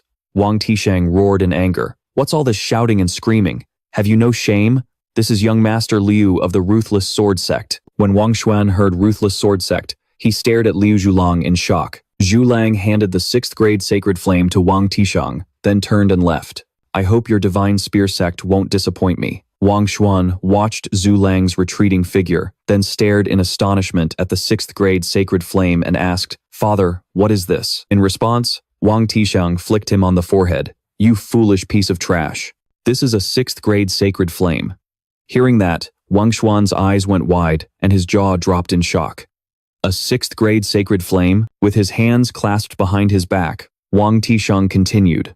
"The Ruthless Sword Sect has decided to support our Divine Spear sect. You must quickly refine this 6th grade sacred flame and fight to win first place in the Sacred Flame Grand Competition." Wang Xuan stared greedily at the 6th grade sacred flame. I have a sacred flame now?" Then, he threw his head back and laughed maniacally. "Ha ha, Qin Yu, even if your Wind Thunder Palm was useless against me before, I now possess a 6th grade sacred flame. With my talent, I will definitely reach a whole new level after refining it. And that will be the day you die, by my hand." Noticing the many wounds on Wang Xuan's face, Wang Tishang asked, "Hold on. What are all these injuries on you, my son?" Wang Xuan immediately reached out to absorb the 6th grade sacred flame. "It's nothing, father. I'll be going now." With that, he turned and left, a smug, satisfied grin on his face. Ha ha ha ha ha. Wang Tishang watched his sons retreating back with a pleased smile. To think my son would one day possess his own sacred flame. It seems the Divine Spear sect is destined to rise. Ha! Just then, at the entrance to Heavenly River City, a luxurious sedan chair made its entrance. Huang Fei was also standing there, hands clasped in excited anticipation. Master has finally arrived. The luxurious sedan chair slowly descended before him. Huang Fei stepped forward, bowing respectfully. This disciple pays his respects to Master. From within, a hand gently parted the curtain as a voice commanded, "Come with your master to Prince Zhenin's manor first." Huang Fei nodded happily. "As you command," and stepped into the sedan. The old man inside continued speaking to him. "I have come this time, first, to set a wedding date for you and Li Yue, and second, to help you win first place in the Sacred Flame Grand Competition." Huang Fei turned to his master. "Master, speaking of which, there is another matter I must report. It concerns Qin Yu, from the Divine Sword Dynasty's Qin clan." The old man's eyes widened in surprise as he looked at Huang Fei. "Qin Yu?" A moment later, after Huang Fei had finished his report on Qin Yu, the old man, Ancestor Qi Xian, stroked his beard and spoke. "Master understands now. It seems this Qin Yu fellow obtained a great opportunity in the great wilderness. This Qin Yu has a sacred flame, and even the lingering remnants of immortal energy. It's possible the immortal energy I sensed is emanating from him." Huang Fei looked indignant. "Master, the grade of Qin Yu's sacred flame is extremely high. Even Chu Lin's can't compare. We absolutely cannot let him participate in the Sacred Flame Grand Competition." Ancestor Qi Xian cut him off. "It's fine. Let him participate. Now that I am here, I naturally have a way to ensure your victory." With that, Ancestor Qi Xian produced a ball of blue sacred flame and held it before Huang Fei. "This is my 6th grade sacred flame, the Netherworld Ghost Flame. Although it is 6th grade, I have nurtured it for many years. It may not be a 7th grade, but it isn't far off. I will use a secret art to help you fuse with this flame." Huang Fei stared in shock at the Netherworld Ghost Flame in his master's hand. Ancestor Qi Xian continued, "Sacred flames above the 6th grade have always been rare. I suspect that Qin Yu brat only has a 6th grade flame at best. With my Netherworld Ghost Flame, Your chances of victory are 90% certain. After speaking, the old man used a secret art to help Huang Fei refine the sacred flame into his body. Once the refinement was complete, Huang Fei immediately channeled his energy, condensing the sacred flame in his hand. So, this is the netherworld ghost flame? Thank you, master. This disciple will not let you down. Qin Yu, your cultivation level is inferior to mine. You may have had demonic power and a sacred flame to protect you before, but now I possess the incredibly powerful ghost flame. We'll see how you fight me now. The scene shifts to Prince Jinan's manor. A very worried Yue Hua said to Prince Jinan, "Grandfather, I've thought of a plan. That arrogant Huang Fei is on his way." She then pointed at Qin Yu. "Why don't you just ask him, grandfather?" Qin Yu was stunned. How did this suddenly become my problem? Yue Hua stepped in front of him. "When the time comes, you'd better put on a good show and crush that Huang Fei's arrogance." At that very moment, Ancestor Qi and Huang Fei stepped into the main hall of Prince Jinan's manor. Prince Jinan spoke. "It has been a long time." Qin Yu glanced at Huang Fei, thinking to himself, the grade of the sacred flame on this guy has been upgraded. He was originally 5th grade, but now he's reached 6th grade. He's even close to 7th grade. His ancestor must have put in a lot of effort. Huang Fei walked up to Yue Hua and bowed. "Sister Yue Hua, my master has come today to set the date for our wedding." Yue Hua immediately pulled Qin Yu to her side.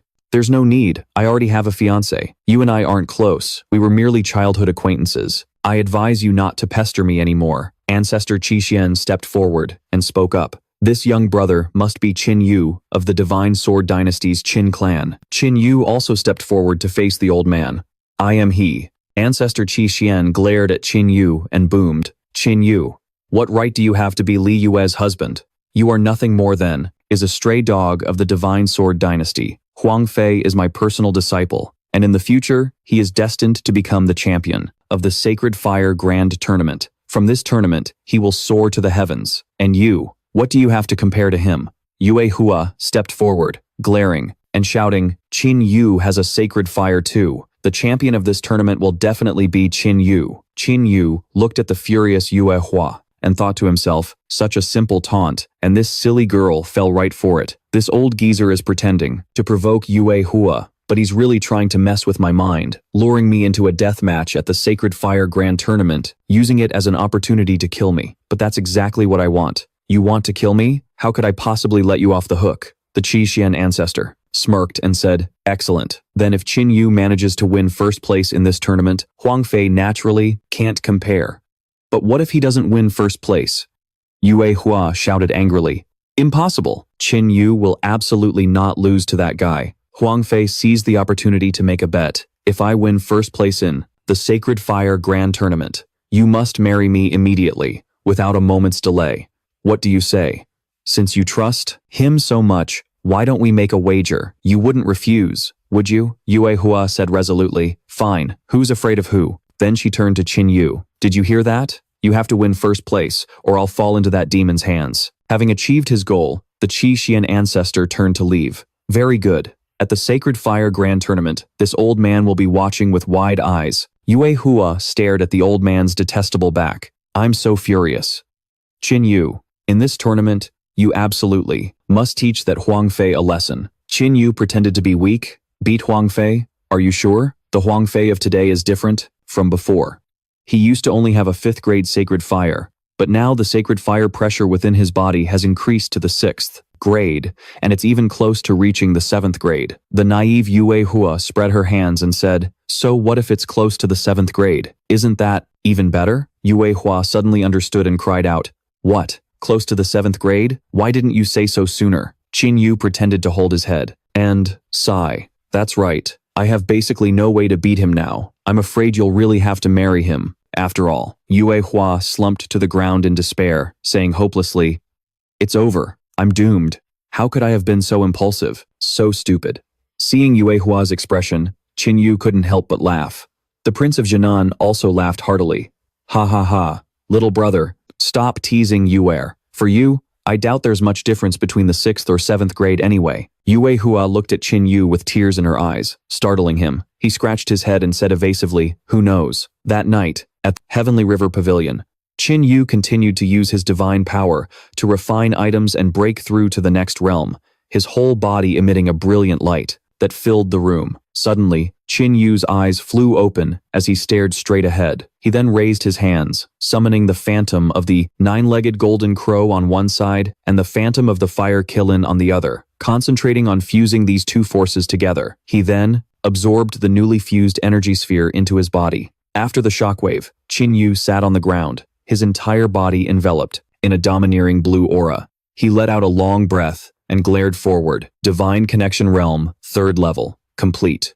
Tomorrow, the real show begins. Then, exhausted, he fell onto the bed and slept soundly. The next morning, the scene shifted to the arena of the sacred Fire Grand Tournament. Countless spectators sat in the stands, cheering wildly, their eyes fixed on the stage. The Prince of Zhenan sat beside the Holy Maiden of the Sacred Heart Palace, stroking his beard as he spoke. The Sacred Fire Grand Tournament is finally starting.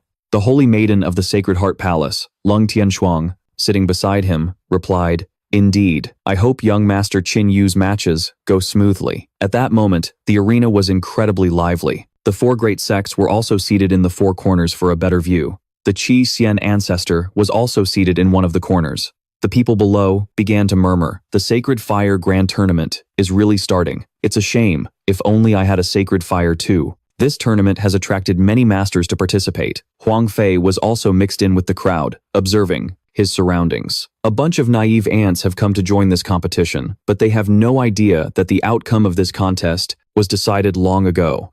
These little insects with no talent and no background don't even dream of winning. Wang Xuan also appeared behind Huang Fei and started to taunt him. "Oh, Huang Fei, look how confident you are. It seems you're certain you'll be the champion, huh?" Hearing this, Huang Fei turned around, a look of contempt on his face. "Wang Xuan, today is the Sacred Fire Grand Tournament. What are you doing here? You don't even have a sacred fire. Did you just come to watch the show?" Wang Xuan looked at Huang Fei, smugly, and laughed. "Whether I have a sacred fire or not, you'll find out soon enough." The 2 idiots started sizing each other up with smug looks. Just then, Qin Yu also appeared, wearing the majestic battle robe of the Qin family. The 2 pieces of trash turned their astonished gazes towards Qin Yu. Huang Fei spoke up. "Wang Xuan, let's put aside the grudge between us for now. Our common enemy is this Qin Yu guy." Wang Xuan also nodded. "That goes without saying." Qin Yu remained silent and gave a sinister smile. "Truly, a pair of idiots." Then, he held out his hand with a provocative smile. "Greetings, you two. I hope you both do your very best today. Try hard. Try not to make your loss too pathetic." Wang Xuan glared and shouted, "You're all talk. Qin Yu, today is the day you die." Huang Fei, not to be outdone, gritted his teeth and roared, "Go on and laugh. Let's see how long you can keep that up." Countless participants had gathered on the stage. Under the watchful eyes of the 4 great sects and the Heavenly River dynasty, the representative of the Jade Maiden sect began to speak. "Haha, this year's Sacred Flame Grand Competition has gathered many masters, and the representatives of the 4 great sects are also very powerful." Then she focused her attention on Qin Yu, continuing, "But that martial artist over there has particularly caught my eye." Suddenly, the woman beside her realized something. That person is. Then, she lightly leaped into the air, using an umbrella to land gracefully in front of Qin Yu. In front of everyone, she spoke loudly, causing Qin Yu to look at her in surprise. "Qin Yu, is it really you?" This beautiful woman was the Jade Maiden sect's disciple, Li Qinghe. Qin Yu walked up to Qinghe and began to speak. "Qinghe, since you joined the Jade Maiden sect to cultivate, we haven't seen each other in 3 years. I never expected you to become such a graceful and captivating young woman." Li Qinghe looked seriously at Qin Yu. "Qin Yu, you've also changed quite a bit. I just never thought you'd come to participate in the Sacred Flame Grand Competition." Qin Yu smiled and said to Qinghe, "I'm determined to win the championship in this Sacred Flame Grand Competition." Qinghe looked at Qin Yu with a hint of affection. "Qin Yu, I've heard about what happened to your family. The Qin family served the Divine Sword dynasty with utmost loyalty and dedication, achieving glorious feats. But I never expected my father and sister to be such people." Qin Yu reached out and patted Qingzhao's head. "It's all right. This is between them and me. It has nothing to do with you." The female representative of the Jade Maiden sect carefully observed the conversation between Qin Yu and Li Qinghe. Then, she suddenly had a realization and mused, "So this is the Qin Yu who killed Li Jianhe. See, Qin Yu and my junior sister grew up together. Their relationship must be anything but ordinary. If Qin Yu really becomes the champion of this competition, perhaps I can use this to make a big move." Someone below, seeing Qin Yu being so intimate with someone from the Jade Maiden sect, whispered, "What's going on? Who is this white-haired guy, and why is he so close with someone from the Jade Maiden sect?" The person next to him explained, "You're such an idiot. This is a Casanova, just you watch. If he has less than 3 women by his side, I, Zhao Dian, will write my name backwards, if not." At that moment, Wanner also slowly walked up to Qin Yu and spoke. "Young Master Qin Yu is truly never without beautiful women by his side." That guy immediately pointed at Qin Yu and said, "See, there's another one. And they're all top-tier beauties." Qin Yu looked at Wan'er and laughed heartily. "Haha, Miss Wan'er, you flatter me." At the same time, Qingzhao closed her umbrella and bid farewell to Qin Yu. "Well, Qin Yu, I'll be heading up first." After saying that, Qingzhao used her lightness skill to fly towards the 4 representatives. She even turned her head back to say, "You have to do your best in this Sacred Flame Grand competition." Then, she flew out of Qin Yu's sight. Qin Yu watched Li Qingzhao and began to think, "Don't worry. The top spot in this competition will definitely be mine." Qingzhao flew back to the 4 representatives and was immediately called over by her senior sister. "If this Qin Yu really manages to take the top spot in the Sacred Flame Grand competition, then we'll have to rely on you in the future, Sister Qingzhao." Just then, another young woman arrived, and the surrounding participants started buzzing with discussion. "Look quickly, she's here too."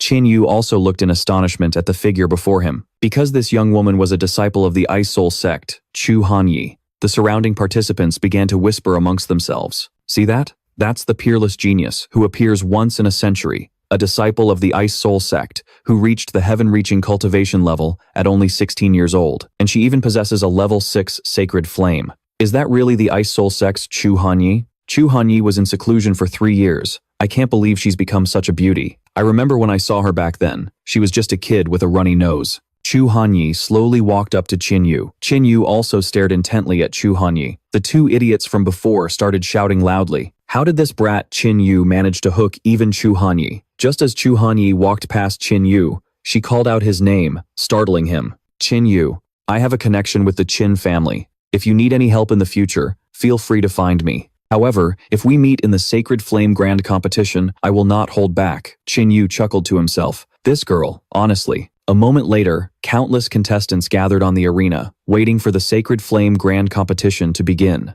Qin Yu also stood in the crowd of contestants, waiting for the match to start. Suddenly, a girl walked over to greet Qin Yu. Qin Yu thought deeply, trying to remember who this girl was. This girl had a pair of dark red horns, and behind her curvaceous backside was a tail. She was clearly from the Fire Clan. This girl kept looking around, cheerfully waving and greeting, "Hello everyone, please take care of me."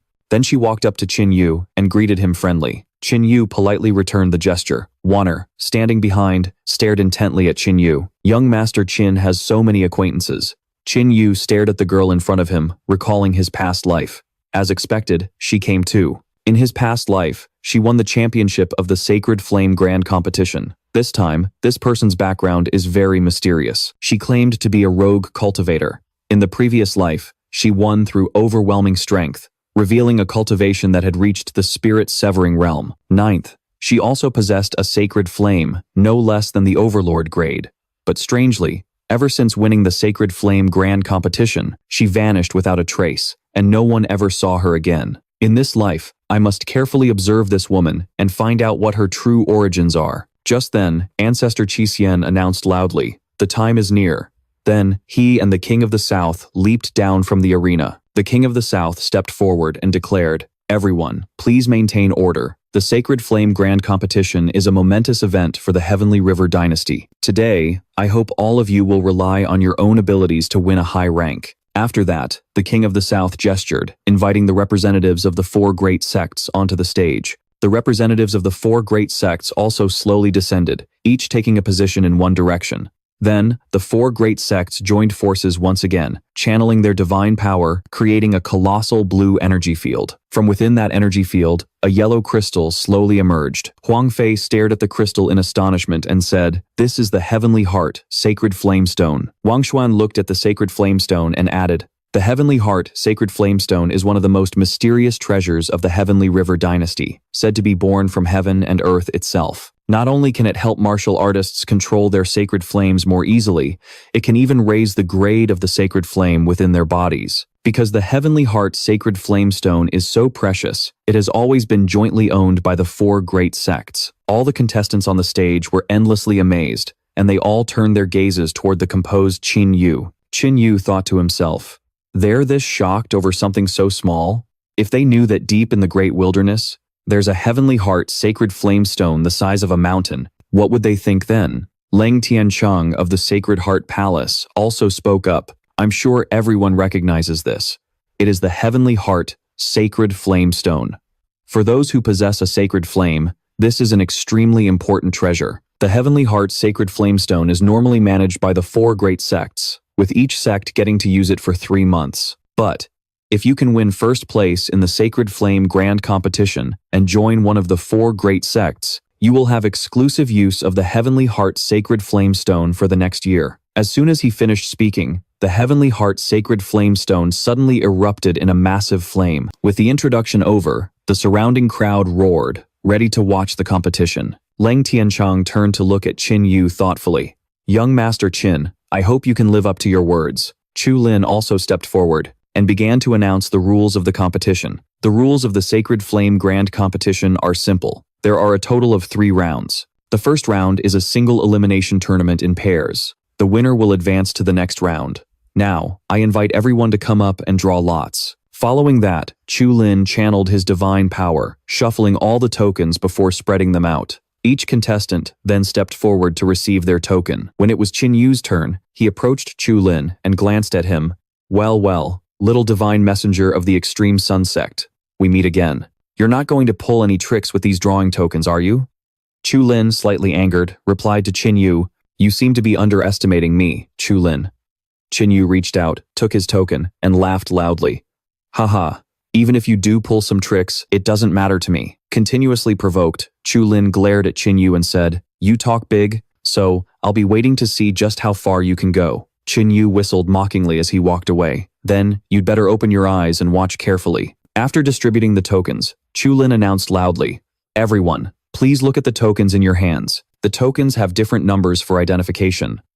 Those with the same number will be opponents in this match. Qin Yu raised his token and saw the number 5, thinking, I wonder who my opponent for this round will be. Chu Lin raised his hand and continued to announce, those who drew token number 1, please prepare. The other martial artists, please temporarily leave the stage. The first match of the Sacred Flame Grand Competition has officially begun. A one-eyed demon clan member faces off against a master. The two respectfully clasped their hands in a salute. Then, the one-eyed demon bared his fangs and unleashed his ultimate skill, Flame Mouth. With just one move, he easily defeated his opponent, sending him flying off the stage. After watching the match, Huang Fei chuckled to himself, a first-grade Sacred Flame dares to participate in this competition? Wang Xuan, standing beside him, couldn't help but add, the world is truly full of countless fools. Next, Zhang Wuji, Li Mocho, and Stephen Chow also easily defeated their opponents. With a single move, they smoothly advanced to the next round. Then,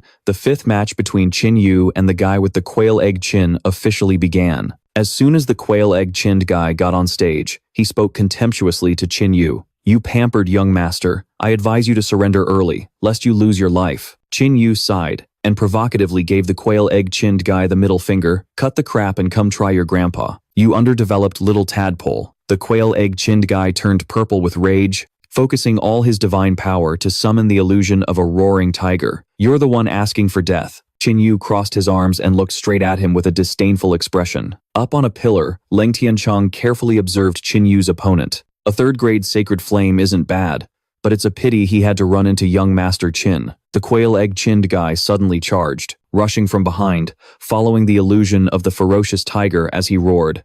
Die, you weak little rabbit. Qin Yu stood his ground, casually lifting his leg and kicking the man right under the chin, knocking him unconscious and sending him flying off the arena before he could even close his mouth.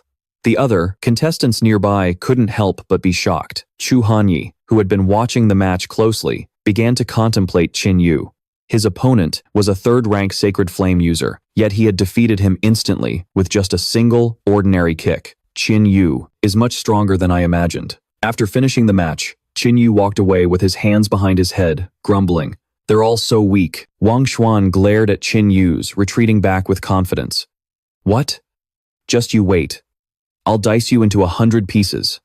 Next up was the 6th round. Huang Fei easily won in the blink of an eye, and then Wang Xuan also finished his opponent with a single move, advancing to the next round. Following them, the nameless woman from the wilderness tribe and Chu Hanyi both won their matches and moved on. Chu Lin, standing outside, found the matches boring and suggested a wager. This is all getting too dull. How about we start a little bet? What do you all think? The Qi Xian ancestor eagerly nodded in agreement. This old man agrees, but I wonder what the others think. One by one, the representatives from the Ruthless Sword sect and the Jade Maiden sect also nodded in agreement. Chu Lin channeled his divine power, taking out a third-rank pill. Since it's come to this, I'll wager this third-rank tendon-swapping, bone-breaking pill, betting on Huang Fei to win. The Qi Xian ancestor chuckled and took out his wager. Heh. This old man also bets on Huang Fei. My wager is the arrogant bone sword, forged by my very own hands. Leng Tianshuang of the Sacred Heart Palace smiled. Playing for high stakes, I see. Since you two have been so generous, the Sacred Heart Palace can't afford to look weak. With that, Leng Tianshuang waved her hand and produced a set of golden armor. This celestial star armor is the wager from the Sacred Heart Palace. I bet on young Master Qin to win. The representative of the Ruthless Sword sect, Liu Zulang, also presented his wager. This is a third-rank ruthless pill. I'm betting on Wang Xuan. Next, the representative of the Jade Maiden sect took out her wager. I'll use the Xuan grade, low-rank martial art, flowing cloud steps, to bet on Chu Hanyi. The common folk and all, the contestants looked up at the treasures wagered by the 4 great sects, whispering in astonishment. As expected of the 4 great sects, everything they bring out is a treasure. If only I had a sacred flame, even if I couldn't join one of the 4 great sects, just being a cleaner there would be 1,000 times better than my life now. The nameless woman from the wilderness tribe spoke up, asking everyone, what if all of you bet wrong? Chu Lin turned his head and replied, all these wagered items will be gifted to the winner of the Sacred Flame competition. It doesn't matter if we all bet incorrectly. The nameless woman rubbed her chin and said, that's great. Just great. As I see it, in this Sacred Flame competition, the only ones who can contend for the top spot are me and that young Master Qin. Qin Yu, standing nearby, was stunned when he heard this. Why is this wild woman trying to drag me into this conflict? Wang Xuan stood on the side and shouted, you're arrogant, beyond belief. You and Qin Yu think you can win the Sacred Flame competition? With me, Wang Xuan, here, that position is definitely mine. The people around them also started shouting, that's right, winning isn't going to be that easy. Chu Lin stepped forward to continue the announcements for the contestants. All right, next we will proceed with the second round of the Sacred Flame competition. The second round is a free-for-all. All contestants can fight freely. Upon hearing the announcement, the eyes of both Wang Xuan and Huang Fei turned towards Qin Yu. It wasn't just Huang Fei and Wang Xuan. It seemed like everyone had their focus on Qin Yu. Qin Yu rubbed his chin and mused. Looks like this bunch has all been bribed. What a pack of fools. Chu Lin continued his announcement. The time limit for the second round is 1 incense stick.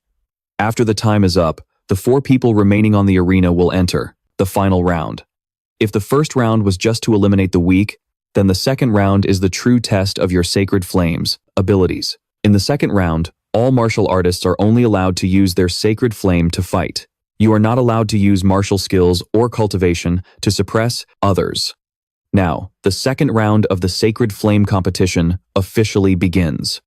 The audience in the stands erupted in excited cheers, continuing to watch the fight in the arena. Those who had been bribed by Wang Xuan and Huang Fei charged towards stated Qin Yu together. One of them condensed his Sacred Flame, glaring at Qin Yu and yelling, die. Qin Yu remained calm, casually taunting them, come on, I'll stand right here without moving an inch. Let's see what kind of trouble you can stir up. Everyone surrounded Qin Yu, focusing their entire Sacred Flame power to attack him. You're about to die and you're still running your mouth. Have you no shame? Take this. And just like that, all of them rushed towards Qin Yu. Princess Yuehua, standing below the arena, shouted angrily, so many people ganging up on one person. How utterly shameless and despicable. Li Qinghe stood on the 4 pillars, watching Qin Yu intently, her expression filled with worry, as everyone unleashed the full force of their Sacred Flame attacks. Qin Yu instantly triggered a massive explosion that shook the entire arena. One of the martial artists, after attacking Qin Yu, smugly declared, "We all possess fourth-rank sacred flames, and we've trained painstakingly in this combination technique for this very moment. Against this move, even if you don't die, you'll be skinned alive." Qin Yu smirked, standing in the center of the explosion, his entire body enveloped by the nine-legged golden crow, and said, "Skinned alive? There isn't even a speck of dust on me, so you're done attacking. In that case, allow me to broaden your horizons," the Qi immortal ancestor thought to himself, observing from atop the four pillars. "Just as I thought, it's only the power of a sixth-grade flame. It seems my guess was correct." Below the arena, Yue Hua made no effort to hide it. She was cheering for Qin Yu. "Amazing, brother, you really do have a sixth-grade sacred flame." Qin Yu then gestured tauntingly at Wang Xuan and Huang Fei. "Relying on these small fries, you two are truly foolish. If you want to take my life, then hurry up and make your move." Huang Fei glared, grinding his teeth in fury at Qin Yu. "It's just a sixth-grade sacred flame. Do you really think you're invincible? If you want to die so badly, then I'll grant you your wish." Wang Xuan chimed in. "I have a sixth-grade sacred flame too. Brat, today is the day you die." Yue Hua's eyes widened in shock. "What? Even Wang Xuan has a sixth-grade sacred flame?" Up on the four pillars, Chu Lin looked at Liu Zulang and thought to himself, "You guys from the Ruthless Sword Sect sure know how to go all out." At that moment, Huang Fei and Wang Xuan joined forces to deal with Qin Yu. "With the same sixth-grade sacred flames, let's see how you'll fight against the two of us." Then, they both simultaneously used the yin-yang power of their sixth-grade sacred flames, creating a netherworld ghost flame and a molten rock flame, launching them straight at Qin Yu. Qin Yu said confidently, "That was just a warm-up. Who said my sacred flame was only sixth grade?" As soon as he finished speaking, Qin Yu's eyes sharpened. The phantom of a nine-legged golden crow appeared, and a ninth-grade sacred flame erupted from his entire body, its domineering aura flooding the entire arena. Then, with a single, effortless move, the phantom of the nine-legged golden crow deflected the attacks of the two worthless fools. Qin Yu stood in the center of the arena as countless shockwaves radiated outwards, his oppressive power terrifyingly strong. The Qi immortal ancestor, sitting on a pillar, was shocked. This power. Could it be seventh grade? No, it's not eighth grade either. This is a ninth-grade sacred flame.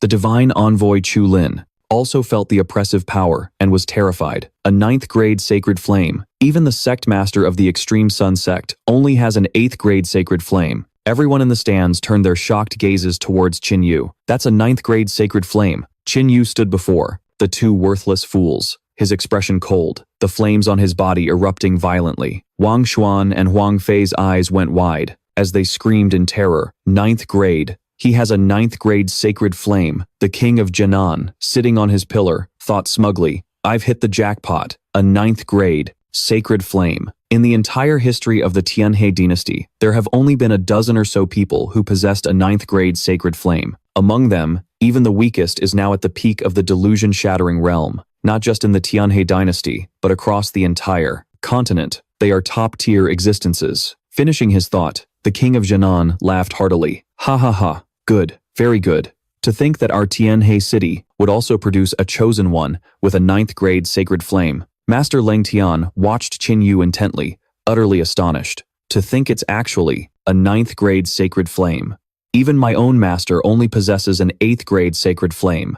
Young Master Qin's future achievements will surely surpass my master's." From atop her pillar, Li Qinghe had also been observing Qin Yu's every move. "Qin Yu, is this the fated opportunity you found in the great wilderness? My father, the emperor, chose to sacrifice Qin Yu in order to cozy up to the Zhao immortal clan, but in the end, he was the one who was killed.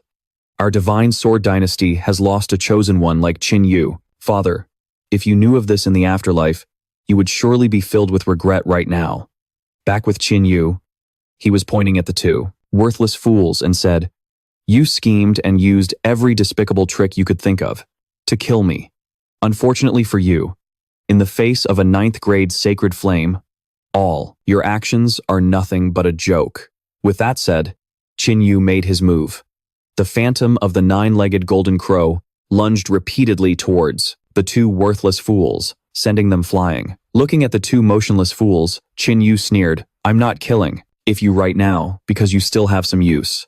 Wait until the day the ancient ruins open. That will be the day you die." Qin Yu slowly rose into the air, hovering, a domineering aura continuously emanating from his body. This sacred flame grand competition should end now. Now that I've revealed my 9th grade sacred flame, there's no need for a third round. Then, Qin Yu raised his hand, condensing the flames of his 9th grade sacred flame, creating a massive fireball in the middle of the arena. Below, Yue Hua's eyes widened, with both shock and worry. What is he doing?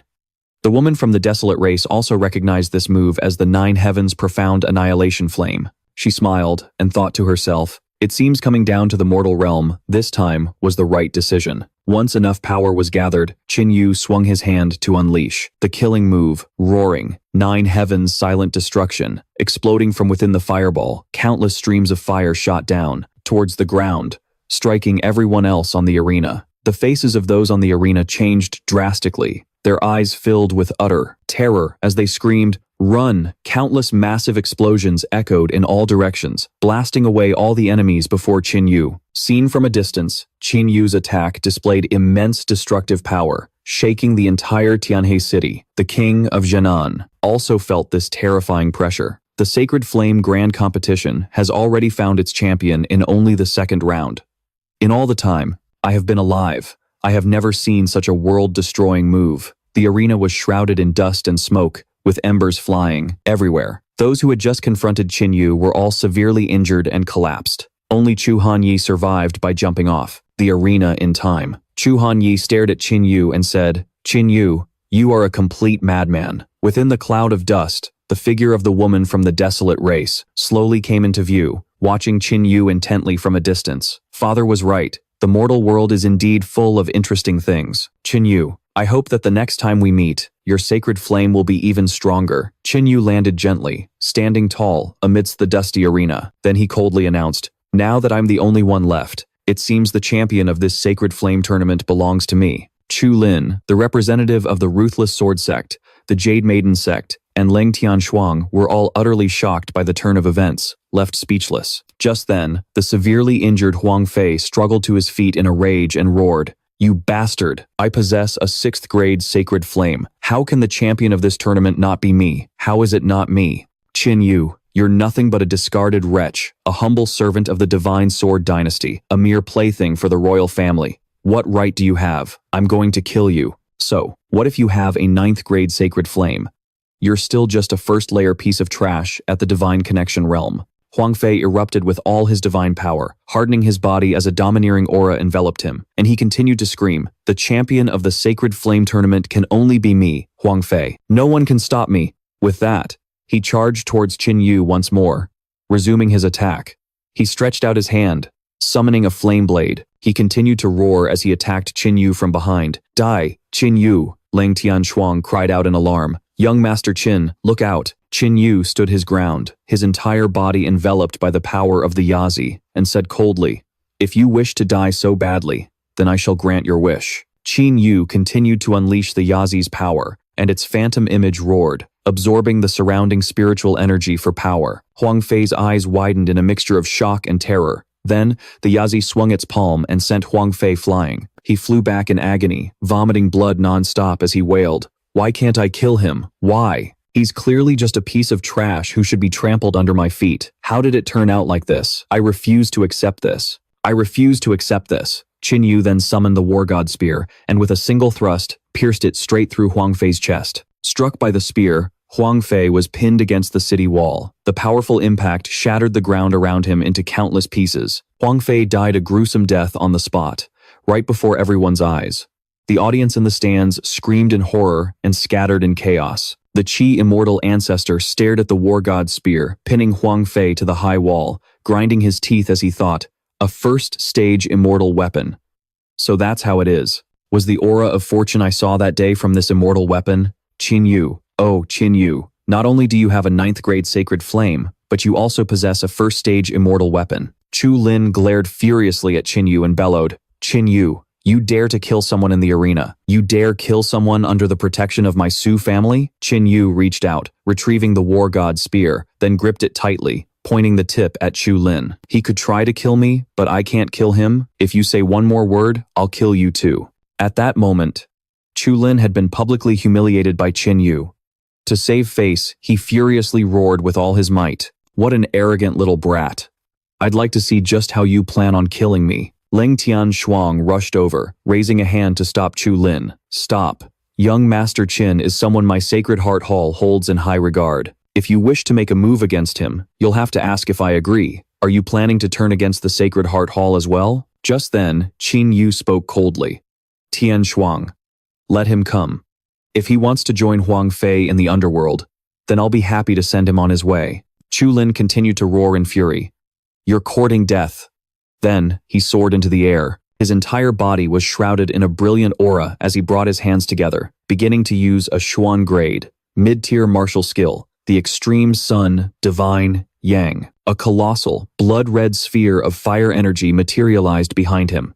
Leng Tianshuang recognized it with shock. The Extreme Sun Divine Yang is a martial skill that only the top 3 members of the Extreme Sun sect are allowed to learn. When cultivated to perfection, its power can even rival a Xuan grade, high-tier skill. Chu Lin's eyes widened as he looked at Qin Yu smugly. Even if you've awakened a 9th grade sacred flame, even if you killed Huang Fei, you are nothing but an ant in the face of a Xuan grade, mid-tier martial skill. He began to swing his arms, launching the attack at Qin Yu and screaming, Die! The energy sphere flew towards Qin Yu. The corner of Qin Yu's mouth curved into a slight smile as he thought, A Xuan grade, mid-tier skill, huh? He then raised the war god spear, spinning it to condense the power of the Yazi. Let's use you to see if I can unleash my strongest strike this time. With a powerful swing, Qin Yu raised the war god spear high, activating the Earth grade, high-tier skill, 9 Heavens Divine Thunder Spear. A single strike pierced right through Chu Lin's Extreme Sun, Divine Yang. The immense energy destroyed everything in its path. Its world-destroying power was no less than the heavenly pillar of Erlang Shen. Seeing the colossal power before him, Chu Lin was struck with terror. He was then pierced through by the 9 Heavens Divine Thunder Spear, screaming endlessly in agony. From a distance, the might of the 9 Heavens Divine Thunder Spear seemed to penetrate through the 9 layers of clouds. It destroyed everything. No one could possibly withstand such world-ending power. Li Qinghe and Leng Tianshuang stared intently at Qin Yu, realizing in astonishment, that's an Earth-grade martial skill. Yue Hua stared at Qin Yu in shock. Qin Yu, just how many more trump cards do you have? The Qi Immortal Ancestor clenched his fists in fury, seething, glaring at Qin Yu. Was the prodigy of the Great Wilderness really this powerful? With just one strike, Chu Lin was utterly defeated. He was in freefall, his entire body grievously wounded, with a faint trace of the 9 Heavens Divine Lightning still crackling around him. Qin Yu closed in, the spear tip pressed against his throat. Is this all the Divine Sun of the Extreme Sun sect is capable of? Go meet Huang Fei. Leng Tianchang yelled in panic, wanting to save Chu Lin's life. Young Master Qin, you can't kill Chu Lin. Qin Yu stood his ground, applying more pressure, the spear tip digging into Chu Lin's throat. He cried out in pain, staring at Ancestor Qi and screaming, Ancestor Qi, aren't you going to do something? If I die, how will you answer to the Extreme Sun sect? At this point, Ancestor Qi had no choice but to intervene. He stepped forward and roared, Qin Yu, stop, don't you dare harm another soul. Then, that damned old man struck at Qin Yu with his immortal artifact. Qin Yu remained cold, summoning the phantom of the Yazi. The Yazi appeared, gnashing its teeth. It gripped the immortal artifact in its hand, its eyes widened, and an immense surge of divine power shattered the weapon into 100 pieces. Seeing the dire situation, Chu Lin screamed in agony. Qin Yu casually swung his spear, and a powerful slash sent Chu Lin's head flying from his shoulders. Fresh blood sprayed like rain as his body fell motionless to the ground. Qin Yu glanced at the corpse, his voice utterly glacial. I already told you. He's going down to the underworld to keep Huang Fei company. Ancestor Qi Xian leaped to the opposite side, glaring at Qin Yu. He roared, You bastard, Qin Yu. First, you kill my beloved disciple, and now you kill the divine son of the Extreme Sun sect. Such a cruel and wanton slaughter of the innocent. Heaven itself will not tolerate such a monstrous crime. Even if you have awakened the 9th grade sacred flame, I cannot let you leave this place alive. Qin Yu burst into mocking laughter. Ha ha ha, what a joke. Cannot let me leave alive? You old dog, did you really think I would let you live? You murdered the person I cherished most and humiliated them in every way possible. Qin Yu pointed his spear tip at the old man before him. Between you and me, only one will survive. The Prince of Jianan's residents stared intently at Qin Yu. They thought to themselves, so Qin Yu had a grudge with Ancestor Qi Xian all along. But who exactly was this person he cherished most? Ancestor Qi Xian glared at Qin Yu. I never imagined I had such a great enemy in you, he continued with a cold laugh. To be able to kill Chu Lin at such a young age, and to possess both a 9th grade sacred flame and an earth rank martial skill, you truly are a favored child of heaven. Ancestor Qi Xian channeled his energy, using his divine power to summon a skeletal purple demon phantom. Its whole body was shrouded in a domineering aura, its crimson eyes fixed on Qin Yu. It's just a pity that I am already at the peak of the spirit communication realm. Killing you will be as easy as crushing an ant. He then summoned his 1st grade immortal artifact, the purple demon scepter, and a murderous aura filled the air. Liu Zhulang carefully observed Ancestor Qi Xian. He mused. A 1st grade immortal artifact, the purple demon scepter, combined with a high-grade Xuan rank technique, the purple demon immortal arts. It seems this old man is determined to kill him. Ancestor Qi Xian began to swing his immortal weapon, rapidly charging toward Qin Yu. Qin Yu was also prepared to counter, summoning the phantoms of the 9-legged golden crow and the Yazi. Their combined attack flew towards the old man. The two colossal forces collided head-on in an earth-shattering battle. Qin Yu was then put at a slight disadvantage. The ground where Qin Yu stood couldn't withstand the immense pressure and began to crack. Ancestor Qi Xian's eyes widened in a smug grin as he spoke with contempt. Qin Yu, you're too weak. Unable to hold on, Qin Yu was sent flying by the old man's immortal artifact. Ancestor Qi Xian continued to laugh triumphantly. He believed victory was already his. Qin Yu, is that all you've got? Qin Yu gritted his teeth and recalled the phantoms of the Golden Crow and the Yazi. Then, he turned and shouted to the Prince of Jianan. Prince of Jianan, the Dragon Tiger Rebirth Pill. The Prince of Jianan understood immediately, quickly retrieving it from his robes and tossing it toward Qin Yu. Qin Yu swiftly reached out and caught it. He caught the Dragon Tiger Rebirth Pill and immediately tossed it into his mouth, swallowing it whole. In an instant, Qin Yu felt the immense pressure of the pig demon. The sigil on his forehead suddenly lit up, and his entire body was enveloped in the pig demon's energy. Ancestor Qi Xian was still laughing smugly. Ha ha ha. A 4th grade pill, the Dragon Tiger Rebirth Pill. Without years of painstaking cultivation, there's no way you can refine it in time now. Trying to sharpen your sword on the battlefield. Do you really think you can break through? Suddenly, the old man's eyes shot wide open in astonishment. He realized that Qin Yu's body had refined the pill in a single instant, successfully breaking through. His entire body shone with a brilliant golden light. The pig demon sigil on Qin Yu's forehead also became clearer. At the same time, Qin Yu summoned the phantom of the pig demon behind him. He glared at Ancestor Qi Xian. The old man's legs began to tremble, and he started to back away, staring at Qin Yu in terror. How is this possible? Did you really refine the Dragon Tiger Rebirth Pill in an instant? Is this the power of the peak spirit communication realm? Just by refining that pill, your power increased this much? At that very moment, Qin Yu's war god spear had already begun to charge toward the old man. The Yazi, the 9-legged golden crow, and the pig demon all transformed into phantoms, following Qin Yu as they prepared to attack. Qin Yu looked at Ancestor Qi Xian with furious eyes. Old dog, take this. Qin Yu gripped the war god's spear tightly. He surged forward, carrying the power to obliterate all obstacles in his path. Ancestor Qi Xian felt a terrifying pressure bearing down on him. Horrified, he hastily used his purple demon scepter to defend himself. In an instant, Qin Yu's immense power crashed down upon him. Model. It collided with the purple demon whip. Shockwaves blasted in all directions, the impact deafening. Old Ancestor Qi Xian roared in desperation. But he couldn't hold on any longer. The energy from Qin Yu's attack erupted in a blinding explosion. The surrounding landscape was obliterated into dust. Terrified spectators on the stands scrambled back, trying to escape the aftershock of the blast. Leng Tiancheng and the people of the Jade Maiden Palace also braced against the immense pressure. Even Prince Zhenan frowned in shock, exclaiming, "This pressure is immense. As the energy gradually dissipated, Prince Genan's eyes widened in utter disbelief at the scene before him. The attack had left a colossal crater in the arena. Blood began to drip from old ancestor Qixian's body. He was rigid with pain, covered in wounds. He coughed up a huge mouthful of blood and collapsed to his knees, utterly spent.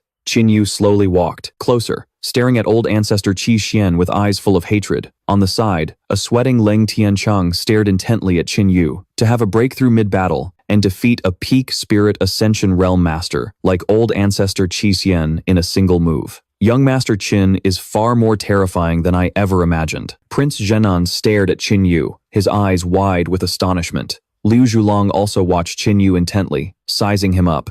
Thank heavens, I never crossed this monster. Otherwise, I doubt I would have escaped with my life. Meanwhile, Qin Yu dragged his god of war spear, walking step by step towards old ancestor Qixian. The wretched old man backed away slowly in fear, shouting, "Qin Yu, I surrender. You win. You win. Tell me what you want. Anything. Just don't kill me." Qin Yu kept advancing, saying coldly, "The only thing I want is your miserable life." But just then, Qin Yu unknowingly fell into the old man's trap. Qin Yu's eyes widened in shock as he accidentally stepped on old ancestor Qixian's trap, activating a barrier. A surge of evil energy erupted, enveloping and trying to imprison Qin Yu. Inside, the foul aura washed over him continuously as the barrier gradually materialized, trapping him within. From atop the pillars, Li Qinghe panicked, her voice filled with worry as she called out Qin Yu's name over and over. Inside the barrier, Qin Yu stood facing old ancestor Qixian, glaring at him. Having succeeded in his scheme, the old ancestor threw back his head and laughed. "Ha, Qin Yu, you may be a peerless genius. No, it wouldn't be an exaggeration to call you a monster, but you're still too naive. I spent countless years pouring my blood and sweat into forging this formation. Once you fall into it, your soul will be ceaselessly destroyed, and you'll become nothing more than an empty shell." Qin Yu glared at the old man, listening. Old ancestor Qixian slowly got to his feet, channeling his energy as he raised a hand and stared at Qin Yu.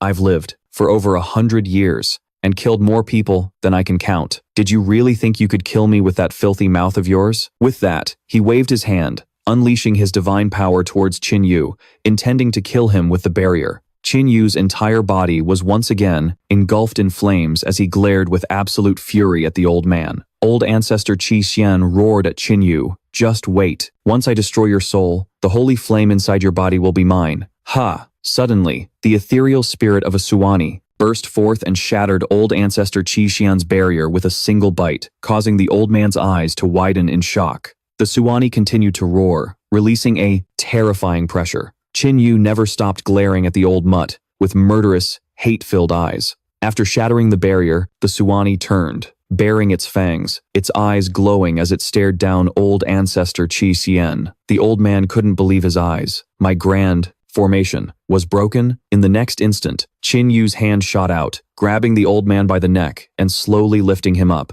He said loudly, "The fortune I obtained in the great wilderness wasn't just the holy flame. It's not that your grand formation was broken. It's that any attack targeting my soul is completely useless against me. It's a pity, old man. You thought you had it all figured out, but you had no idea just how laughably pathetic your every move has been." To me, old ancestor Qixian's eyes widened in terror as he cried out, "Qin Yu, I was blind. I swear I won't dare to have any other ideas. You've already killed Chu Ling and offended the Extreme Sun Sect.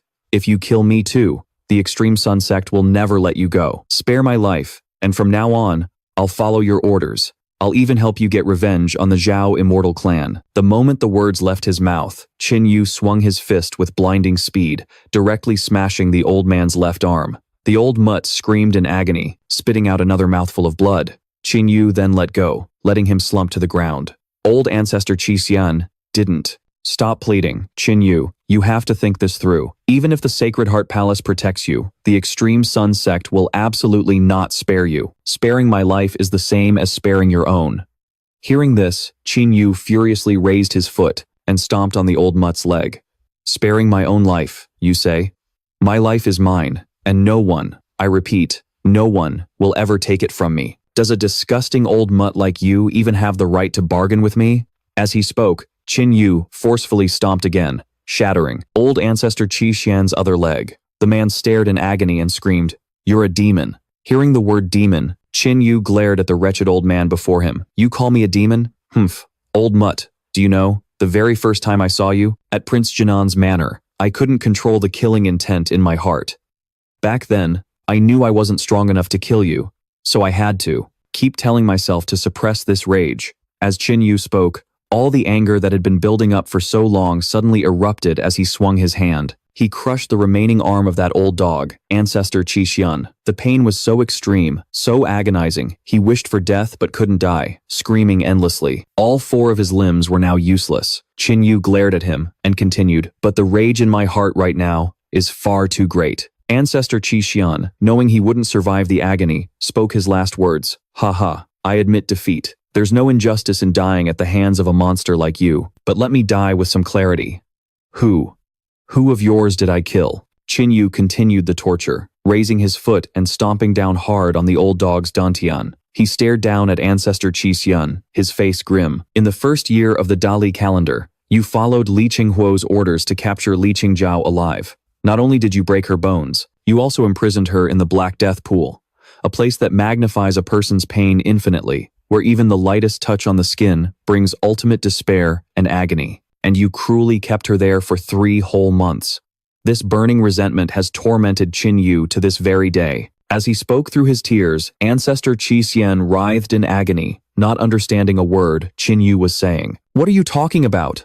I don't even know who Li Qingzhao is. She's not dead. I'm begging you, just let me die knowing why. I'm begging you." Qin Yu circulated his qi, condensing it into a brilliant sphere of energy that began absorbing the spiritual energy from the surroundings. Then, glaring down at ancestor Qi Xian, Qin Yu thrust out his palm and roared, "Die." With that, Qin Yu once again shook the entire Tianhe city. The explosion pierced through the barrier, shooting high into the sky. After the blast, the ceiling barrier gradually dissipated. Slowly, Qin Yu's figure was revealed amidst the ruins of the battle. He stood silently, watching the flames consume ancestor Qi Xian's corpse. Princess Yue Hua, the Southern Suppression King, Li Qingzhao, Dugu Waner, and everyone else could only stare at Qin Yu in stunned silence. Standing by the fire, Qin Yu slowly raised his head to the sky. "It's over. Ancestor Qi Xian is dead." Next up are that treacherous pair, Li Qinghe and Zhao Dian. The scene shifts to the imperial palace of the Divine Sword Dynasty. Zhao Dian was using an immortal technique to absorb Li Qinghe's yang bloodline essence. Countless streams of blood-red energy flowed endlessly from Li Qinghe's body, as Zhao Dian sat beside her, circulating his technique to absorb it all. "Whether I awaken the immortal rune or not, all depends on this." Then, Zhao Dian's eyes flew open as he roared, "Manifest." All of the blood-red energy instantly surged towards him. Inside the sphere of energy, Zhao Dian was in extreme agony. The absorbed power gradually enveloped him, making his figure blur. The pressure emanating from this energy was incredibly powerful. Zhao Huan, watching from the side, could feel the sphere's might and couldn't help but exclaim in shock. This pressure. This time, Zhao Dian has successfully awakened the immortal rune. After successfully breaking through and awakening the immortal rune, Zhao Dian slowly descended before Zhao Huan. He let out a soft snort. A domineering aura radiated from his entire body, and the mark between his eyebrows began to glow. After awakening the rune, Zhao Dian burst out laughing. "Ha ha ha. The supreme godly rune. I can't believe I actually awakened the supreme godly rune." Zhao Huan stared intently at Zhao Dian's back and began to speak. "Excellent. I originally thought Li Qinghe's bloodline would merely help you awaken a new immortal rune, which is why I arranged for you to marry her. I let her willingly give up her bloodline to help your awakening, but I never imagined it would exceed all expectations. You actually surpassed the immortal rune and awakened the supreme godly rune. Ha ha. The Zhao immortal clan finally has hope for a revival. The supreme godly rune. Looking back through 10,000 years of our clan's history, it has never once appeared. Even among all the immortal clans, those who possess a godly rune can be counted on one hand, let alone the supreme godly rune. You represent the absolute pinnacle of godly runes. With this supreme godly rune, we can finally return to the immortal realm. We no longer need to stay in this mortal world. After we return, as long as you focus on your cultivation, you will one day unite the immortal realm and make our Zhao immortal clan its supreme ruler." Zhao Dian began to sneer, "Second uncle, The Zhao immortal clan has its rules. One who awakens the supreme godly rune can immediately become the clan head, controlling the entire clan. A worried expression appeared on Zhao Huan's face. That is indeed the rule. Zhao Dian's demeanor instantly changed. He glared at Zhao Huan and shouted, "If that's the case, then second uncle should be kneeling when he speaks to me." Zhao Huan stared at Zhao Dian, utterly astonished. Then, a strange smile crept across his lips. "Ha ha.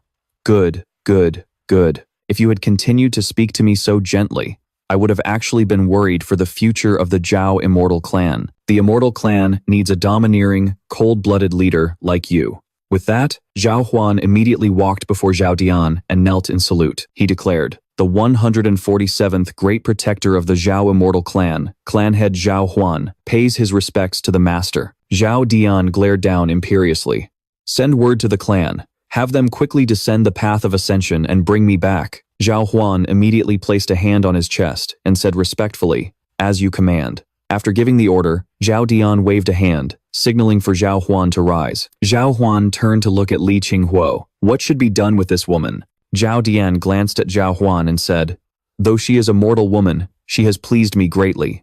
She knows how to be agreeable." Then he looked back at Li Qinghe and continued, "Let her come with me." Zhao Huan nodded repeatedly, stood up, and started walking towards Li Qinghe. He glared at her. "How should we carry this piece of meat?" The scene then shifts to the Southern Suppression King's mansion. In Galaxy City, inside the grand hall of King Zhenan's manor, everyone was gathered. Stroking his beard, King Zhenan spoke, "This old man has lived a long life, but this is the first time I've ever met someone with such astonishing talent as young Master Qin. Not even 18 years old. Yet you were able to slay a peak divine power realm master like old ancestor Qi Xian." King Zhenan continued, placing a hand on Qin Yu's shoulder. Old ancestor Qi Xian and the Extreme Sun sect had deep ties. First, you killed Chu Lin, and now you've killed old ancestor Qi Xian. The Extreme Sun sect will surely vow to hunt you to the ends of the earth. Leng Tianshuang placed a hand on her chest in a gesture of respect. Although the Extreme Sun sect is slightly stronger than our Sacred Heart Palace, they wouldn't dare to openly oppose us. Once young Master Qin joins the Sacred Heart Palace, we will ensure your safety. A woman from the Jade Maiden sect began to argue. The Sacred Heart Palace? You think you're the only ones who can protect him? As if our Jade Maiden sect can't do the same? Besides, it's not certain that young Master Qin will even join your Sacred Heart Palace. Leng Tianshuang glared back. Bai Feifei, what do you mean by that? Bai Feifei immediately retorted, "Qing Zhao is a core disciple of our Jade Maiden sect, and she is our next holy maiden. Moreover, Qing Zhao is young Master Qin's childhood sweetheart. Do you really think he wouldn't join our Jade Maiden sect for her sake?" Bai Feifei placed her hands on the table as if to stand up, continuing, "Young Master Qin, if you join our Jade Maiden sect, I can promise you on behalf of the sect that within 3 years, Qing Zhao will definitely become our holy maiden. As for you, young Master Qin, you will be given the position of inner sect steward, a status equivalent to that of a vice sect master." Somewhat angered, Leng Tianshuang also stood up and declared, "Whatever conditions the Jade Maiden sect offers, the Sacred Heart Palace can match them." Seeing the situation, King Zhenan thought to himself, "Little brother Qin, this old man can't help you with this one. The choice is yours." Qin Yu calmly and leisurely spoke up, "I will not be joining either of your sects." Immediately, the gazes of Leng Tianshuang and Bai Feifei shifted to Qin Yu. Looking at the two of them, he continued, "However, I will go to the Sacred Heart Palace to cultivate for a period of time. My previous promise regarding the Heavenly Heart Sacred Firestone will, of course, be honored exclusively for the Sacred Heart Palace." Leng Tianshuang could sense Qin Yu's sincerity. She respectfully expressed her thanks. "Thank you, young Master Qin." Then she thought for a moment. For young Master Qin to not want to join the Sacred Heart Palace is understandable. With his talent, he deserves even better options. Since Bai Feifei had no opportunity to gain anything, she turned to leave. "Since it has come to this, I won't insist. I'll take my leave now." Bai Feifei's figure gradually disappeared from the hall. Qin Yu watched her with furious eyes brimming with killing intent, roaring in his heart. Jade Maiden sect. In my past life, when old ancestor Qi Xian came demanding a person, you didn't hesitate for a second to hand over Qing Zhao. In this life, the Jade Maiden sect has no reason to exist anymore. At this moment, King Zenan took a storage ring from his robes and offered it to Qin Yu. "Little brother Qin, the spoils of war from the 4 great sects are all in here. You've gained quite a harvest this time." Seeing this, Qin Yu immediately took King Zhenan's hand and looked at him seriously. "King Zhenan, I don't need these things." King Zhenan was confused. Qin Yu spoke respectfully to him. This is a small token of my appreciation for the divine might army of your manor. You and Yuer can also use it to live a better life. Hearing Qin Yu mention the divine might army, King Zhenan was utterly shocked. His hands trembled as he clutched the storage ring, unable to stop tears from streaming down his face. The divine might army. The divine might army. Qin Yu clasped his hands and bowed respectfully. King Zhenan's manor has fought 100 battles unyielding. Its iron will forged into blood arrows that pierce the azure sky. For nearly 100 years, King Zhenan's manor has always fought for the human race, to protect our people. Your 9 sons and 14 grandsons have all sacrificed their lives on the frontier. For the divine might army, you've exhausted your own manor's resources. And because of a hidden injury that has plagued you for 15 years, you lost your glorious cultivation. Qin Yu bowed deeply again. Such spirit is worthy of the title, Hero of the Human Race. I, Qin Yu, on behalf of all those who were once saved by the divine might army, express my deepest respect to you. King Zhenan was deeply moved and placed a hand on Qin Yu's shoulder. Good, Qin Yu, then this old man will be counting on you. Qin Yu smiled confidently, patting his chest as he said, King Zhenan, rest assured, no matter what realm I, Qin Yu, may reach in the future, I will swear to protect the human race with my life, to save our people from annihilation, and ensure the eternal existence of our race. Seeing Qin Yu's determination to protect the human race, King Zhenan was ecstatic. The holy maiden, Lung Tianshuang, who stood nearby, was also filled with admiration. Young Master Qin is truly a man of great righteousness. The scene shifts to the ancestral hall of the divine spear sect. Wang Tishang and Wang Xuan were kneeling before the ancestors' memorial tablet. Wang Tishang was kowtowing repeatedly, crying out, "Oh, ancestor, I am incompetent. I have failed to restore the glory of the divine spear sect." Wang Xuan, his body wrapped in bandages, turned to his father and was about to speak when Wang Tishang, without waiting for him to finish, swung his hand and slapped him across the face. Confess your sins to the ancestor. This slap caused Wang Xuan's blood splattered onto the ancestral tablet. Beaten, Wang Xuan immediately kowtowed, confessing his sins to the 7 ancestors. Ancestors, it's not that your grandson is too incompetent. It's just that Qin Yu is a monster. There was truly nothing I could do. Wang Tishang was seething with rage. Clenching his fists, he glared at Wang Xuan and roared, "You insolent whelp, how dare you still make excuses at a time like this?" Suddenly, a beam of green light shot out from the ancestor's tablet, and then, a phantom image of the divine spear sect's founder materialized. Both Wang Tishang and his son stared with wide, astonished eyes. The phantom of the divine spear sect's founder glared down at the father and son. To think that the descendants of the great Wang family would fall to such a pathetic state. The two stared in shock and stammered, "An ancestor, has your spirit returned?" The ancestor's spirit snorted, looking intently at Wang Xuan and said, "Fate has been decided. There is nothing to be done about it. Wang Xuan, the blood of the Wang family flows through your veins. You are capable of awakening my divine consciousness. I can only entrust the grand mission of revitalizing the Wang family to you." With that, the phantom of the ancestor reached into his chest. He pulled out a green orb of energy, from which a secret token slowly materialized, and then presented it to Wang Xuan. "This is the Wang clan's secret token. It can open the ancestral cave I built in my lifetime. Go now, and absorb everything I have left behind. Then, you must restore our family's glory." After that, the ancestor's phantom gradually faded away, leaving the secret token for Wang Xuan. Ecstatic, Wang Xuan received the token with both hands. "Open the ancestral cave. Father, this is the ancestor's token. It's really the ancestor's token, isn't it?" Wang Tishang stroked his beard and said to Wang Xuan, "I once heard my great-grandfather speak of this. Back in the day, our Wang family was one of the world's top clans, and the divine spear sect founder's cultivation was heaven-shaking and earth-shattering. But because we offended the upper realm immortals, we were cast down in a single night. This time, if you can obtain the treasures our ancestor left behind, our Wang family will surely have a chance to rise again." Wang Xuan grinned excitedly. "Qin Yu, even if you found some great fortune in the great wasteland, once I obtain the Wang family's inheritance, you are dead meat. A blood debt must be paid in blood."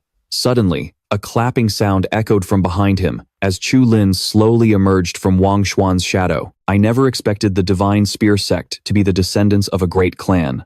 It seems I've come to the right place today." Wang Tishang and Wang Xuan's eyes widened in shock.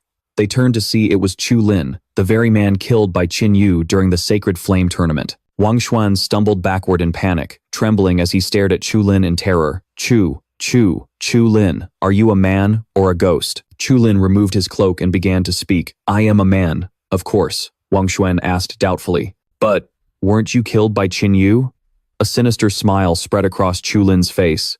Heh. The Extreme Sun sect once had a total of 18 divine sons. A year ago, I became the last one. But now, I am the 5th divine son. Do you know why? Let me tell you, it's because the Extreme Sun sect now has only 5 divine sons left. How do you think the other 13 died? I, Chu Lin, can slaughter until rivers of blood flow. How could I die so easily? He continued with a terrifying gaze. The fake death clone technique. I learned it from the 8th divine son's secret arts. After I killed him. Wang Xuan, you truly want to kill Qin Yu, don't you? Upon hearing Qin Yu's name, Wang Xuan's eyes widened as he shouted, Qin Yu and I cannot live under the same sky. At that moment, Chu Lin began to lay out his plan. Right now, an opportunity is right in front of you. Lure him into the ancestral cave, and then kill him. You can inherit the Wang family's legacy with peace of mind. I have absolutely no interest in taking it. As he said this, a sinister grin spread across his face as he declared, I only want the 9th grade sacred flame that Qin Yu possesses.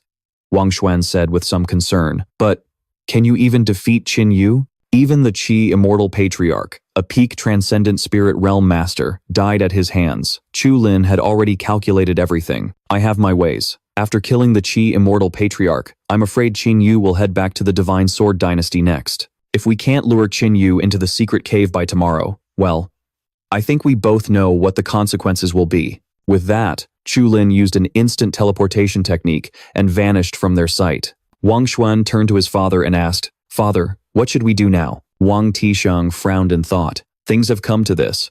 We have no other choice. Tomorrow, we will go and invite Qin Yu ourselves. Meanwhile, late at night, in an inn in Tianhe City, inside Qin Yu's room, Yu Si and Yu Yue were bowing to congratulate him. Congratulations, young Master Qin, for taking first place in the Sacred Flame tournament. The Great Wasteland is truly full of wonders. The fortune you encountered there even enabled you to slay the Qi immortal patriarch. Qin Yu looked intently at the two sisters. First place in the Sacred Flame tournament is nothing special. Tomorrow, I will begin my journey back to the Divine Sword dynasty to take my revenge, Qin Yu said, as he moved closer to the two sisters. As for the two of you, I have a task for you. Listen carefully. After receiving their orders, the two sisters were utterly astonished. The next morning, at Prince Zhenin's manor, everyone gathered in the main hall to see Qin Yu off. Returning to the Divine Sword dynasty for revenge, Du Guwaner smiled cheerfully at Qin Yu. Young Master Qin, I wish you a safe journey. Yue Hua, standing beside her, also spoke up with a worried look on her face. Qin Yu, you have to be careful. Even though you killed the Qi immortal ancestor, Zhao Dian has the immortal clan behind him. He might have other powerful experts on his side. Qin Yu remained cheerful and calm, saying, Don't worry. This time, when Zhao Dian meets me, he's as good as dead. Lung Tianshuang looked intently at Qin Yu. Young Master Qin, I will accompany you this time. After you get your revenge, we'll head to the Sacred Heart Palace. Suddenly, one of the Prince of Zhenan's subordinates ran in shouting, Urgent report. Reporting to the Prince of Zhenan, Wang Tisheng and Wang Xuan of the Divine Spear sect have arrived. The Prince of Zhenan, leaning on his cane, was a little surprised and ordered his subordinate. Well then, let them in. Hearing this, Qin Yu thought to himself, could these two be here because the ancient ruins have opened? At that moment, Wang Tisheng and Wang Xuan entered the main hall. As soon as they walked in, they clasped their hands in a respectful salute. Greetings, Prince of Zhenan. The Prince of Zhenan stared suspiciously at the father and son and asked, What business brings you two here today? Just then, Wang Xuan suddenly knelt before Qin Yu. I have come today to apologize to you, young Master Qin. I was ignorant and arrogant, and greatly offended you. Wang Tisheng also stepped forward and knelt, placing a hand on Wang Xuan's head. I hope you can be the bigger person, young master, and not hold it against him. Wang Xuan looked earnestly at Qin Yu, young Master Qin. As an apology, our Divine Spear sect has brought you a fated opportunity. He then kept looking around cautiously. Qin Yu understood his meaning and said, There are no outsiders here. You can speak freely. Hearing this, Wang Xuan began to explain the opportunity. Our Divine Spear sect accidentally discovered a cave dwelling left behind by a great power from ancient times. So, we came to invite you, young Master Qin, to claim this opportunity with us. Qin Yu instantly realized this was the fated exploration of the ancient ruins that he knew about from his past life. So, they really did come for this. But, this is much earlier than in my previous life. Leng Tianshuang stared at Wang Xuan, immediately seeing through his scheme. Wang Xuan, I'm afraid you plan to set a trap in the cave to deal with young Master Qin. Do you really think he would fall for such an obvious ploy? Hearing Leng Tianshuang's words, Wang Tishang panicked for a moment. He forced a smile and waved his hands in denial. No, absolutely not. We are sincerely here to apologize. The fearful Wang Xuan was still praying in his heart. Qin Yu, please agree. Please agree. Yue Hua angrily pointed right at Wang Xuan. With such a clumsy scheme, there's no way Qin Yu will go. However, contrary to everyone's expectations, Qin Yu suddenly nodded. All right, in that case, I'll accept your sincere apology. So, when do we leave? Beside him, Yue Hua cried out in shock. What? Wang Tishang immediately beamed at Qin Yu. Of course, the sooner the better. The secret realm is at the foot of Crimson Mang Mountain, west of Heavenly River City. If we set out tomorrow, we can be there in a single day. Qin Yu nodded repeatedly at Wang Tishang. Then it's settled. We leave tomorrow. Having achieved their goal, Wang Tishang and Wang Xuan hurriedly bowed and took their leave. The father and son then rushed out of the Prince of Zhenan's residence. After they left, Yue Hua immediately stepped forward to confront Qin Yu. Qin Yu, that's obviously a plot against you. Why do you still want to go? Qin Yu turned to Yue Hua. If even you can see through it, how could I not? But don't worry, since I've decided to go, I have my own way of dealing with it. Leng Tianshuang, looking worried, quickly asked Qin Yu to let her come along. But after hearing her, Qin Yu just shook his head. There's no need to worry about me. I'll be fine by myself. Leng Tianshuang sighed in disappointment. Very well, I will respect your wishes, young Master Qin. The Prince of Zhenan stood opposite Qin Yu, stroking his beard as he gave some advice. Little brother Qin, although you have countless fortunes, you must still be cautious on your journey. Don't get too conceited. Qin Yu looked intently at the Prince of Zhenan. I will take the prince's advice to heart. True to his word, with the Divine Spear sect, Qin Yu set off with the father-son duo the next morning. They arrived at the foot of Crimson Mang Mountain after riding their dinosaurs for some time. Qin Yu immediately jumped down, then looked around, lost in thought. This is where one heir met her end in my past life. But this time, she wasn't even invited. It seems winning the Sacred Flame Grand competition really did change the future's direction, making it vastly different from the world I knew. Wang Tishang walked up to Qin Yu and said, Young Master Qin, the ancient ruins are right here at the base of Crimson Mang Mountain. There's a hidden cave entrance just ahead. We just have to go inside to get there. Hearing this, Qin Yu ordered the father and son to lead the way. Then, Qin Yu glanced at the two of them, thinking to himself, so who's really backing these two? The dead puppet sect? This is getting more and more interesting. Before long, Wang Tishang led Qin Yu to the secret cave entrance. Young Master Qin, we're here. He walked up to the entrance and threw a punch. In an instant, the stone sealing the cave shattered into pieces, revealing a passageway. Wang Tishang pointed forward again. Young Master Qin, the secret chamber is just ahead. Seeing that Qin Yu had gone inside, the father and son exchanged a look. The members of the Wang family exchanged nods. And soon after, Wang Tishang led Qin Yu to the secret treasure chamber. Before Qin Yu's eyes were 3 first-grade immortal artifacts from the previous sect master of the Divine Spear sect. Seeing the 3 immortal artifacts, Wang Xuan cried out in shock. My God, are these all first-grade immortal artifacts? Wang Tishang smiled, pointing 2 fingers towards the 3 treasures. Young Master Qin, these 3 treasures are all yours. Qin Yu's eyes widened as he observed the statue before him, lost in thought. There isn't a trace of a soul in this sculpture. Or, more accurately, this is the master of these ruins. The 3 first-grade immortal artifacts are all sealed by a restriction spell. It seems only someone who is recognized can take them. If an unrecognized person touches these restricted items, they will be crushed to dust. For me, a trick like this is mere child's play. After a moment's thought, Qin Yu stepped forward and firmly grasped the immortal artifact, resting on the stand. The immortal energy within the spear suddenly erupted into a fierce flame, attempting to engulf Qin Yu. But Qin Yu simply took a deep breath and blew out the raging fire that had just flared up. Just like that, Qin Yu easily took one of the 3 immortal artifacts. Next, he took out the storage ring from his person, and with his divine power, he guided all the immortal artifacts into it. Qin Yu stared at the storage ring, deep in thought. Next, I just need to refine these 3 first-grade immortal artifacts, and the power of the war god's spear will be enhanced even further. Suddenly, the secret passage began to shake violently, startling the Wang father and son. A flash of orange light suddenly appeared, illuminating the entire secret passage, emanating from between the statue's legs. Then, the light gradually faded, revealing an immortal crest tablet. Qin Yu examined it closely and thought, "This is an immortal crest tablet, but the pattern is a little different. This type of immortal crest can only be awakened by the immortal clan or their descendants. After awakening the crest, depending on its grade, one's power will be enhanced to varying degrees. At the very least, one can obtain a much stronger body, and their cultivation will increase tenfold. As for the human race, if they wish to obtain an immortal crest, there is only one way. Kill a member of the immortal clan, and use a secret art to steal their crest. Wang Xuan, in my past life, must have obtained this immortal crest tablet, which allowed him to awaken his immortal crest. It's just that this tablet is still incomplete." Wang Xuan's eyes widened in horror when he saw the immortal crest tablet. Is this the thing that can grant a mortal the body of an immortal, by awakening an immortal crest tablet? Could the methods passed down by our ancestors truly be this terrifying? Then, Qin Yu pointed a finger at Wang Xuan and commanded loudly, "You have the other tablet, don't you? Hand it over now."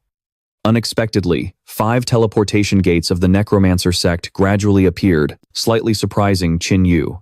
Then, the minions of the necromancer sect began to emerge. The master of the necromancer sect stood beside his subordinates and shouted at Qin Yu, "Hand over your worthless life first, Qin Yu." Qin Yu glared at the necromancer sect master.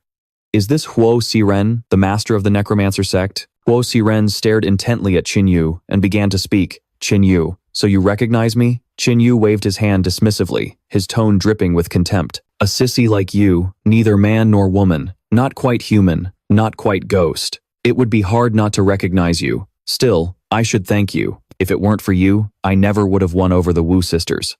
Huo Siren raised his sharp claws, his face contorted with rage as he looked at Qin Yu. "Qin Yu, don't you dare think that killing old ancestor Qi Xian puts you on my level. What good are 2 pieces of trash who surrendered to you? The power of my necromancer sect is far greater than you can imagine. These 4 are the elders of my necromancer sect, and their cultivation is at the peak of the divine passage realm. Including myself, that makes 5 of us. Qin Yu, how can you possibly stand against us?" Huo Siren began to glare and roar. "Qin Yu, you may have escaped from my necromancer sect once, but this time, the only path for you is death. Elders, attack." As soon as Huo Siren gave the order, the 4 elders of the necromancer sect immediately charged towards Qin Yu. In an instant, Qin Yu summoned the war god's spear, spun it once, and assumed an attack stance. Then, Qin Yu glared at Huo Siren. "It seems you people still don't get it. Just because I can kill old ancestor Qi Xian doesn't mean the peak of the divine passage realm is my limit." As Qin Yu spoke, he swung the war god's spear, unleashing a strike that created phantoms of a Yazi and a 9-legged golden crow. An immense pressure crashed down upon the elders of the necromancer sect. The Yazi and the 9-legged golden crow sent the 4 elders flying. In the blink of an eye, the 4 elders of the necromancer sect were easily slammed into the wall. Seeing the 4 elders defeated by Qin Yu, Wang Xuan and Wang Tisheng gasped in utter shock. The 4 peak divine passage realm experts were no match for a single spear strike. Qin Yu pointed the tip of his spear at Huo Siren. "If you have any other tricks up your sleeve, you'd better use them now." A corner of Huo Siren's mouth curled up, revealing a sinister smile. "Ha, Qin Yu, do you know that the greatest technique of my necromancer sect is the art of puppet mastery? No matter how strong you are, faced with this many puppets, what can you possibly do?" Then, Huo Siren stretched his hand forward, commanding his puppets to attack Qin Yu. Qin Yu stood calmly, completely unfazed, spiritual energy, then closed his eyes and entered his divine consciousness to command Yazi to capture them one by one. Yazi continued to crush them, and even playfully kneaded them like dough before rolling them into balls. Qin Yu spoke up. "Immortal and indestructible, huh? Take this." Qin Yu continued to have the Yazi phantom throw Huo Siren's puppet spheres against the wall. Just like that, his 4 subordinates were rolled into balls and thrown right past his face. Huo Siren's eyes widened in fury as he roared, "No! Do you have any idea how much of my life's work went into refining these puppets?" As soon as he finished speaking, Qin Yu rushed forward. Right in front of Huo Xiren, he landed a powerful punch to his face. Blood streamed from his nose, and several teeth were knocked out, making him scream in pain. Qin Yu then grabbed Huo Xiren by the collar and lifted him up. Your life's work? What you poured into this wasn't your life's work. It was the countless lives of the innocent. After speaking, Qin Yu landed another punch on his chest. Huo Xiren, you cultivate demonic arts. You practice forbidden techniques, using the blood of the living to create demon puppets. Your sins are monstrous, despised by all. As Qin Yu finished his words, he proceeded to beat Huo Xiren to a pulp, beating him to within an inch of his life. Qin Yu then raised the war god's spear and thrust it straight into Huo Xiren's chest. Today, I will avenge the souls of those you wrongfully killed. The war god's spear pinned Huo Xiren to the wall, followed by an eruption of Qin Yu's divine power. After being brutally beaten and stabbed through the chest by the war god's spear, Huo Xiren collapsed to the ground. Thinking he had dealt with Huo Xiren, Qin Yu turned to the Wang father and son. Is this successor of yours really this pathetic? Witnessing this scene, the Wang father and son cried out in terror. Suddenly, Huo Xiren's body began to move, slowly rising to its feet. Qin Yu, how dare you humiliate me like this? He roared in rage, his body twisting unnaturally. Then, from his mouth, countless dark red threads of divine power poured out, converging in the air to form the limbs and facial features of a giant demon puppet. Its entire body radiated a malevolent aura and the stench of blood. Qin Yu glared at the demon puppet. Just look at yourself now. You've turned yourself into a demon puppet.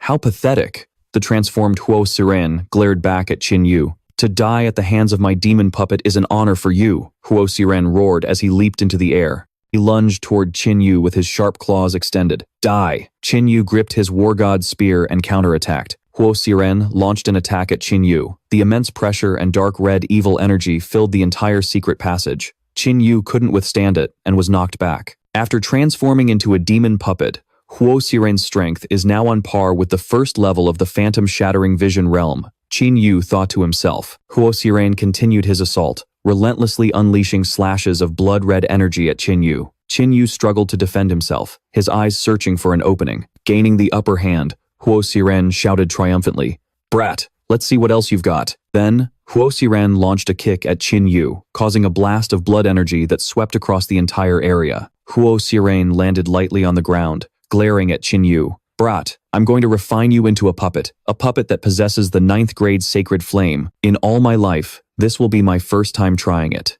Qin Yu looked straight at Huo Xiren. "Is the power of the phantom-shattering realm already too much for your body to handle?" Qin Yu smirked coldly. "Huo Xiren, don't blink, because I'm about to show you something interesting." Then, Qin Yu began to summon the Suwani, Yazi, and the 9-legged golden crow, using the Yazi phantom to absorb and refine all their energy. His power surged, and a domineering aura radiated from Qin Yu as his very bones were strengthened. Huo Xiren stared at Qin Yu, shouting, "Brat, you also have a secret technique to strengthen your bones?" Huo Xiren seized the opportunity, clasping his hands together and striking fiercely at Qin Yu. "But you're out of chances." With that, he slammed his attack down on Qin Yu. The shockwave scattered in all directions, sending the Wang father and son flying. Amidst the dust and smoke, Huo Xiren slowly raised his hand, muttering to himself, "I didn't expect getting rid of this brat would be more troublesome than I thought. Oh well. Although I've wasted this demon puppet body, acquiring Qin Yu's body won't be a loss." Suddenly, he saw Qin Yu's silhouette. Within the settling dust, he gasped, "What? What is this?" Qin Yu stood amidst the smoke, his entire body enveloped in Yazi's divine power. He was even wearing a set of tough, wild beast armor. Qin Yu glared at Huo Xiren. "What do you think of this move of mine? Cool enough for you?" Huo Xiren was terrified. You're not human. Are you from the demon race?" The Wang father and son also began to tremble. They screamed, "The demon race! So Qin Yu is from the demon race." Qin Yu raised his hand, now enhanced by Yazi's power. "This is Yazi's body. I can only borrow a limited fraction of its power. Borrowing the power of the 9-legged golden crow and the Suwani, I can only manifest the power of one arm. But the power of this arm alone is no less than that of a 3rd-level vision-shattering realm master." As he spoke, Qin Yu threw a punch straight at Huo Xiren. The Yazi phantom followed the punch, slamming into Huo Xiren's chest. The attack, enhanced by Yazi, reached its absolute limit. A single punch easily sent the demon puppet Huo Xiren flying, reverting him to his original form as he fell to the ground in agony, coughing up a mouthful of black blood. "I've lost. The demon puppet, a masterpiece of human craftsmanship that cost me so much, and it couldn't even withstand a single blow from him. Qin Yu. He stepped towards Huo Siyuan, raising his hand to finish him off. Suddenly, Huo Siyuan screamed, "Chu Lin, now!" Hearing Huo Siyuan call Chu Lin's name, Qin Yu's eyes widened in shock. From the darkness, Chu Lin's voice echoed, "Huo Siyuan, you've disappointed me greatly. Qin Yu, you can go for now. The next time we meet, I will definitely kill you." Then, Chu Lin also fled through the secret passage. The Wang father and son stared wide-eyed, extremely worried about the situation. Huo Siyuan screamed in despair, "You dare plot against me?" Qin Yu stared coldly at Huo Siyuan. "Humph, Huo Siyuan, I never thought you'd see a day like this." With no way out, Huo Siyuan resorted to a ploy to save his own life. "Qin Yu, you can't kill me. If you kill me, you'll never get your revenge on Zhao Dian in this lifetime." Qin Yu was stunned by Huo Siyuan's words. He stared at him and asked, "What did you say?" Huo Siyuan continued, "You don't know yet? Zhao Dian has awakened the supreme immortal inscription. The Zhao clan immortal tribe is walking the path of ascension.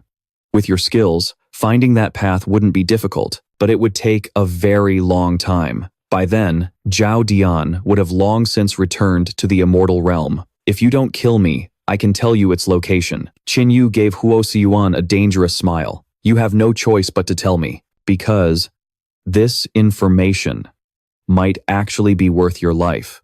Having achieved his goal, Huo Siyuan revealed a sinister smile. He pointed at Qin Yu and stated his condition. "I need you to swear a soul oath to the heavens that you will spare my life." Qin Yu agreed to the deal. Raising his hand to the sky, he said, "Fine, I swear upon my soul to the heavens, I will absolutely not kill you." Huo Siyuan breathed a sigh of relief. "Satisfied," he said. "According to our death god Sek's intelligence, the Zhao clan immortal tribe will descend the heavenly road at Qifeng Mountain, 100 miles southwest of the Divine Sword Dynasty. Qin Yu, you have 10 days at most.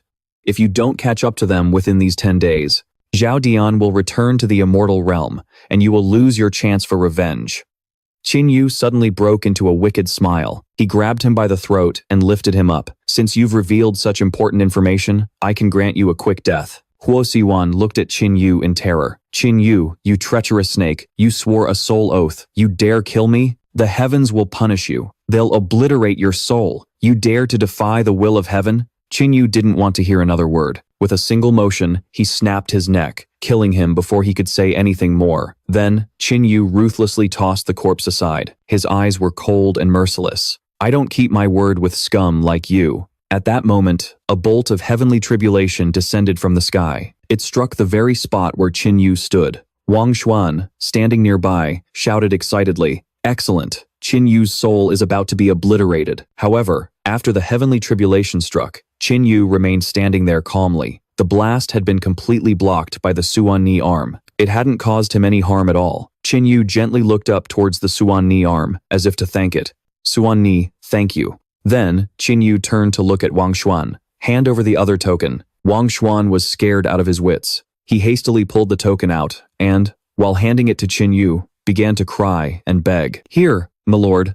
I'll give it to Lord Qin Yu. I swear I will never speak a word of what happened today. No one will ever know you're from the demon race. Please spare me." Wang Xuan's father also dropped to his knees, begging for mercy. "Young Master Qin, this is all my fault. I am willing to die. I only ask that you spare my son, Wang Xuan, and leave a bloodline for the Wang family." Qin Yu snatched the immortal inscription token and said to the father and son, "Are you two finished talking? Every other word out of your mouths is, demon race, demon race. I can hear the voice of Yazi within me, and it is furious." Qin Yu's eyes turned fierce as he roared, "How could I possibly spare you?" With that, Qin Yu struck them with a single palm, obliterating the souls of the father and son. Afterward, Qin Yu picked up the 2 immortal inscription tokens to examine them closely. "Let's see what tier this immortal inscription is." Qin Yu used his divine power to bring the 2 tokens together and began to refine and fuse them. An incredibly powerful surge of energy appeared before him. It was then absorbed by his arm. Qin Yu was a little surprised to see the Yazi arm absorbing the immortal inscription's energy. Qin Yu asked the Yazi spirit, "You want to absorb this immortal inscription?" A phantom of Yazi appeared and nodded continuously before him. Seeing this, Qin Yu also reached out and began to absorb the immortal inscription's energy. After absorbing the immortal inscription, the Yazi arm was filled with power once again. Its flesh and bone were strengthened to a whole new level. Qin Yu's eyes widened in excitement as he said, "I can't believe it. This is a 7th-tier immortal inscription. Yazi couldn't absorb all of it, so the rest will be refined into spiritual energy within my body." During the absorption process, Qin Yu's entire body broke through to a new level, constantly emitting intense shockwaves around him. Next, Qin Yu raised his Yazi arm to observe it. To think that after absorbing a 7th-tier immortal inscription, the power of the Yazi arm has grown even stronger, more than double what it was before. And my current cultivation has reached the peak of the divine connection realm. Now that I've reached the peak of the divine connection realm, my full combat power can be unleashed. Right now, I can kill an opponent at the 3rd tier of the void-breaking realm. If I add the power of the Yazi arm, maybe even killing a 5th-level void-breaking realm opponent. Zhao Dian. Although I don't know what kind of immortal inscription you've awakened, from now on, anyone like you who crosses my path is guaranteed to die. It'll take 9 days to get to the Weeping Wind mountain range from here. By that time, I'm afraid it'll be too late to return to Tianhe City. I can only go to the Weeping Wind mountain range first. Afterwards, Qin Yu used his divine power to write a letter to the Wu sisters. Time is short. I must go ahead to seek revenge on Zhao Dian. Wait for me. After I kill those bastards from the immortal clan, I will return to Tianhe City. Wu Yue, please give a message to the king of Zhenan for me. After Qin Yu finished writing the letter, his eyes widened as he declared, "You bastard Zhao Dian, I'm coming for you." The scene shifts to the Weeping Wind mountain range. Upon a towering stone peak, where the treacherous couple, Zhao Dian and Li Qinghe, along with Zhao Huan, were standing and waiting for the path to the immortal realm to open. Li Qinghe gazed at Zhao Dian and said, "Zhao Dian, if I go to the immortal realm, will I be scorned by everyone?" Zhao Dian stared ahead, his eyes firm. "With me protecting you, who would dare to mock you? After I become the master of the immortal clan, the title of Empress of the human race will be yours." Upon hearing this, Li Qinghe immediately embraced Zhao Dian gratefully. Zhao Dian. Standing behind them, Zhao Huan glared, clearly showing his displeasure. A moment later, a brilliant light bloomed in the sky, and the stairway to the immortal realm appeared. The vile couple looked up at the path of ascension before them, their hearts filled with excitement. High above, a man and a woman were watching Zhao Dian intently. Zhao Dian, I, Zhao Xuan'er of the immortal clan, have come today to escort our master home. My cultivation is too powerful. Descending to the mortal realm at will would cause chaos. Therefore, I beg your forgiveness for not being able to descend and greet you personally. Zhao Huan frowned, looking at Zhao Xuan'er with impatience. What nonsense is this? She alone can cause spatial chaos? She's just saying that to fool you. This is infuriating. Zhao Dian walked forward calmly. There's no need to be so angry. After all, they are already dead men walking. Let's go. I'll trouble you to quickly bring me to the immortal realm. Suddenly, he heard a familiar voice that made him startle. Then, the treacherous couple and Zhao Huan turned around, their eyes widening, in shock as they saw Qin Yu, who had already rushed before them. Zhao Dian glanced at Qin Yu. "Qin Yu, it's you again?" Holding the war god's spear, Qin Yu glared at Zhao Dian. "The old debt between us should be settled today. Why are you in such a hurry to run away?" High above, Zhao Xuan'er carefully assessed Qin Yu. So this kid is Qin Yu? Seeing him in person today, his aura is truly extraordinary. Zhao Fengsheng also spoke up. "It's him. Should I make a move?" Xuan'er observed the situation below and then said, "If Zhao Dian has awakened the supreme divine inscription, then dealing with a mere mortal should be as easy as a wave of his hand. Why would we need to intervene? If Zhao Dian can't even kill a single mortal, how could he possibly have the ability to lead the Zhao immortal clan to rule the world?" Zhao Fengsheng understood her meaning and complied. Amidst the white mist, Qin Yu slowly stepped forward, staring intently at the treacherous couple before him, his entire body radiating a blazing, domineering aura. The moment Li Qinghe saw Qin Yu, she stammered in terror, Qin Yu." Zhao Dian glared at Qin Yu. "I didn't expect you to break through to the peak of the spirit-connecting realm in such a short time. I must say, you've truly surprised me a little." Qin Yu looked back at Zhao Dian with contempt. "Zhao Dian, I still quite fondly remember the sight of you crying and begging your second uncle to save you back then."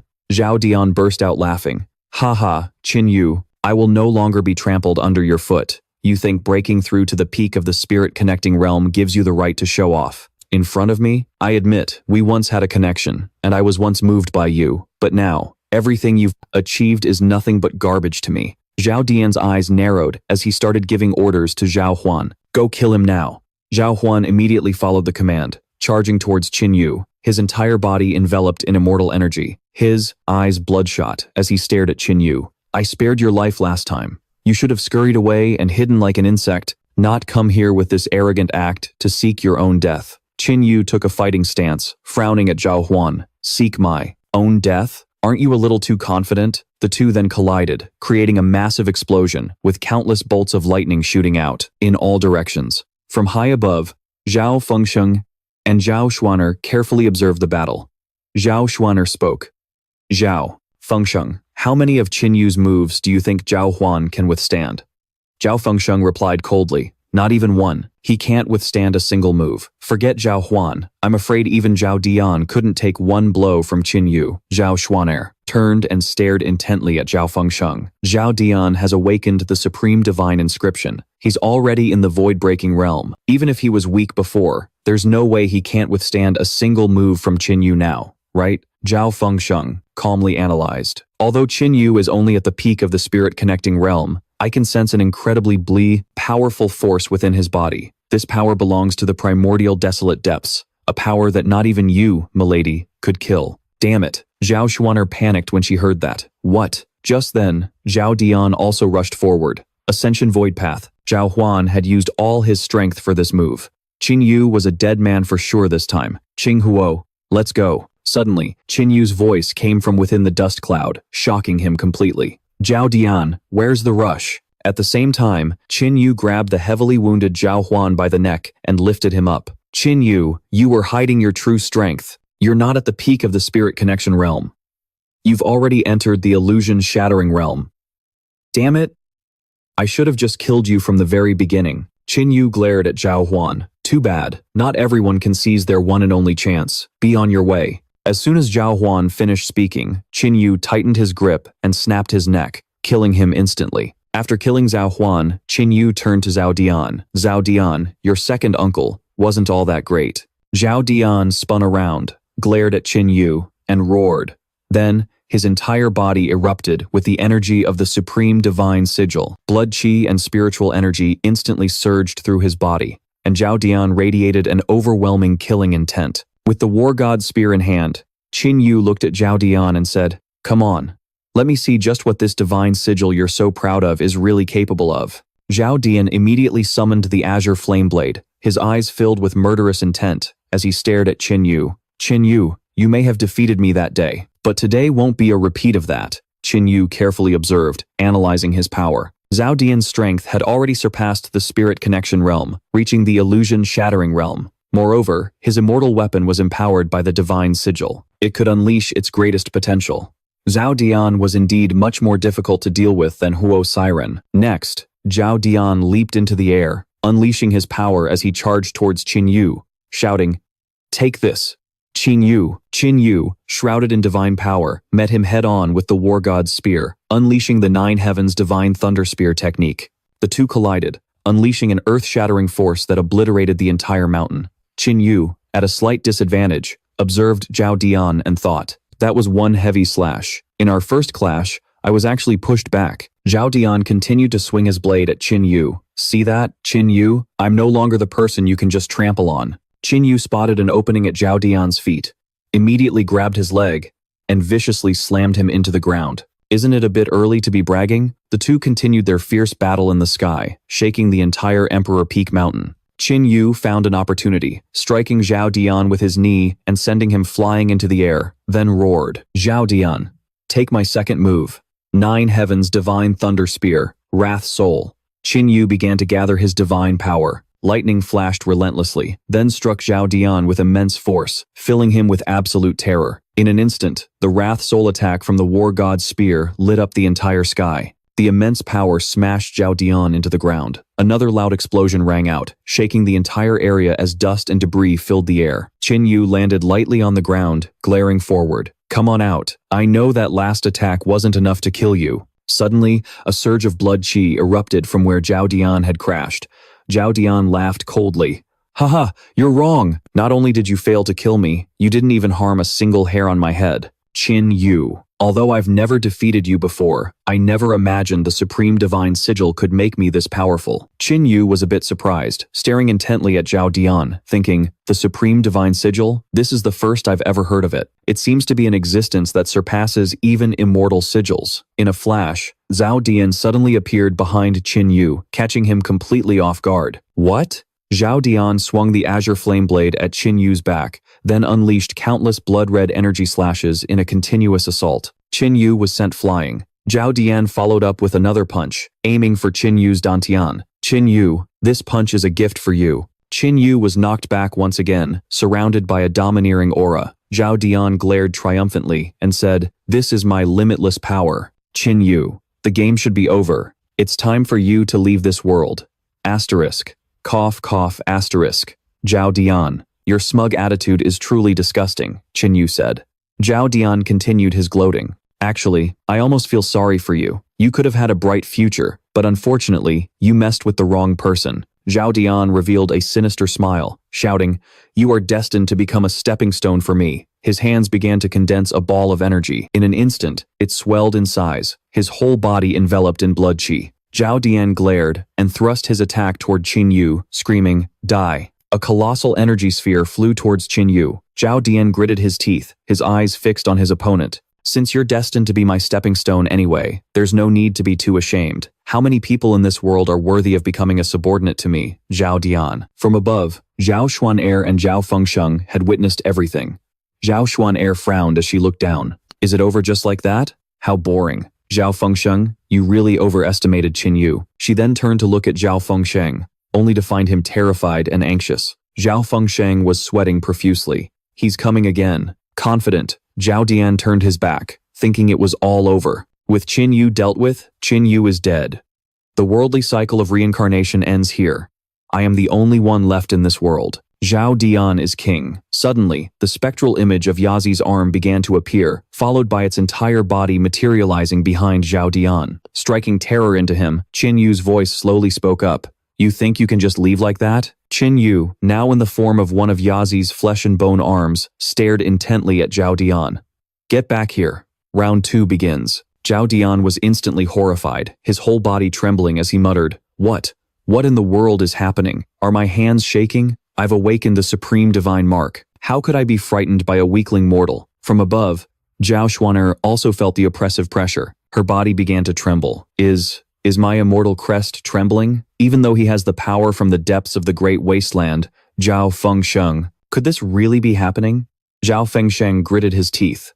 The immortal clan and the beasts of the great wasteland are mutually reinforcing and restraining. But if he merely possesses the power of the great wasteland, it's absolutely impossible for it to shake an immortal crest to this extent. That brat must have obtained the physical body of a great wasteland beast, perhaps even the strongest beast of the great wasteland. This kid cannot be allowed to live.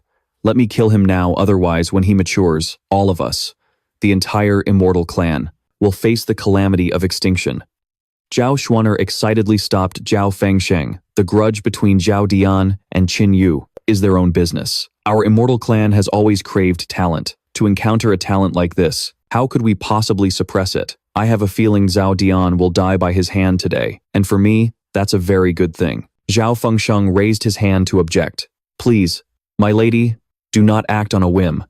What you say may be true, but Zhao Xuanair shot him a look, her tone becoming stern. Zhao Fengsheng, I'm not negotiating with you, I'm telling you. Terrified by Zhao Xuanair's words, Zhao Fengsheng immediately hesitated and obeyed. At that moment, Qin Yu slowly walked towards Zhao Dian. Zhao Dian seemed utterly terrified. Qin Yu sneered, Look at you, both of your hands are shaking. Zhao Dian immediately gripped his azure flame saber, then unleashed the full power of his supreme divine mark. Cut the crap. Qin Yu, do you really think changing your form can stop me? The supreme divine mark is the strongest power of the immortal clan, possessing supreme might throughout all of history. Anyone, anything, can only kneel before the supreme divine mark. With that, Zhao Dian charged towards Qin Yu at incredible speed. And you are no exception. He then threw a punch straight at Qin Yu's face. Next, he swung his saber, slashing out countless blood-red shadows that rained down on Qin Yu. Zhao Dian seemed to have gone mad, screaming as he slashed. "Qin Yu, you are no match for me. You are not." With his hands behind his back, Zhao Fengsheng commented. "He looks just like a clown spouting nonsense." Standing beside him, Zhao Xuanair burst into laughter. "Ha ha ha. If I want to recruit him as my subordinate, what price should I be willing to pay?" At the same time, Zhao Dian was still in a frenzy, his eyes wide as he roared, "Qin Yu, the victor is me. It's Zhao Dian. It's me." Then, he raised his saber and aimed it at Qin Yu, unleashing a volley of blood-red blades. Zhao Dian wore a satisfied smile. Suddenly, he felt a sharp, intense pain, his eyes widening as he spat out a large mouthful of blood. Qin Yu had used Yazi's arm to pierce straight through his heart. Zhao Dian trembled in agony. Qin Yu. Qin Yu grabbed the heart containing the immortal clan's bloodline and ripped it from his chest. Zhao Dian slowly collapsed in front of him. Qin Yu held up the golden orb, observing it. "Now, I think I'm starting to understand many things.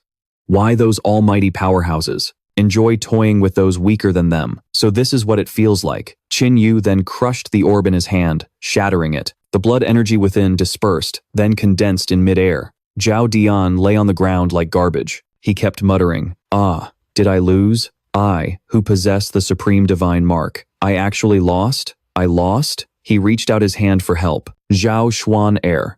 Zhao Fengsheng. Save me. I command you. Come down and save me." Qin Yu stood beside him, glaring up at Zhao Xuanair and her subordinate. Looking at Zhao Dian with a smile, Zhao Xuanair said, "Zhao Dian, even if I wanted to save you, my hands are tied. I'm sorry." Enraged and in pain, Zhao Dian let out a pathetic scream. Annoyed by the noise, Qin Yu walked over and kicked him twice in the throat, then turned his cold gaze upon Li Qinghe. Li Qinghe suddenly collapsed, scrambling backward, her face filled with terror as she looked at Qin Yu. Qin Yu began to walk towards her, step by step. Qin Yu spoke. "Li Qinghe, do you regret it now?" Crying in fear, Li Qinghe said, "I don't regret it.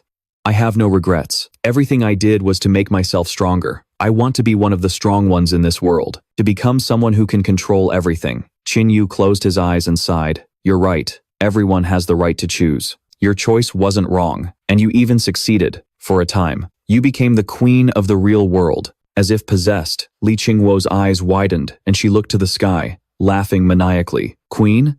I became the queen? I was right. I was right.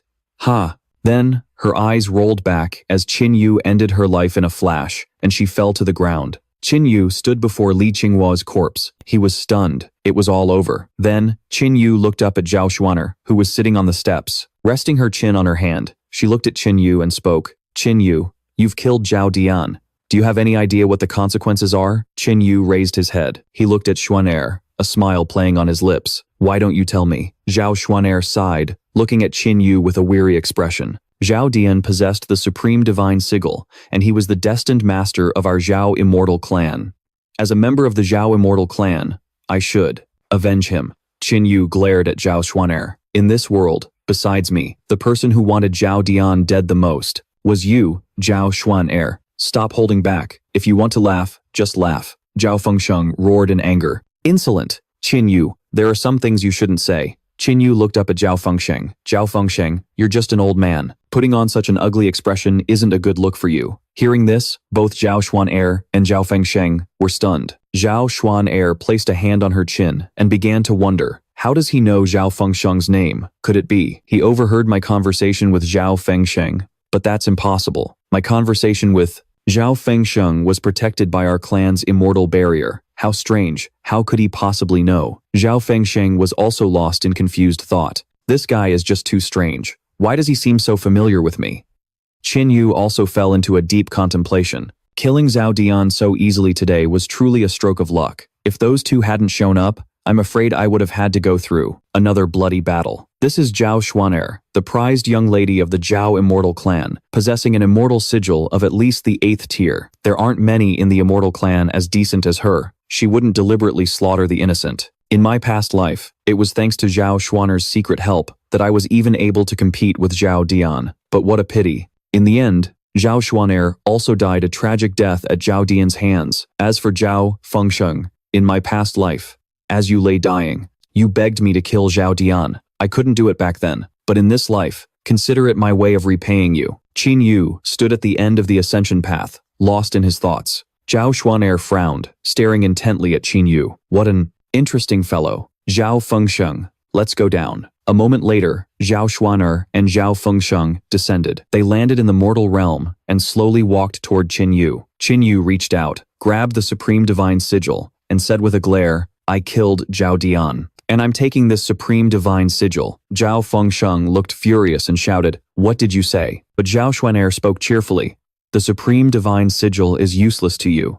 Ordinary people can obtain immortal sigils through secret arts, but the supreme divine sigil is different. Divine sigils are far superior to immortal sigils. You could call them the ultimate existence. And this supreme divine sigil is one of the strongest of them all. Other than the Zhao immortal clan, no one can absorb and cultivate it. If you don't believe me, give it a try. Upon hearing this, Qin Yu immediately tried to absorb it. A surge of red energy erupted before gradually fading away. The divine sigil didn't react at all. Zhao Xuanair crossed her arms and continued, see? I wasn't lying. Qin Yu held the supreme divine sigil in contemplation. It seems I can't cultivate this supreme divine sigil right now. If I could break the seal on that beast, I could borrow its power to enhance my absorption. But to break the seal, I need to be at the peak of the illusory shattering realm, which I haven't reached yet. Zhao Xuanair stood before Qin Yu and made an offer. Qin Yu, hand that supreme divine sigil to me. Of course, I won't take it for nothing. I'll trade you 3 third-tier immortal artifacts and 1 7th-tier immortal sigil for it. What do you think? Qin Yu carefully sized up Zhao Xuanair. All of those items combined weren't worth as much as the supreme divine sigil. Zhao Xuanair continued, Qin Yu, I know all about the grudge between you and Zhao Dian. He stole your fiancée and slaughtered your entire Qin family. Zhao Xuanair stepped forward, posing in front of Qin Yu. So, what do you think of me? Qin Yu glanced at her and gave a cold assessment. A favored daughter of the heavens. Zhao Xuanair placed a finger on her lips, then extended a hand toward Qin Yu. Not bad taste. In that case, I will compensate you with a new fiancé. From this day on, I, Zhao Xuanair, am your fiancé, Qin Yu. Qin Yu was stunned for a moment, as if unable to process her words, and then his face twisted into a look of disgust. Zhao Xuanair? Ugh, I wouldn't take you even if you were free. The nearby Zhao Fengsheng suddenly leaped up, waving his arms. He yelled, young lady, I cannot allow this. Then he spun around to yell at Qin Yu. And you, brat, what was that look on your face? How dare you look at our noble young lady with such disgust? Qin Yu stretched, placing his hands behind his head. Are you saying I'm forced to accept? Zhao Fengsheng repeatedly shook his head. Absolutely not. Zhao Xuanair walked closer. She stood before Qin Yu. Qin Yu, I'm serious. You possess the power of the divine emissary of the great wasteland. Although your status is far beneath mine, your potential is immense. I will pour all my resources into nurturing you. When you are strong enough, I will marry you. And don't worry, I won't hide our relationship before we are married. I will make it known. Let the entire Zhao immortal clan know. Zhao Fengsheng, standing beside her, kept trying to dissuade her. Miss, you. Zhao Xuanair lifted her head and stared at Qin Yu, losing 1 Li Qinghe to gain me. Zhao Xuanair, Qin Yu, you're not getting a bad deal. Qin Yu watched Zhao Xuanair intently, thinking to himself, just as I'd expect from Zhao Xuanair, to think she'd offer such terms just to win me over. With that thought, Qin Yu reached out and took Zhao Xuanair's hand. I'm sorry, your offer sounds very tempting, but I'm afraid I have to refuse. Zhao Xuanair frowned at Qin Yu. Qin Yu, I know you still have your concerns, but with me here, you don't need to worry about a thing. Qin Yu shook his head and looked at Xuanair, saying, I'm not worried at all. I'm just not interested in you. Zhao Xuanair glared at Qin Yu. Qin Yu, I have already shown this much sincerity. My patience has run out. You may be strong, but do you really think you can defeat both me and Zhao Fengsheng? Qin Yu's divine power erupted as he clenched his fist. If we go all out, I guarantee I can kill you both. Zhao Fengsheng also roared in fury. You ignorant fool. If you refuse to accept our kindness, then you'll die right here. Qin Yu glared at the two from the Zhao immortal clan. Deep down, you both know perfectly well that you can't kill me. Even if you have trump cards, so do I. And if I don't die today, your Zhao immortal clan will have created a massive, lingering threat for yourselves. Zhao Fengsheng gritted his teeth, furious but helpless. Qin Yu, holding the Supreme Divine Sigil, continued. I still have the Supreme Divine Sigil. If I were to hand it over to the other major clans in the Immortal Realm, what would that mean for your Zhao Immortal clan? I'm sure you both know very well. Zhao Fengsheng fumed. Are you threatening me? Qin Yu smiled at Zhao Fengsheng. No, I'm reasoning with you. Zhao Xuaner, standing beside him, also spoke up angrily. Name your price. What will it take for you to hand over the Supreme Divine Sigil to me? Qin Yu held up his fingers. First, I want 1 grade 4 immortal artifact. Second, I want 10 ninth grade pills. The Supreme Divine Sigil is just an external object that enhances my power. Instead of taking the risk of trying to refine it later with the power of evil beasts, it's better to prioritize trading it for more cultivation resources.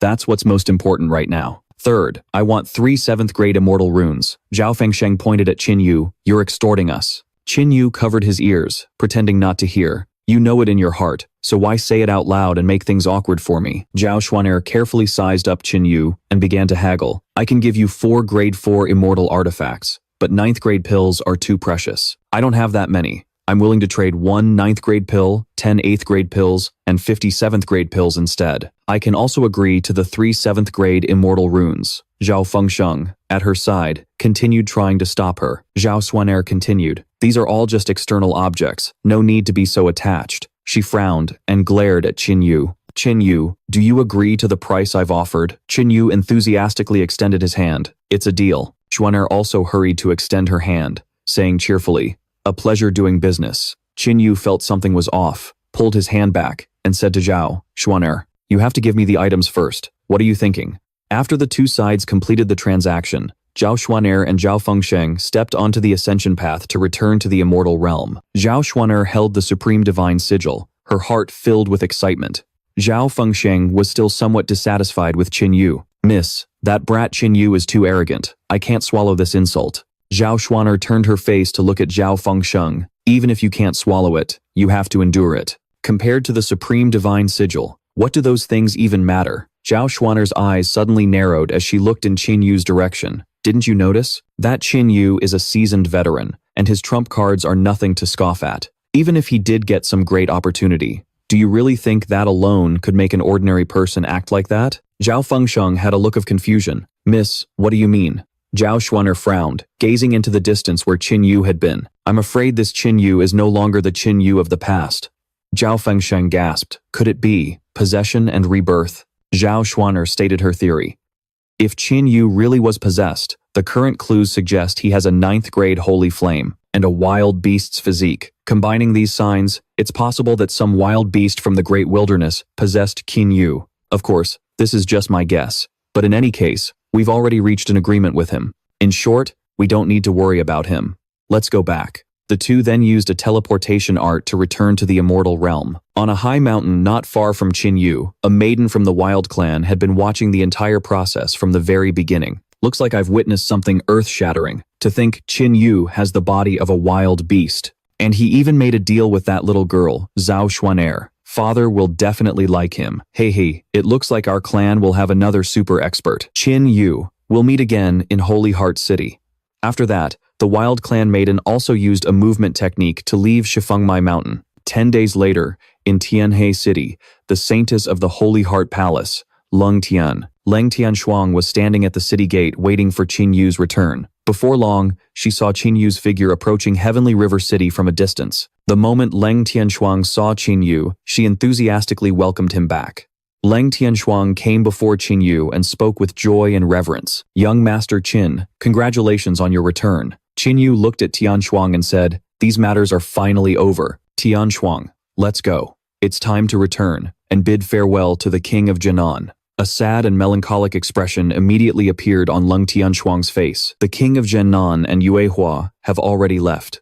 Qin Yu's eyes widened upon hearing this. Did the demon clan attack the border again? Leng Tianshuang took out a letter from her person that Princess Yuehua had left for Qin Yu. Stunned, Qin Yu reached out, took the letter, and opened it to read.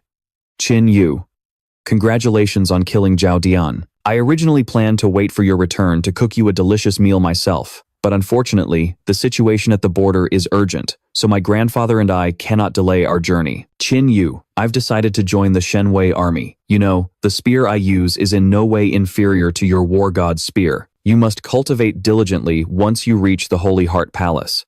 I hope you'll be even stronger the next time we meet. I will become stronger too. There's no time to say more. I have to depart now. Qin Yu, take care. Qin Yu felt a pang of sadness. Yue, king of Jinan, you both must return safely. Leng Tianshuang also spoke up to comfort Qin Yu. Young Master Qin, Yue, and the king of Jinan will surely repel the demon clan and return victorious. Qin Yu nodded and said to Tianshuang, we should prepare to depart as well. Leng Tianshuang bowed respectfully and withdrew to prepare the horse carriage. Not long after, Leng Tianshuang's carriage departed from Heavenly River City. The carriage sped towards Holy Heart City. Inside the carriage, Qin Yu, Ji Ruoyo, Dugu Waner, and Leng Tianshuang sat and chatted. Qin Yu looked towards Waner. Miss Waner, I didn't expect you to be going to Holy Heart City as well. Waner raised her hand and explained, our Heavenly River auction house is also preparing to establish a new branch in Holy Heart City, so we happen to be going the same way. Qin Yu crossed his arms and nodded repeatedly. I see. At that moment, Ji Ruoyo tugged on Qin Yu's sleeve. Master, where did Sister Wu Yue and Sister Wu Si go? Qin Yu smiled and patted Ji Ruoyo's head. They will rendezvous with us in Holy Heart City. Half a month later, Qin Yu's group arrived at Holy Heart City. As the carriage sped along the main road of the city, an excited Ji Ruoyo stuck her head out to look around. Waner also exclaimed in admiration, Holy Heart City is truly vast, worthy of its reputation as the main city of the Holy Heart Palace. Its scale far surpasses that of Heavenly River City. Leng Tianshuang began to speak. Let's rest in Holy Heart City for a bit. We'll head to the Holy Heart Palace in a few days. Just then, the carriage passed by a bustling area. Qin Yu asked curiously, it seems like something is happening up ahead? Leng Tianshuang said thoughtfully, they are rogue cultivators recruiting allies to go compete for heavenly treasures. Qin Yu glanced at Leng Tianshuang. But this doesn't affect anything, does it? It's just a few rogue martial artists recruiting teammates. These rogue cultivators don't have any sects or powers backing them. If they want to obtain heavenly treasures in a short amount of time, their only option is to venture into the great wilderness. Leng Tianshuang stared at Qin Yu. Young Master Qin. Qin Yu turned his head and said, if they want to go, let them. Let's keep moving. Not long after, the carriage arrived in front of Leng Tianshuang's enormous mansion. Qin Yu and the others got out of the carriage one by one. Ji Ruoyo's eyes lit up with excitement as she said, wow, this mansion is huge. Leng Tianshuang smiled and boasted a little, young Master Qin, this is my private property. You can stay here for the next few days. Qin Yu turned to look at Leng Tianshuang. Let's get a good rest for the next few days. Tomorrow, we'll go for a walk. That evening in Qin Yu's room, Qin Yu was using several immortal artifacts obtained from Zhao Xuan to refine his weapons. Next, Qin Yu summoned his war god's spear, then used the Nine Heavens' profound destruction fire, combined with his divine power, to refine and upgrade it. A burst of brilliant light flashed, and the aura of an immortal artifact illuminated the entire area. The war god's spear had been successfully reforged. Taking on a new appearance, its power had also increased. Qin Yu held the war god's spear and carefully appraised it, as expected of a 4th grade immortal artifact. After the fusion, the war god's spear has reached the 4th grade. Qin Yu took out 3 immortal inscriptions. He refined them and summoned a giant phantom of Yazi behind him. Qin Yu looked at the 3 immortal inscriptions and smiled. Yazi, these 3 7th grade immortal inscriptions. Before he could finish, Yazi lunged forward and swallowed all 3 in one gulp. After swallowing them, Yazi raised its head, looked around with a dazed expression, then gulped them down and gave Qin Yu a miraculous burp. Qin Yu sighed helplessly. Yazi, couldn't you have left a little for me? Just like that, Yazi grinned and vanished from Qin Yu's sight. Qin Yu could only shake his head in exasperation. So heartless. Then, Qin Yu's eyes widened as he looked forward, preparing to break through. After absorbing 3 consecutive 7th grade immortal artifacts, I can now summon Yazi's second arm. Next, I must raise my own cultivation level and truly break through to the illusory shattering realm. Qin Yu then used his divine power to lay out countless pills he had acquired from Zhao Xuan and began to absorb them all at once. Qin Yu's entire body emitted a brilliant golden light. This entire room is filled with 7th grade medicinal pills, enough for an ordinary martial artist to break through from the 9th level to the peak of the spirit connection realm. I have 50 pills here that can help me reach the void-breaking realm. And just like that, Qin Yu, absorbed every last pill. His entire body was enveloped in a brilliant aura, followed by a powerful shockwave. The light from the aura illuminated all of Sacred Heart City. After finishing the absorption, Qin Yu let out a long breath. He had finally succeeded in breaking through to the first level of the void-breaking realm. The void-breaking realm can be said to be the true first step onto the path of a powerful cultivator. The great martial realms are disciple, spirit connection, void-breaking, void-shattering, unity, God, ascension, saint, and supreme. Upon entering the void-breaking realm, a Qi-Si crystal core forms within the body. The Qi-Si crystal core can store spiritual energy. At the first level of the void-breaking realm, its spiritual energy storage is 10 times that of the spirit connection realm. With each level increase, the amount of spiritual energy increases tenfold, but that's only for ordinary martial artists. For me, it should be 100 times more, at least. My body has now fused with the arm of Yazi. To me now, someone at the 5th level of the void-breaking realm is nothing. I even have the strength to fight someone at the peak of the void-breaking realm. In a true battle to the death, I could even kill an expert at the 1st level of the void-shattering realm. With this leap in cultivation, I can now walk proudly throughout the Tianhe dynasty. In my past life, I was 40 years old when I reached this level of cultivation, but now, I'm only 18. Once I enter the void-shattering realm, I can make another trip to the Great Wilderness. The Great Wilderness is divided into 7 regions. The first region is the border of the Great Wilderness, home to wild beasts whose strength maxes out at the peak of the Spirit Connection realm. Most of the beasts, there are only between the 1st and 3rd levels of the Spirit Connection realm. The second region is what most martial artists call the depths of the Great Wilderness. It's laughable that I once thought the same, never imagining how truly vast the Great Wilderness is. Its dangers are fundamentally beyond the comprehension of ordinary martial artists. In my past life, due to an accident, I fell into a crevice between the 7 regions of the Great Wilderness. I fell directly into the 7th region, the very heart of the Great Wilderness. It was there that I found the legacy scroll, the Desolate Heaven scripture. That scripture helped me obtain the legacy of the Great Wilderness. My brothers, just you wait for me. Soon, I will awaken every single one of you. I also want to see for myself what the last 8 desolate beasts I couldn't awaken in my past life really are. As the Desolate Heaven scripture combined with Qin Yu's past life memories, countless ancient desolate beasts appeared clearly before him. Suddenly, Wu Yue came and knocked on the door. Qin Yu hastily retracted the Desolate Heaven scripture back into his body. He then let Wu Yue in. As soon as she entered, Qin Yu asked, "How did the task I gave you go?" Wu Yue bowed respectfully. "I have completed the mission you assigned, young master. I've finished taking inventory of the remaining treasury of the Nether sect. I also eliminated all of Huo Siren's subordinates. Not a single one slipped through the net, and all have been dealt with." Then, Wu Yue presented the 9-legged golden crow and a ring. "Please inspect them, young master." Qin Yu reached out and retracted the power of the 9-legged golden crow. "I will take back this portion of the 9-legged golden crow's power. As for the Nether sect's treasury, you and Wu Si can keep it." Overjoyed, Wu Yue bowed deeply. "Thank you, young master." Qin Yu then went on to ask about Wu Si. "How is Wu Si doing?" Wu Yue looked at Qin Yu intently. "My sister has made contact with Li Qinghe. She has now entered the covert infiltration phase." Qin Yu stared at Wu Yue. "Very good. Remind Wu Si to always be careful. Although the concealment technique I taught her is powerful, her cultivation is still low. She can't fully utilize this secret art yet, so she can't afford to be careless. Once she's exposed, death is certain." Wu Yue cupped her fists and immediately acknowledged Qin Yu's command. Qin Yu then dismissed Wu Yue to rest. Alone, he tilted his head back and stared at the ceiling. The next morning, on a bustling street in Sacred Heart City, Qin Yu was strolling down a main street in Sacred Heart City with Leng Tianshuang, Ji Ruoyou, and Wu Yue. Leng Tianshuang suddenly cheered up and invited Qin Yu for a drink. "Young Master Qin, would you like to try the locally brewed wine of Sacred Heart City? You can't get it anywhere else." Qin Yu nodded in agreement. The wine of Sacred Heart City is the most famous in the Tianhe dynasty. Now that we're here, how could we possibly miss out? Ji Ruoyou suddenly spoke up. "I want to drink too." She was immediately scolded by Qin Yu.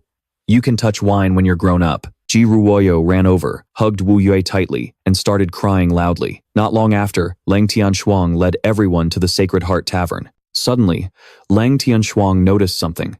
Her eyes widened as she stared and said, "Why is he here?" Seeing Leng Tianshuang staring intently at something, Qin Yu asked, "What's wrong?" Leng Tianshuang glared at the person ahead. She said, A troublesome guy has shown up. The person ahead was from the Ice Fire Mystic sect, and his name was Shen Xuan. He walked right up to Qin Yu and said arrogantly, "So you're the brat who possesses the 9th grade sacred flame? Your aptitude isn't bad. The Sacred Heart Palace is too small for you. Come with me."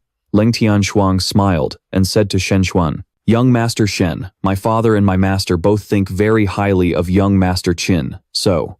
Shen Xuan began to glare, looking furious. "Lang Tianshuang, the thing I hate most is being interrupted. I'm in a decent mood today, so I'll let it slide this time. But if there's a next time, you'll find out the consequences." Leng Tianshuang was also getting angry at this man's arrogance. Shen Xuan continued forward, gesturing for Qin Yu to follow. "Come with me." Then he turned and walked away. Qin Yu stared blankly, not understanding what was happening. Suddenly, Shen Xuan stopped, turned around, and said to Qin Yu, "Oh, right. I'm just someone from a remote, backwater town. It's normal for you not to know who I am. My name is Shen Xuan, a core disciple of the Icefire Profound sect." A smirk appeared on Qin Yu's lips. He stared at the man before him and said, "So, the Icefire Profound sect. I've heard the name." Shen Xuan began to boast. It seems you're not completely living under a rock to have actually heard of our Icefire Profound sect. Since you know, then come with me. Our sect has reserved a core disciple position for you. An outstanding young man like yourself will only waste away in a tiny place like this Heavenly River dynasty. Join our sect, and with your skills, it probably won't be more than a few years before you can become a deacon. Qin Yu stared intently at Shen Xuan and asked, "You really think that highly of me? But, as for the reputation of the Icefire Profound sect, I have heard a little something. Just to cling to the immortal clan, your sect, even offered up your own wives and children. Such a noble spirit of sacrifice. I can't help but admire it." Humiliated, Shen Xuan flew into a rage. Even Leng Tianshuang couldn't help but let out a laugh. Shen Xuan furiously unleashed his divine power, roaring, "Qin Yu, are you looking for death?" Suddenly, Qin Yu placed a hand on Shen Xuan's shoulder and said, "Your Icefire Profound sect has no backbone at all. Having come this far, aren't you just fated to live out your days bowing and kneeling?" At that moment, Qin Yu's eyes widened with power, forcing Shen Xuan to his knees before him. A phantom image appeared in an instant. Qin Yu then spoke to Shen Xuan with a terrifying expression. "And another thing. What I hate most are weaklings who rely on the immortal clan." Shen Xuan knelt under the immense pressure, thinking to himself, "I've already reached the 3rd level of the vision-shattering realm. How can I still not withstand this guy's aura?" Then, Qin Yu released his hand and turned to enter the tavern. "Let's go. No need to let a useless piece of trash ruin our mood for a drink." Afterwards, Leng Tianshuang, Wu Yue, and Ji Ruoyo followed him inside, leaving the useless man kneeling on the ground. Powerless, Shen Xuan could only sit there, gritting his teeth as he screamed, "Qin Yu, you are so dead." On the 2nd floor of the tavern, Qin Yu was enjoying his drink. This wine really lives up to its reputation. Leng Tianshuang was lost in thought. Speaking of Shen Xuan, young Master Qin, that Shen Xuan has a malicious personality. Perhaps we should hurry to the Sacred Heart Hall. Otherwise I'm worried that. Qin Yu raised his cup and replied, "It's just the Icefire Profound sect. Nothing to worry about." Leng Tianshuang looked worried, thinking, "I didn't expect young Master Qin to have already attracted the attention of the Icefire Profound sect. I just hope that when the time comes, my father and master can handle the pressure." Suddenly, a girl's loud scream startled Qin Yu and Leng Tianshuang. From downstairs, the continuous screams of a girl could be heard as she cursed out a pervert. Leng Tianshuang's eyes widened in anger. To dare harass a good girl in Sacred Heart City, the nerve of him is as big as the sky. "Young Master Qin, I'm going down to take a look." Upon hearing this, Qin Yu also wanted to see what was happening. The scene shifts to the main hall of the tavern. A sleazy old man was openly harassing a girl in front of everyone. The girl glared at him and screamed, You, shameless old man. You clearly said you were reading my fortune, so why did you touch my butt?" The thick-skinned old man just chuckled and said, "Little missy, that's because I'm telling your fortune. Naturally, the more detailed, the better. If I'm not thorough and make a mistake, how could I ever face a fairy like yourself?" The old man continued to advance, raising a hand to lift the girl's chin. "Trust Uncle. Uncle never lies. Nobody here would have the heart to bully such a pretty young lady. On my way here, I had to endure quite a few rumors, but I've never regretted it for a moment, because Uncle is a righteous man, with a clear conscience." The shameless old man lifted the girl's chin, leaning his face in close. Uncle just wants to help young ladies like you live happy, joyful lives, but the world just doesn't understand. How many people could possibly understand someone with a noble character like me, who sacrifices for others? Even Qin Yu was rendered speechless by this level of shamelessness. He gave a thumbs up. This guy's thick skin is truly unmatched in this world. Leng Tianshuang, standing beside him, was also furious at this behavior. The old man reached out again to grope the ripe watermelons before him, a lecherous look on his face. Let's find another spot. Suddenly, Leng Tianshuang stepped out from behind him and shouted angrily, "Situ Zheng Yu." This startled the old man, who broke out in a cold sweat. He quickly turned around, forcing a smile as he looked at Tianshuang. Well now, if it isn't my dear little Tianshuang. The old man walked up to Leng Tianshuang, his hands still uncontrollably wandering. It's been a while. Let uncle read your palm for you. Qin Yu immediately held out his own hand. How about you read mine first? The old man quickly pulled his hand back, waving it frantically. Go, go, go, you little brat. I'm not good with words. He took a handkerchief from his clothes and hurriedly wiped his hands. You're still young. I'm afraid I'll get it wrong. Leng Tianshuang looked a bit disappointed. This is Situ Zhengyu, a ceremonial master invited by the Sacred Heart Hall. He's good at everything. It's just. Qin Yu crossed his arms. Situ Zhengyu. Ah, as they say, seeing is believing. Situ Zhengwu is the number 2 figure in the Situ clan, a prodigy since birth. His talent shocked the world, breaking through to the illusion-shattering realm at just 18. Despite his limitless potential, he took the initiative to join the Holy Heart Palace as a ceremonial guard. Situ Zhengwu once said that only a place full of beauties like the Holy Heart Palace could bring out his true worth. This guy is shameless and lecherous. His favorite pastime is using fortune-telling as an excuse to grope people. And yet, he is hailed as a great hero of the human race. In his past life, when the demon race invaded, Situ Zhengwu fought back 70,000 demons, protecting the Holy Heart Palace for 10,000 years. In the end, although he couldn't defeat the demon queen, he managed to grab her butt before he died. This very act made the demon queen unable to forget Situ Zhengwu, even 10,000 years later. The man isn't exactly righteous, but he is a hero with true grit. Stared at by Qin Yu, Situ Zhengwu got a little scared. Young man, don't stare at me like that. You're scaring me. Leng Tianshuang also started to speak up. Situ Zhengwu, my father and my master have warned you countless times not to harass young women. When I get back to the Holy Heart Palace, I will definitely report this. Situ Zhengwu was terrified and quickly begged, Tianshuang, I was wrong. Just give your uncle one more chance. Leng Tianshuang shook her head repeatedly. No way. Qin Yu turned to look at Leng Tianshuang. Tianshuang, let it go this time. If there's a next time, he won't be spared. Leng Tianshuang also spoke up. All right, for young Master Qin's sake, I'll help you out this once. Situ Zhengwu looked at Qin Yu with sparkling eyes full of gratitude and gave a thumbs up. My man. Next, Leng Tianshuang invited Qin Yu back to the table to enjoy some fine wine. Situ Zhengwu took the opportunity to follow. Hey, take me with you. I've already spent this month's salary. I'm broke. Back at Qin Yu's table on the second floor, Situ Zhengwu began to drink himself silly, slinging an arm over Qin Yu's shoulder. Brother, let me tell you, if you join the Holy Heart Palace, it'll be the best decision of your life. You have no idea, all the female disciples of the Holy Heart Palace are fair and smooth-skinned. At this point, Situ Zhengwu saw Leng Tianshuang's furious expression and got scared. He faked a few coughs. Ahem, let's not talk about that. Let's not talk about that. Situ Zhengwu then looked at Ji Ruoyo and asked, Right, is this little girl your handmaiden? Hearing this, Qin Yu shot Situ Zhengwu a sideways glance. Yeah, what about it? Situ Zhengwu put on a serious face and said to Qin Yu, You must protect this girl. Well, otherwise, a lot of trouble will find its way to you. Qin Yu bowed his head and replied with a smile. That goes without saying. Qin Yu glanced at Situ Zhengwu, thinking to himself, to think he could even see this girl's bloodline. The Situ family is truly remarkable. Situ Zhengwu then resumed his lecherous expression and said, This little girl will definitely grow up to be a peerless beauty. Tons of lecherous perverts will come knocking on your door. It's going to be a huge hassle. Of course, not everyone is as righteous as I am. Hearing this, Qin Yu wanted to roll his eyes. And here I thought I'd overestimated him. Leng Tianshuang glared and said, There's one more thing, we might need your help. No, it's more like we'd be helping each other. Situ Zheng Wu stared at Leng Tianshuang curiously, waiting to see what she needed his help with. Leng Tianshuang began. Ice Fire Mystic. Sect's Chen Xuan has arrived. He wants young Master Qin Yu to join the Ice Fire Mystic sect. Situ Zheng Wu frowned at Leng Tianshuang.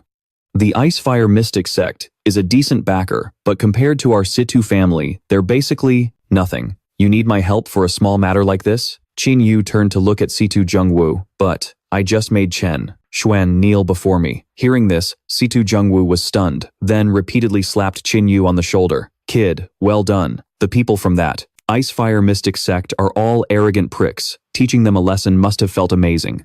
Little brother, don't you worry. From now on, I've got your back. Qin Yu smiled coldly. Thank you, Situ Zheng Wu. Situ Zheng Wu raised his hand and called, Out, waiter, bring more wine. I'm not going home until I'm drunk tonight. Ji Ruoyo felt bored and said to Qin Yu, I don't want to wait here anymore. I want to go play. Qin Yu happily agreed. In that case, I'll have to trouble Sister Tianshuang and Sister Wu Yue to take you out to play, okay? Ji Ruoyu raised her hands and cheered. Yay! Then, Ji Ruoyu was escorted out to play by the two sisters. Leng Tianshuang glanced at Qin Yu. Young Master Qin, you're sending me away because you have something to discuss privately with Situ Zheng Wu, so I won't stay and be a bother. Watching Leng Tianshuang's retreating figure, Situ Zheng Wu also spoke up. Kid, you have something you want to say, don't you? Hearing this, Qin Yu replied, That's right, I want to borrow something from you, something like this. Then, Qin Yu dipped his finger in some wine and drew on the table. When Situ Zheng Wu saw what Qin Yu drew, he shouted in shock, No way, that thing is like my own life. How could I possibly give it to you? 3 hours later, Qin Yu and Situ Zheng Wu left the tavern. By now, Situ Zheng Wu was completely plastered, still shouting, More drinks, little brother, from this day forward, you are my Situ Zheng Wu's closest brother. And between brothers, what can't be borrowed? I'll give her to you then. Qin Yu, standing beside them, sighed. From now on, Tianshuang can call me uncle. Suddenly, Qin Yu realized something, his eyes widening in anger. Seeing Qin Yu's murderous aura, Situ Zheng Yu asked worriedly, What's wrong, Qin Yu? Qin Yu turned to Situ Zheng Yu, his eyes filled with killing intent. Tianshuang and my people are in trouble. Situ Zheng Yu asked doubtfully, Is it the Icefire Profound sect? Qin Yu shook his head, looking at Situ Zheng Yu. I don't know for now. I'm going to rescue them first. Brother Situ, wait for me here. Situ Zheng Yu expressed that he wanted to go along. Qin Yu said in a low voice, I just received a voice transmission from Yu Ye. The other party wants me to go alone. Don't worry, Brother Situ, I can handle it. Situ Zheng Yu stared at Qin Yu. Brother, don't be careless. Qin Yu quickly turned and left, his entire body enveloped in a golden light. Then, with a single step, he soared into the sky. The scene changes to a mountain near Sacred Heart City. Leng Tianshuang, Ji Ruoyu, and Yu Yue had all been knocked unconscious and were lying against a large rock. The wild tribe woman was also sitting on a high rock, waiting for Qin Yu. This Qin Yu guy is so slow. The wild tribe woman suddenly saw a figure. Qin Yu gradually appeared. His eyes were filled with killing intent, his body exuding a domineering aura. The wild tribe woman shouted joyfully, You're finally here. She even stood up and waved him over. Qin Yu, hurry up and come here. Suddenly, she felt a powerful aura rushing towards her. Qin Yu raised his war god's spear straight ahead and charged forward to attack. A wave of fire filled with divine power swept across, illuminating the entire forest. The wild tribe woman jumped back to dodge. Seeing the power erupting before her, she became furious. Good heavens! In a flash, Qin Yu shot forward, lunging at the wild tribe woman, grabbing her by the throat with one hand and slamming her to the ground. Qin Yu raised his long spear and roared, You dare touch my people? Are you looking for death? The wild tribe woman quickly stared at Qin Yu and yelled, Qin Yu, it's me. Qin Yu tried to calm down, and only after looking closely did he recognize her. The wild tribe woman continued, It's you? Qin Yu, let me go, I mean no harm. Humph, why did this brat suddenly fly into such a rage? We've met once before, after all. Do you really want to kill me that badly? Qin Yu glared at the wild tribe woman. Are you from the Icefire Profound sect? The wild tribe woman waved her hand dismissively. That Icefire Profound sect is just some pathetic little sect that relies on the immortal clan. Do they even deserve to be associated with me? Qin Yu looked up at Yu Yue, Leng Tianshuang, and Ji Ruoyu, then glared at the wild tribe woman. Then what on earth did you call me here for? The wild tribe woman looked at Qin Yu with an impatient expression. The wild tribe woman said anxiously, "Can you let me go first?" Qin Yu slowly released his hand. The wild tribe woman stood up and said to Qin Yu, "I brought you here, hoping you would join our tribe. You have the flesh and blood of a wild beast." Hearing the words wild beast, Qin Yu stared at the wild tribe woman in shock. Who are you? Qin Yu frowned, thinking to himself, how does she know I can control Yazi's body? The wild tribe woman grinned and said to Qin Yu, don't be so tense. Since you have the flesh and blood of a wild beast, it means we share the same origin. I don't mind telling you, my father is the Black Dragon King who guards the great wilderness. Qin Yu was both shocked and curious as he heard her mention the Black Dragon King, but he didn't understand what was happening. The wild tribe woman stared at Qin Yu, thinking to herself, he doesn't seem to be pretending. He really doesn't know my father's identity. It seems Qin Yu isn't a wild beast that has possessed a mortal. Qin Yu, do you know how vast the great wilderness truly is? Qin Yu shook his head repeatedly. I don't know. The wild tribe woman began to explain, our great wilderness spans tens of billions of miles. It's even larger than the immortal realm. The great wilderness is also divided by 7 great heavenly gorges. Each gorge is suppressed by a wild beast king. My father, the Black Dragon King, is the one who guards the 7th gorge. In terms of status, my father is no less than the master of the immortal realm. In terms of cultivation, even the strongest experts of the immortal clan pose no threat to my father. After hearing this, Qin Yu gave a thumbs up. How impressive. The Black Dragon King, huh? In my previous life, I spent 15 years in the great wilderness and never once met him. Yazi, do you know the Black Dragon King? A phantom of Yazi appeared and began explaining his origins to Qin Yu, even whispering in his ear that he was the Black Dragon King's sworn big brother. Qin Yu chuckled to himself. You're saying the Black Dragon King used to be your little underling? Yazi, you're not trying to fool me, are you? Qin Yu looked at the wild tribe woman with a sly smile. The wild tribe woman smiled back at Qin Yu. Qin Yu, since you've obtained the flesh and blood of a wild beast, you should naturally join our tribe. Get ready, I'll take you to meet my father. Qin Yu glared at the wild tribe woman and said, sorry, I'm used to being free and unrestrained. Thank you for your kind offer. The wild tribe woman frowned, looking displeased. Qin Yu, do you think I'm deceiving you, or do you have other concerns? Qin Yu looked at the wild tribe woman with a resolute gaze. I have absolutely no interest. The wild tribe woman stood up angrily and shouted, Qin Yu, you don't belong to the human race. You belong to our great wilderness. Join my tribe, and you'll enjoy every benefit. Are you rejecting me because you've fallen for that Zhao Xuaner? His eyes widened. So, that day, I killed Zhao Dian. She was hiding nearby. How careless of me to not have detected a single trace. Qin Yu stared intently at the Savage Clan woman, once again affirming, I have absolutely no interest in Zhao Xuaner, but I won't be joining your Savage Clan either. The woman sighed. Qin Yu, you are truly too stubborn. Very well. The gates of my clan will always be open to you. Qin Yu quickly turned around. If that's the case, I'll see you out. Also, I don't like the way you do things. If there's a next time, I absolutely will not show any mercy. The Savage Clan woman pouted. You have such a bad temper. She then brought up Ji Ruoyo. Oh, right. Can you let me take this little girl with me? She has the essence blood of the ancient demon clan in her body. No matter how great her achievements are in the future, she'll ultimately just be a minor demon. If you let me take her, I will use the blood of the Black Dragon to cleanse her marrow, allowing her to shed her demon clan origins and become a savage beast of my clan. Qin Yu rested his chin in his hand, thinking, the Savage Clan woman did have a point. Although the demon clan was powerful, the gap between them and savage beasts was indeed immense. Qin Yu pondered for a moment before asking, how can I trust you? The Savage Clan woman smiled. It's quite simple. My clan has a secret art that requires me to form a pact with you. From now on, we advance and retreat together, our fates intertwined. If one betrays the other, they will die a horrible death, their body torn to shreds. Qin Yu used his divine sense to speak with Yazi. Yazi, what do you think? Yazi appeared and nodded incessantly. Having received his strategist's advice, Qin Yu said confidently, then, let's make the pact.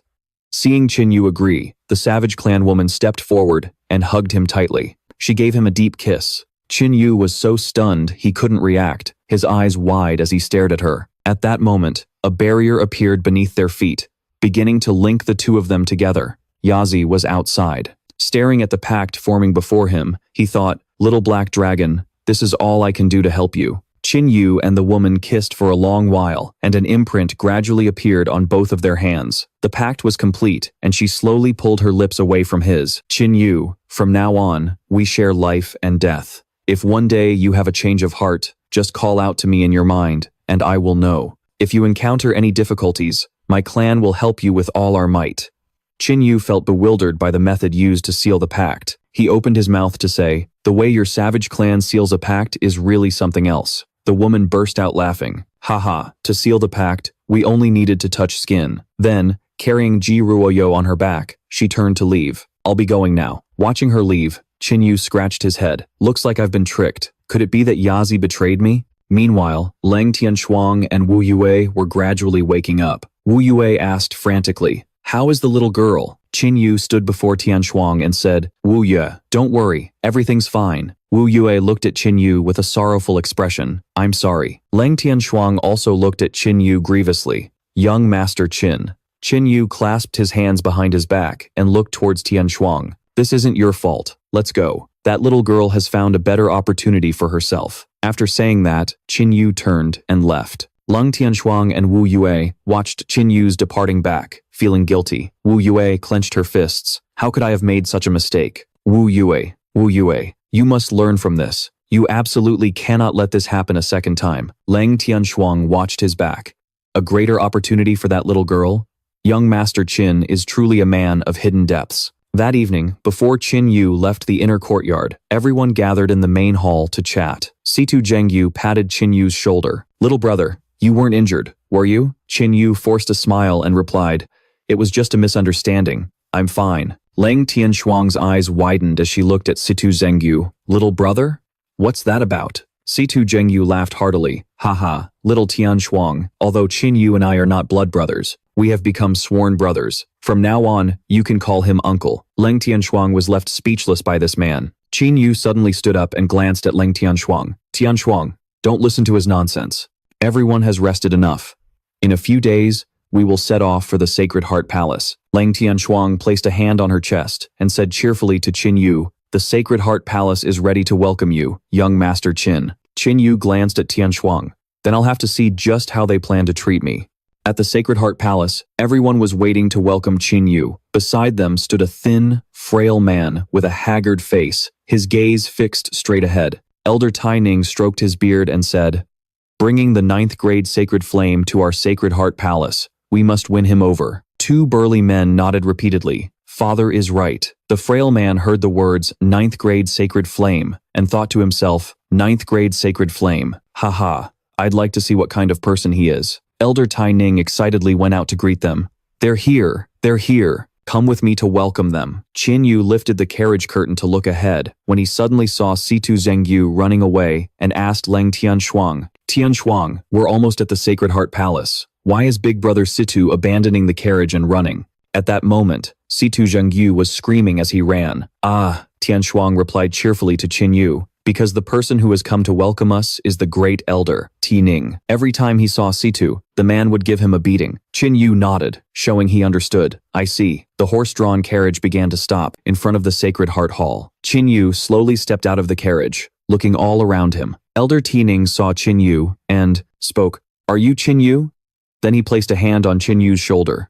"Excellent. A strong body and sturdy bones. Truly, a fine seedling." The two tall men also spoke. "Qin Yu, you possess the 9th grade sacred flame. If you are well honed, you will surely have a bright future. The title of God of Refining will be yours for the taking." Qin Yu forced a smile and thought to himself, "Haha, if you guys knew my 9 heavens profound annihilation flame could refine things in the blink of an eye, I wonder how much more overjoyed you would be." Leng Tianshuang reached her hand out towards Ti Ning and said, "Uncle Ti, you're being too enthusiastic." Tai Ning smiled at Leng Tianshuang. "Not at all. An outstanding genius who bears the 9th grade sacred flame naturally deserves to be treated as such. Tianshuang, your father and the sect master were supposed to come in person today, but something unexpected came up." Leng Tianshuang said nonchalantly, "It's all right." Bai Feifan walked step by step towards Qin Yu. He, brother Qin Yu, the Sacred Heart Hall welcomes you." Leng Tianshuang stepped forward to introduce him. "This is Bai Fei, Fan, my senior brother, and also one of the most outstanding people in the Sacred Heart Hall. Although he only has a 7th grade sacred flame, his refining skills are extremely high. He is especially exceptional in the field of alchemy, a talent one could say is seen once in 1,000 years. What's even more unexpected is that his cultivation has reached the peak of the spirit ascension realm. My senior brother is an amiable and open-minded person. Young Master Qin and my senior brother will surely become good friends. Bai Fei. Fan scratched his head shyly and said, "Junior sister, you exaggerate. Your senior brother is just a nobody, not worth mentioning." Qin Yu extended his hand and said cheerfully to Bai Fei Fan, "Brother Bai, don't be so modest." Qin Yu's eyes widened as he stared at Bai Fei Fan. On him is the scent of the extreme heat sect. Bai Fei Fan looked intently at Qin Yu. "Brother Qin, I've prepared everything for you today. Your senior brother is only a few years older than you. In the future, if you need any pills refined, I will definitely give it my all to help." Qin Yu crossed his arms and looked at him. "Then I'll have to trouble Brother Bai Fei Fan said as he walked. "Just call me Big Brother Bai." Lang Tian, Shuang watched the backs of Fei Fan and Qin Yu. Looking at the way young Master Qin and my senior brother are, they will surely become close friends. Elder Taining also looked at them and began to laugh heartily. "Ha ha. Our Sacred Heart Hall is so harmonious and cheerful, unlike other sects that are constantly fighting." Then, Elder Taining gave the order. "Enter the main hall." The two young men glanced at each other, as if there was some turbulence in the air. The scene changes to the inside of the Sacred Heart Hall. The moment Qin Yu stepped inside, he was welcomed by the female disciples of the Sacred Heart Hall. Qin Yu blushed as he looked at the beautiful faces before him, thinking to himself, Big Brother C2 was right after all. Bai Fei Fan continued, "Junior brother, the Sacred Heart Hall is very peaceful and safe. There's no need to be so formal here. But there are a few things your senior brother must tell you. Leng Tianshuang is the direct disciple of the sect master. Her father is Leng Ningpo, who has the strongest cultivation. You could say that marrying Leng Tianshuang is equivalent to taking control of the entire Sacred Heart Hall. The number of people who covet her, endless. So, from now on, Brother Qin, you must be careful with your every move. Don't carelessly bring disaster upon yourself." Qin Yu glanced at Bai Fei Fan. "Does Brother Bai also have feelings for Tianshuang?" Bai Fei Fan shook his head repeatedly and said to Qin Yu, "I don't have any such thoughts about Tianshuang. I see her as my own little sister. I am devoted to refining and alchemy, and I don't care for matters between men and women." Qin Yu's eyes were constantly watching Bai Fei Fan's every move. "If you're that dedicated, Brother Bai's future is surely boundless. By the way, does the Sacred Heart Hall allow the cultivation of external martial arts techniques?" Bai Fei Fan looked straight ahead and said, "Direct disciples are absolutely forbidden from cultivating external techniques." As he said this, Bai Fei Fan revealed a dangerous expression. "But if it's a martial arts technique you practiced before joining the Sacred Heart Hall, then of course you can continue to cultivate it." Qin Yu kept stealing glances at Bai Fei Fan. "I see."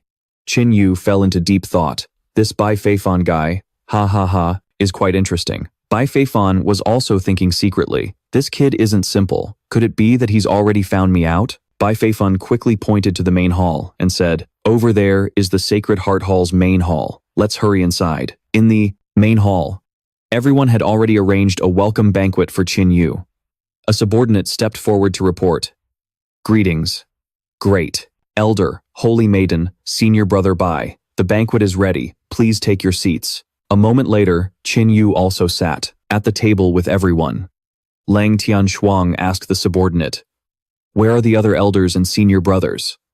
The subordinate bowed, respectfully, and said, "Some went out with the hallmaster and will be back shortly.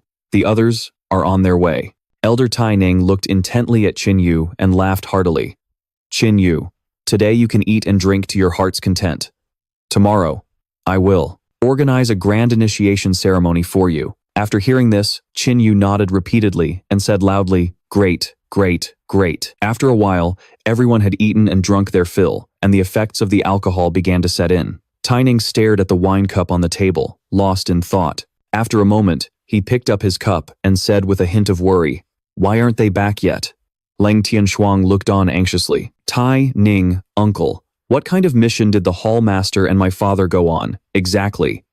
Elder Tai Ning's brow began to furrow. he said gravely. A demon beast appeared in the back mountains of the Sacred Heart Hall. Its leader's cultivation is at the 7th level of the void-shattering realm. Although it's not overwhelmingly powerful, that demon beast is extremely cunning and incredibly fast. It has appeared and disappeared multiple times recently. That's why the Hallmaster and your father went to deal with it personally. Qin Yu's eyes widened as he listened intently to Tai Ning. No matter how fast a 7th-level void-shattering realm demon is, I doubt it's a match for the Hallmaster of the Sacred Heart Hall. Besides, Tianshuang's father is with him, so I wasn't too worried. They were probably just delayed by something. Then, Elder Tai Ning placed his hand on the table, inviting everyone to drink more. Come on, let's keep drinking. Suddenly, the sound of heavy footsteps echoed as someone entered the main hall. Then, a cheerful voice rang out. A man was carrying a wild beast on his shoulder. He called out loudly, "Tianshuang, your master is back." The female hallmaster of the Sacred Heart Hall also walked in and began to greet everyone. Leng Tianshuang's master approached her, looking her over. "Look at you. Have you gotten thinner lately?"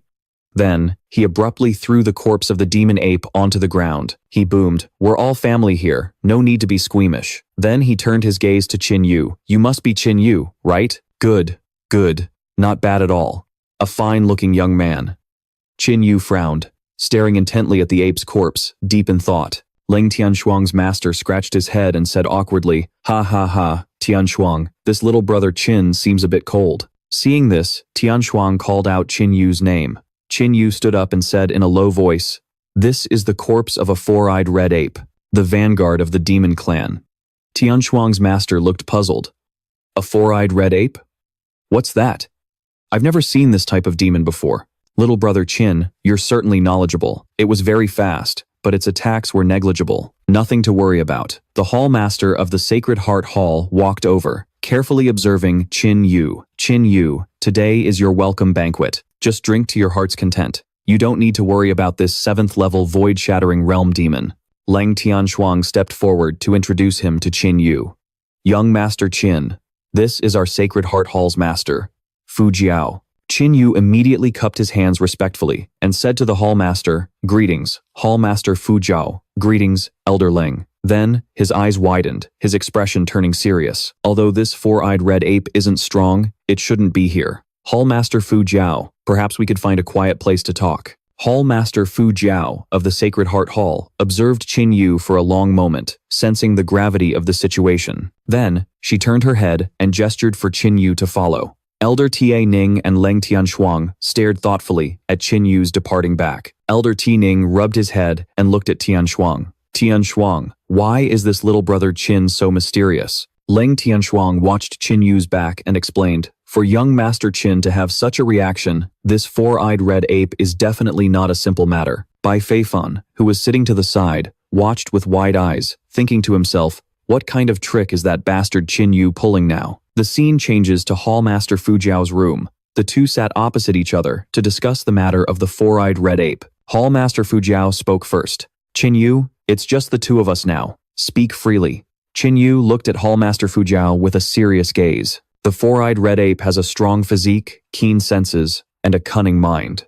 It is one of the few intelligent demon species. The four-eyed red apes are appointed as generals by the demon clan, responsible for scouting human territories and gathering intelligence. Their purpose is to collect a massive amount of information for the Crimson Tide Demon Clan. Hallmaster Fu Jiao looked shocked when she heard the name Crimson Tide Demon Clan. Qin Yu stared intently at Hallmaster Fu Jiao, recalling his past life. In his previous life, before the Demon Clan officially appeared, many four-eyed red apes began to show up in human territory. At first, the humans didn't pay them any mind, treating them as ordinary demon beasts, but the number of four-eyed red apes just kept increasing. Gradually, humanity realized the seriousness of the problem. After the four-eyed red apes appeared, many powerful demon beasts began to emerge in human lands. Eventually, the Crimson Tide Demon Clan swarmed everywhere, and humanity suffered devastating losses. Only this time, the four-eyed red ape has appeared much earlier than in his previous life. Qin Yu stood up and began to explain to Fu Jiao. The so-called Crimson Tide Demon Clan is a swarm of countless demon species attacking all at once. They sweep across human territory. These demons are innumerable, and they are also extremely cunning. If the Crimson Tide Demon Clan arrives, I'm afraid the Sacred Heart Hall will see rivers of blood, and mountains of bones. Hallmaster Fu Jiao was somewhat skeptical. How do you know all of this? Qin Yu looked at Fu Jiao with a firm and serious gaze. I would never deceive you. After a four-eyed red ape appears, it will be less than a month before the vanguard of the Crimson Tide arrives. Hallmaster Fu Jiao, you must prepare early. Fu Jiao looked at Qin Yu, half believing and half doubting, as she said, how can I possibly believe you? Can I trust you? Qin Yu didn't bother explaining further, looking Fu Jiao straight in the eye. Believe it or not, that's up to you. Tian Shuang had also said that this Qin Yu had countless hidden trump cards and was incredibly mysterious. If what he was saying was true, after a moment of thought, Fu Jiao stood up and said, I'll trust you. Follow me, quickly. Fu Jiao walked directly to a corner of his room. He then reached out and pressed firmly on a spirit stone embedded in the wall, and immediately, a secret door swung open. A short while later, all the high-ranking elders of the Sacred Heart Hall were summoned to the secret chamber to discuss the upcoming operation. Present were the Great Elder, Tai Ning, and the Second Elder, Leng Ning. Opposite them sat the Fourth Elder, Ren Qingfeng, and the Third Elder, Mo Lin Feng. After the introductions, Hallmaster Fu Jiao gestured for Qin Yu to begin. Qin Yu, if you would, please share the detailed intelligence you have on the Demon Clan's vanguard. Qin Yu nodded grimly, unfolded a map of the Sacred Heart Hall's territory, and pointed to a corner to begin outlining the Demon Clan's movements. Meanwhile, in the back mountains of the Sacred Heart Hall, Bai Feifan was lost in thought. This Qin Yu guy, he's too mysterious. Could he have already figured out my identity? Is he planning to expose me to Hallmaster Fu Jiao? Suddenly, his eyes darted, as if he'd sensed something, and he glanced behind him. Chu Lin, I told you not to come looking for me so carelessly. Chu Lin materialized and said, Second Divine Son, please don't be angry. I used the concealment technique our master taught me to completely hide my presence. There's absolutely no way I was discovered. Second Divine Son, are you worried?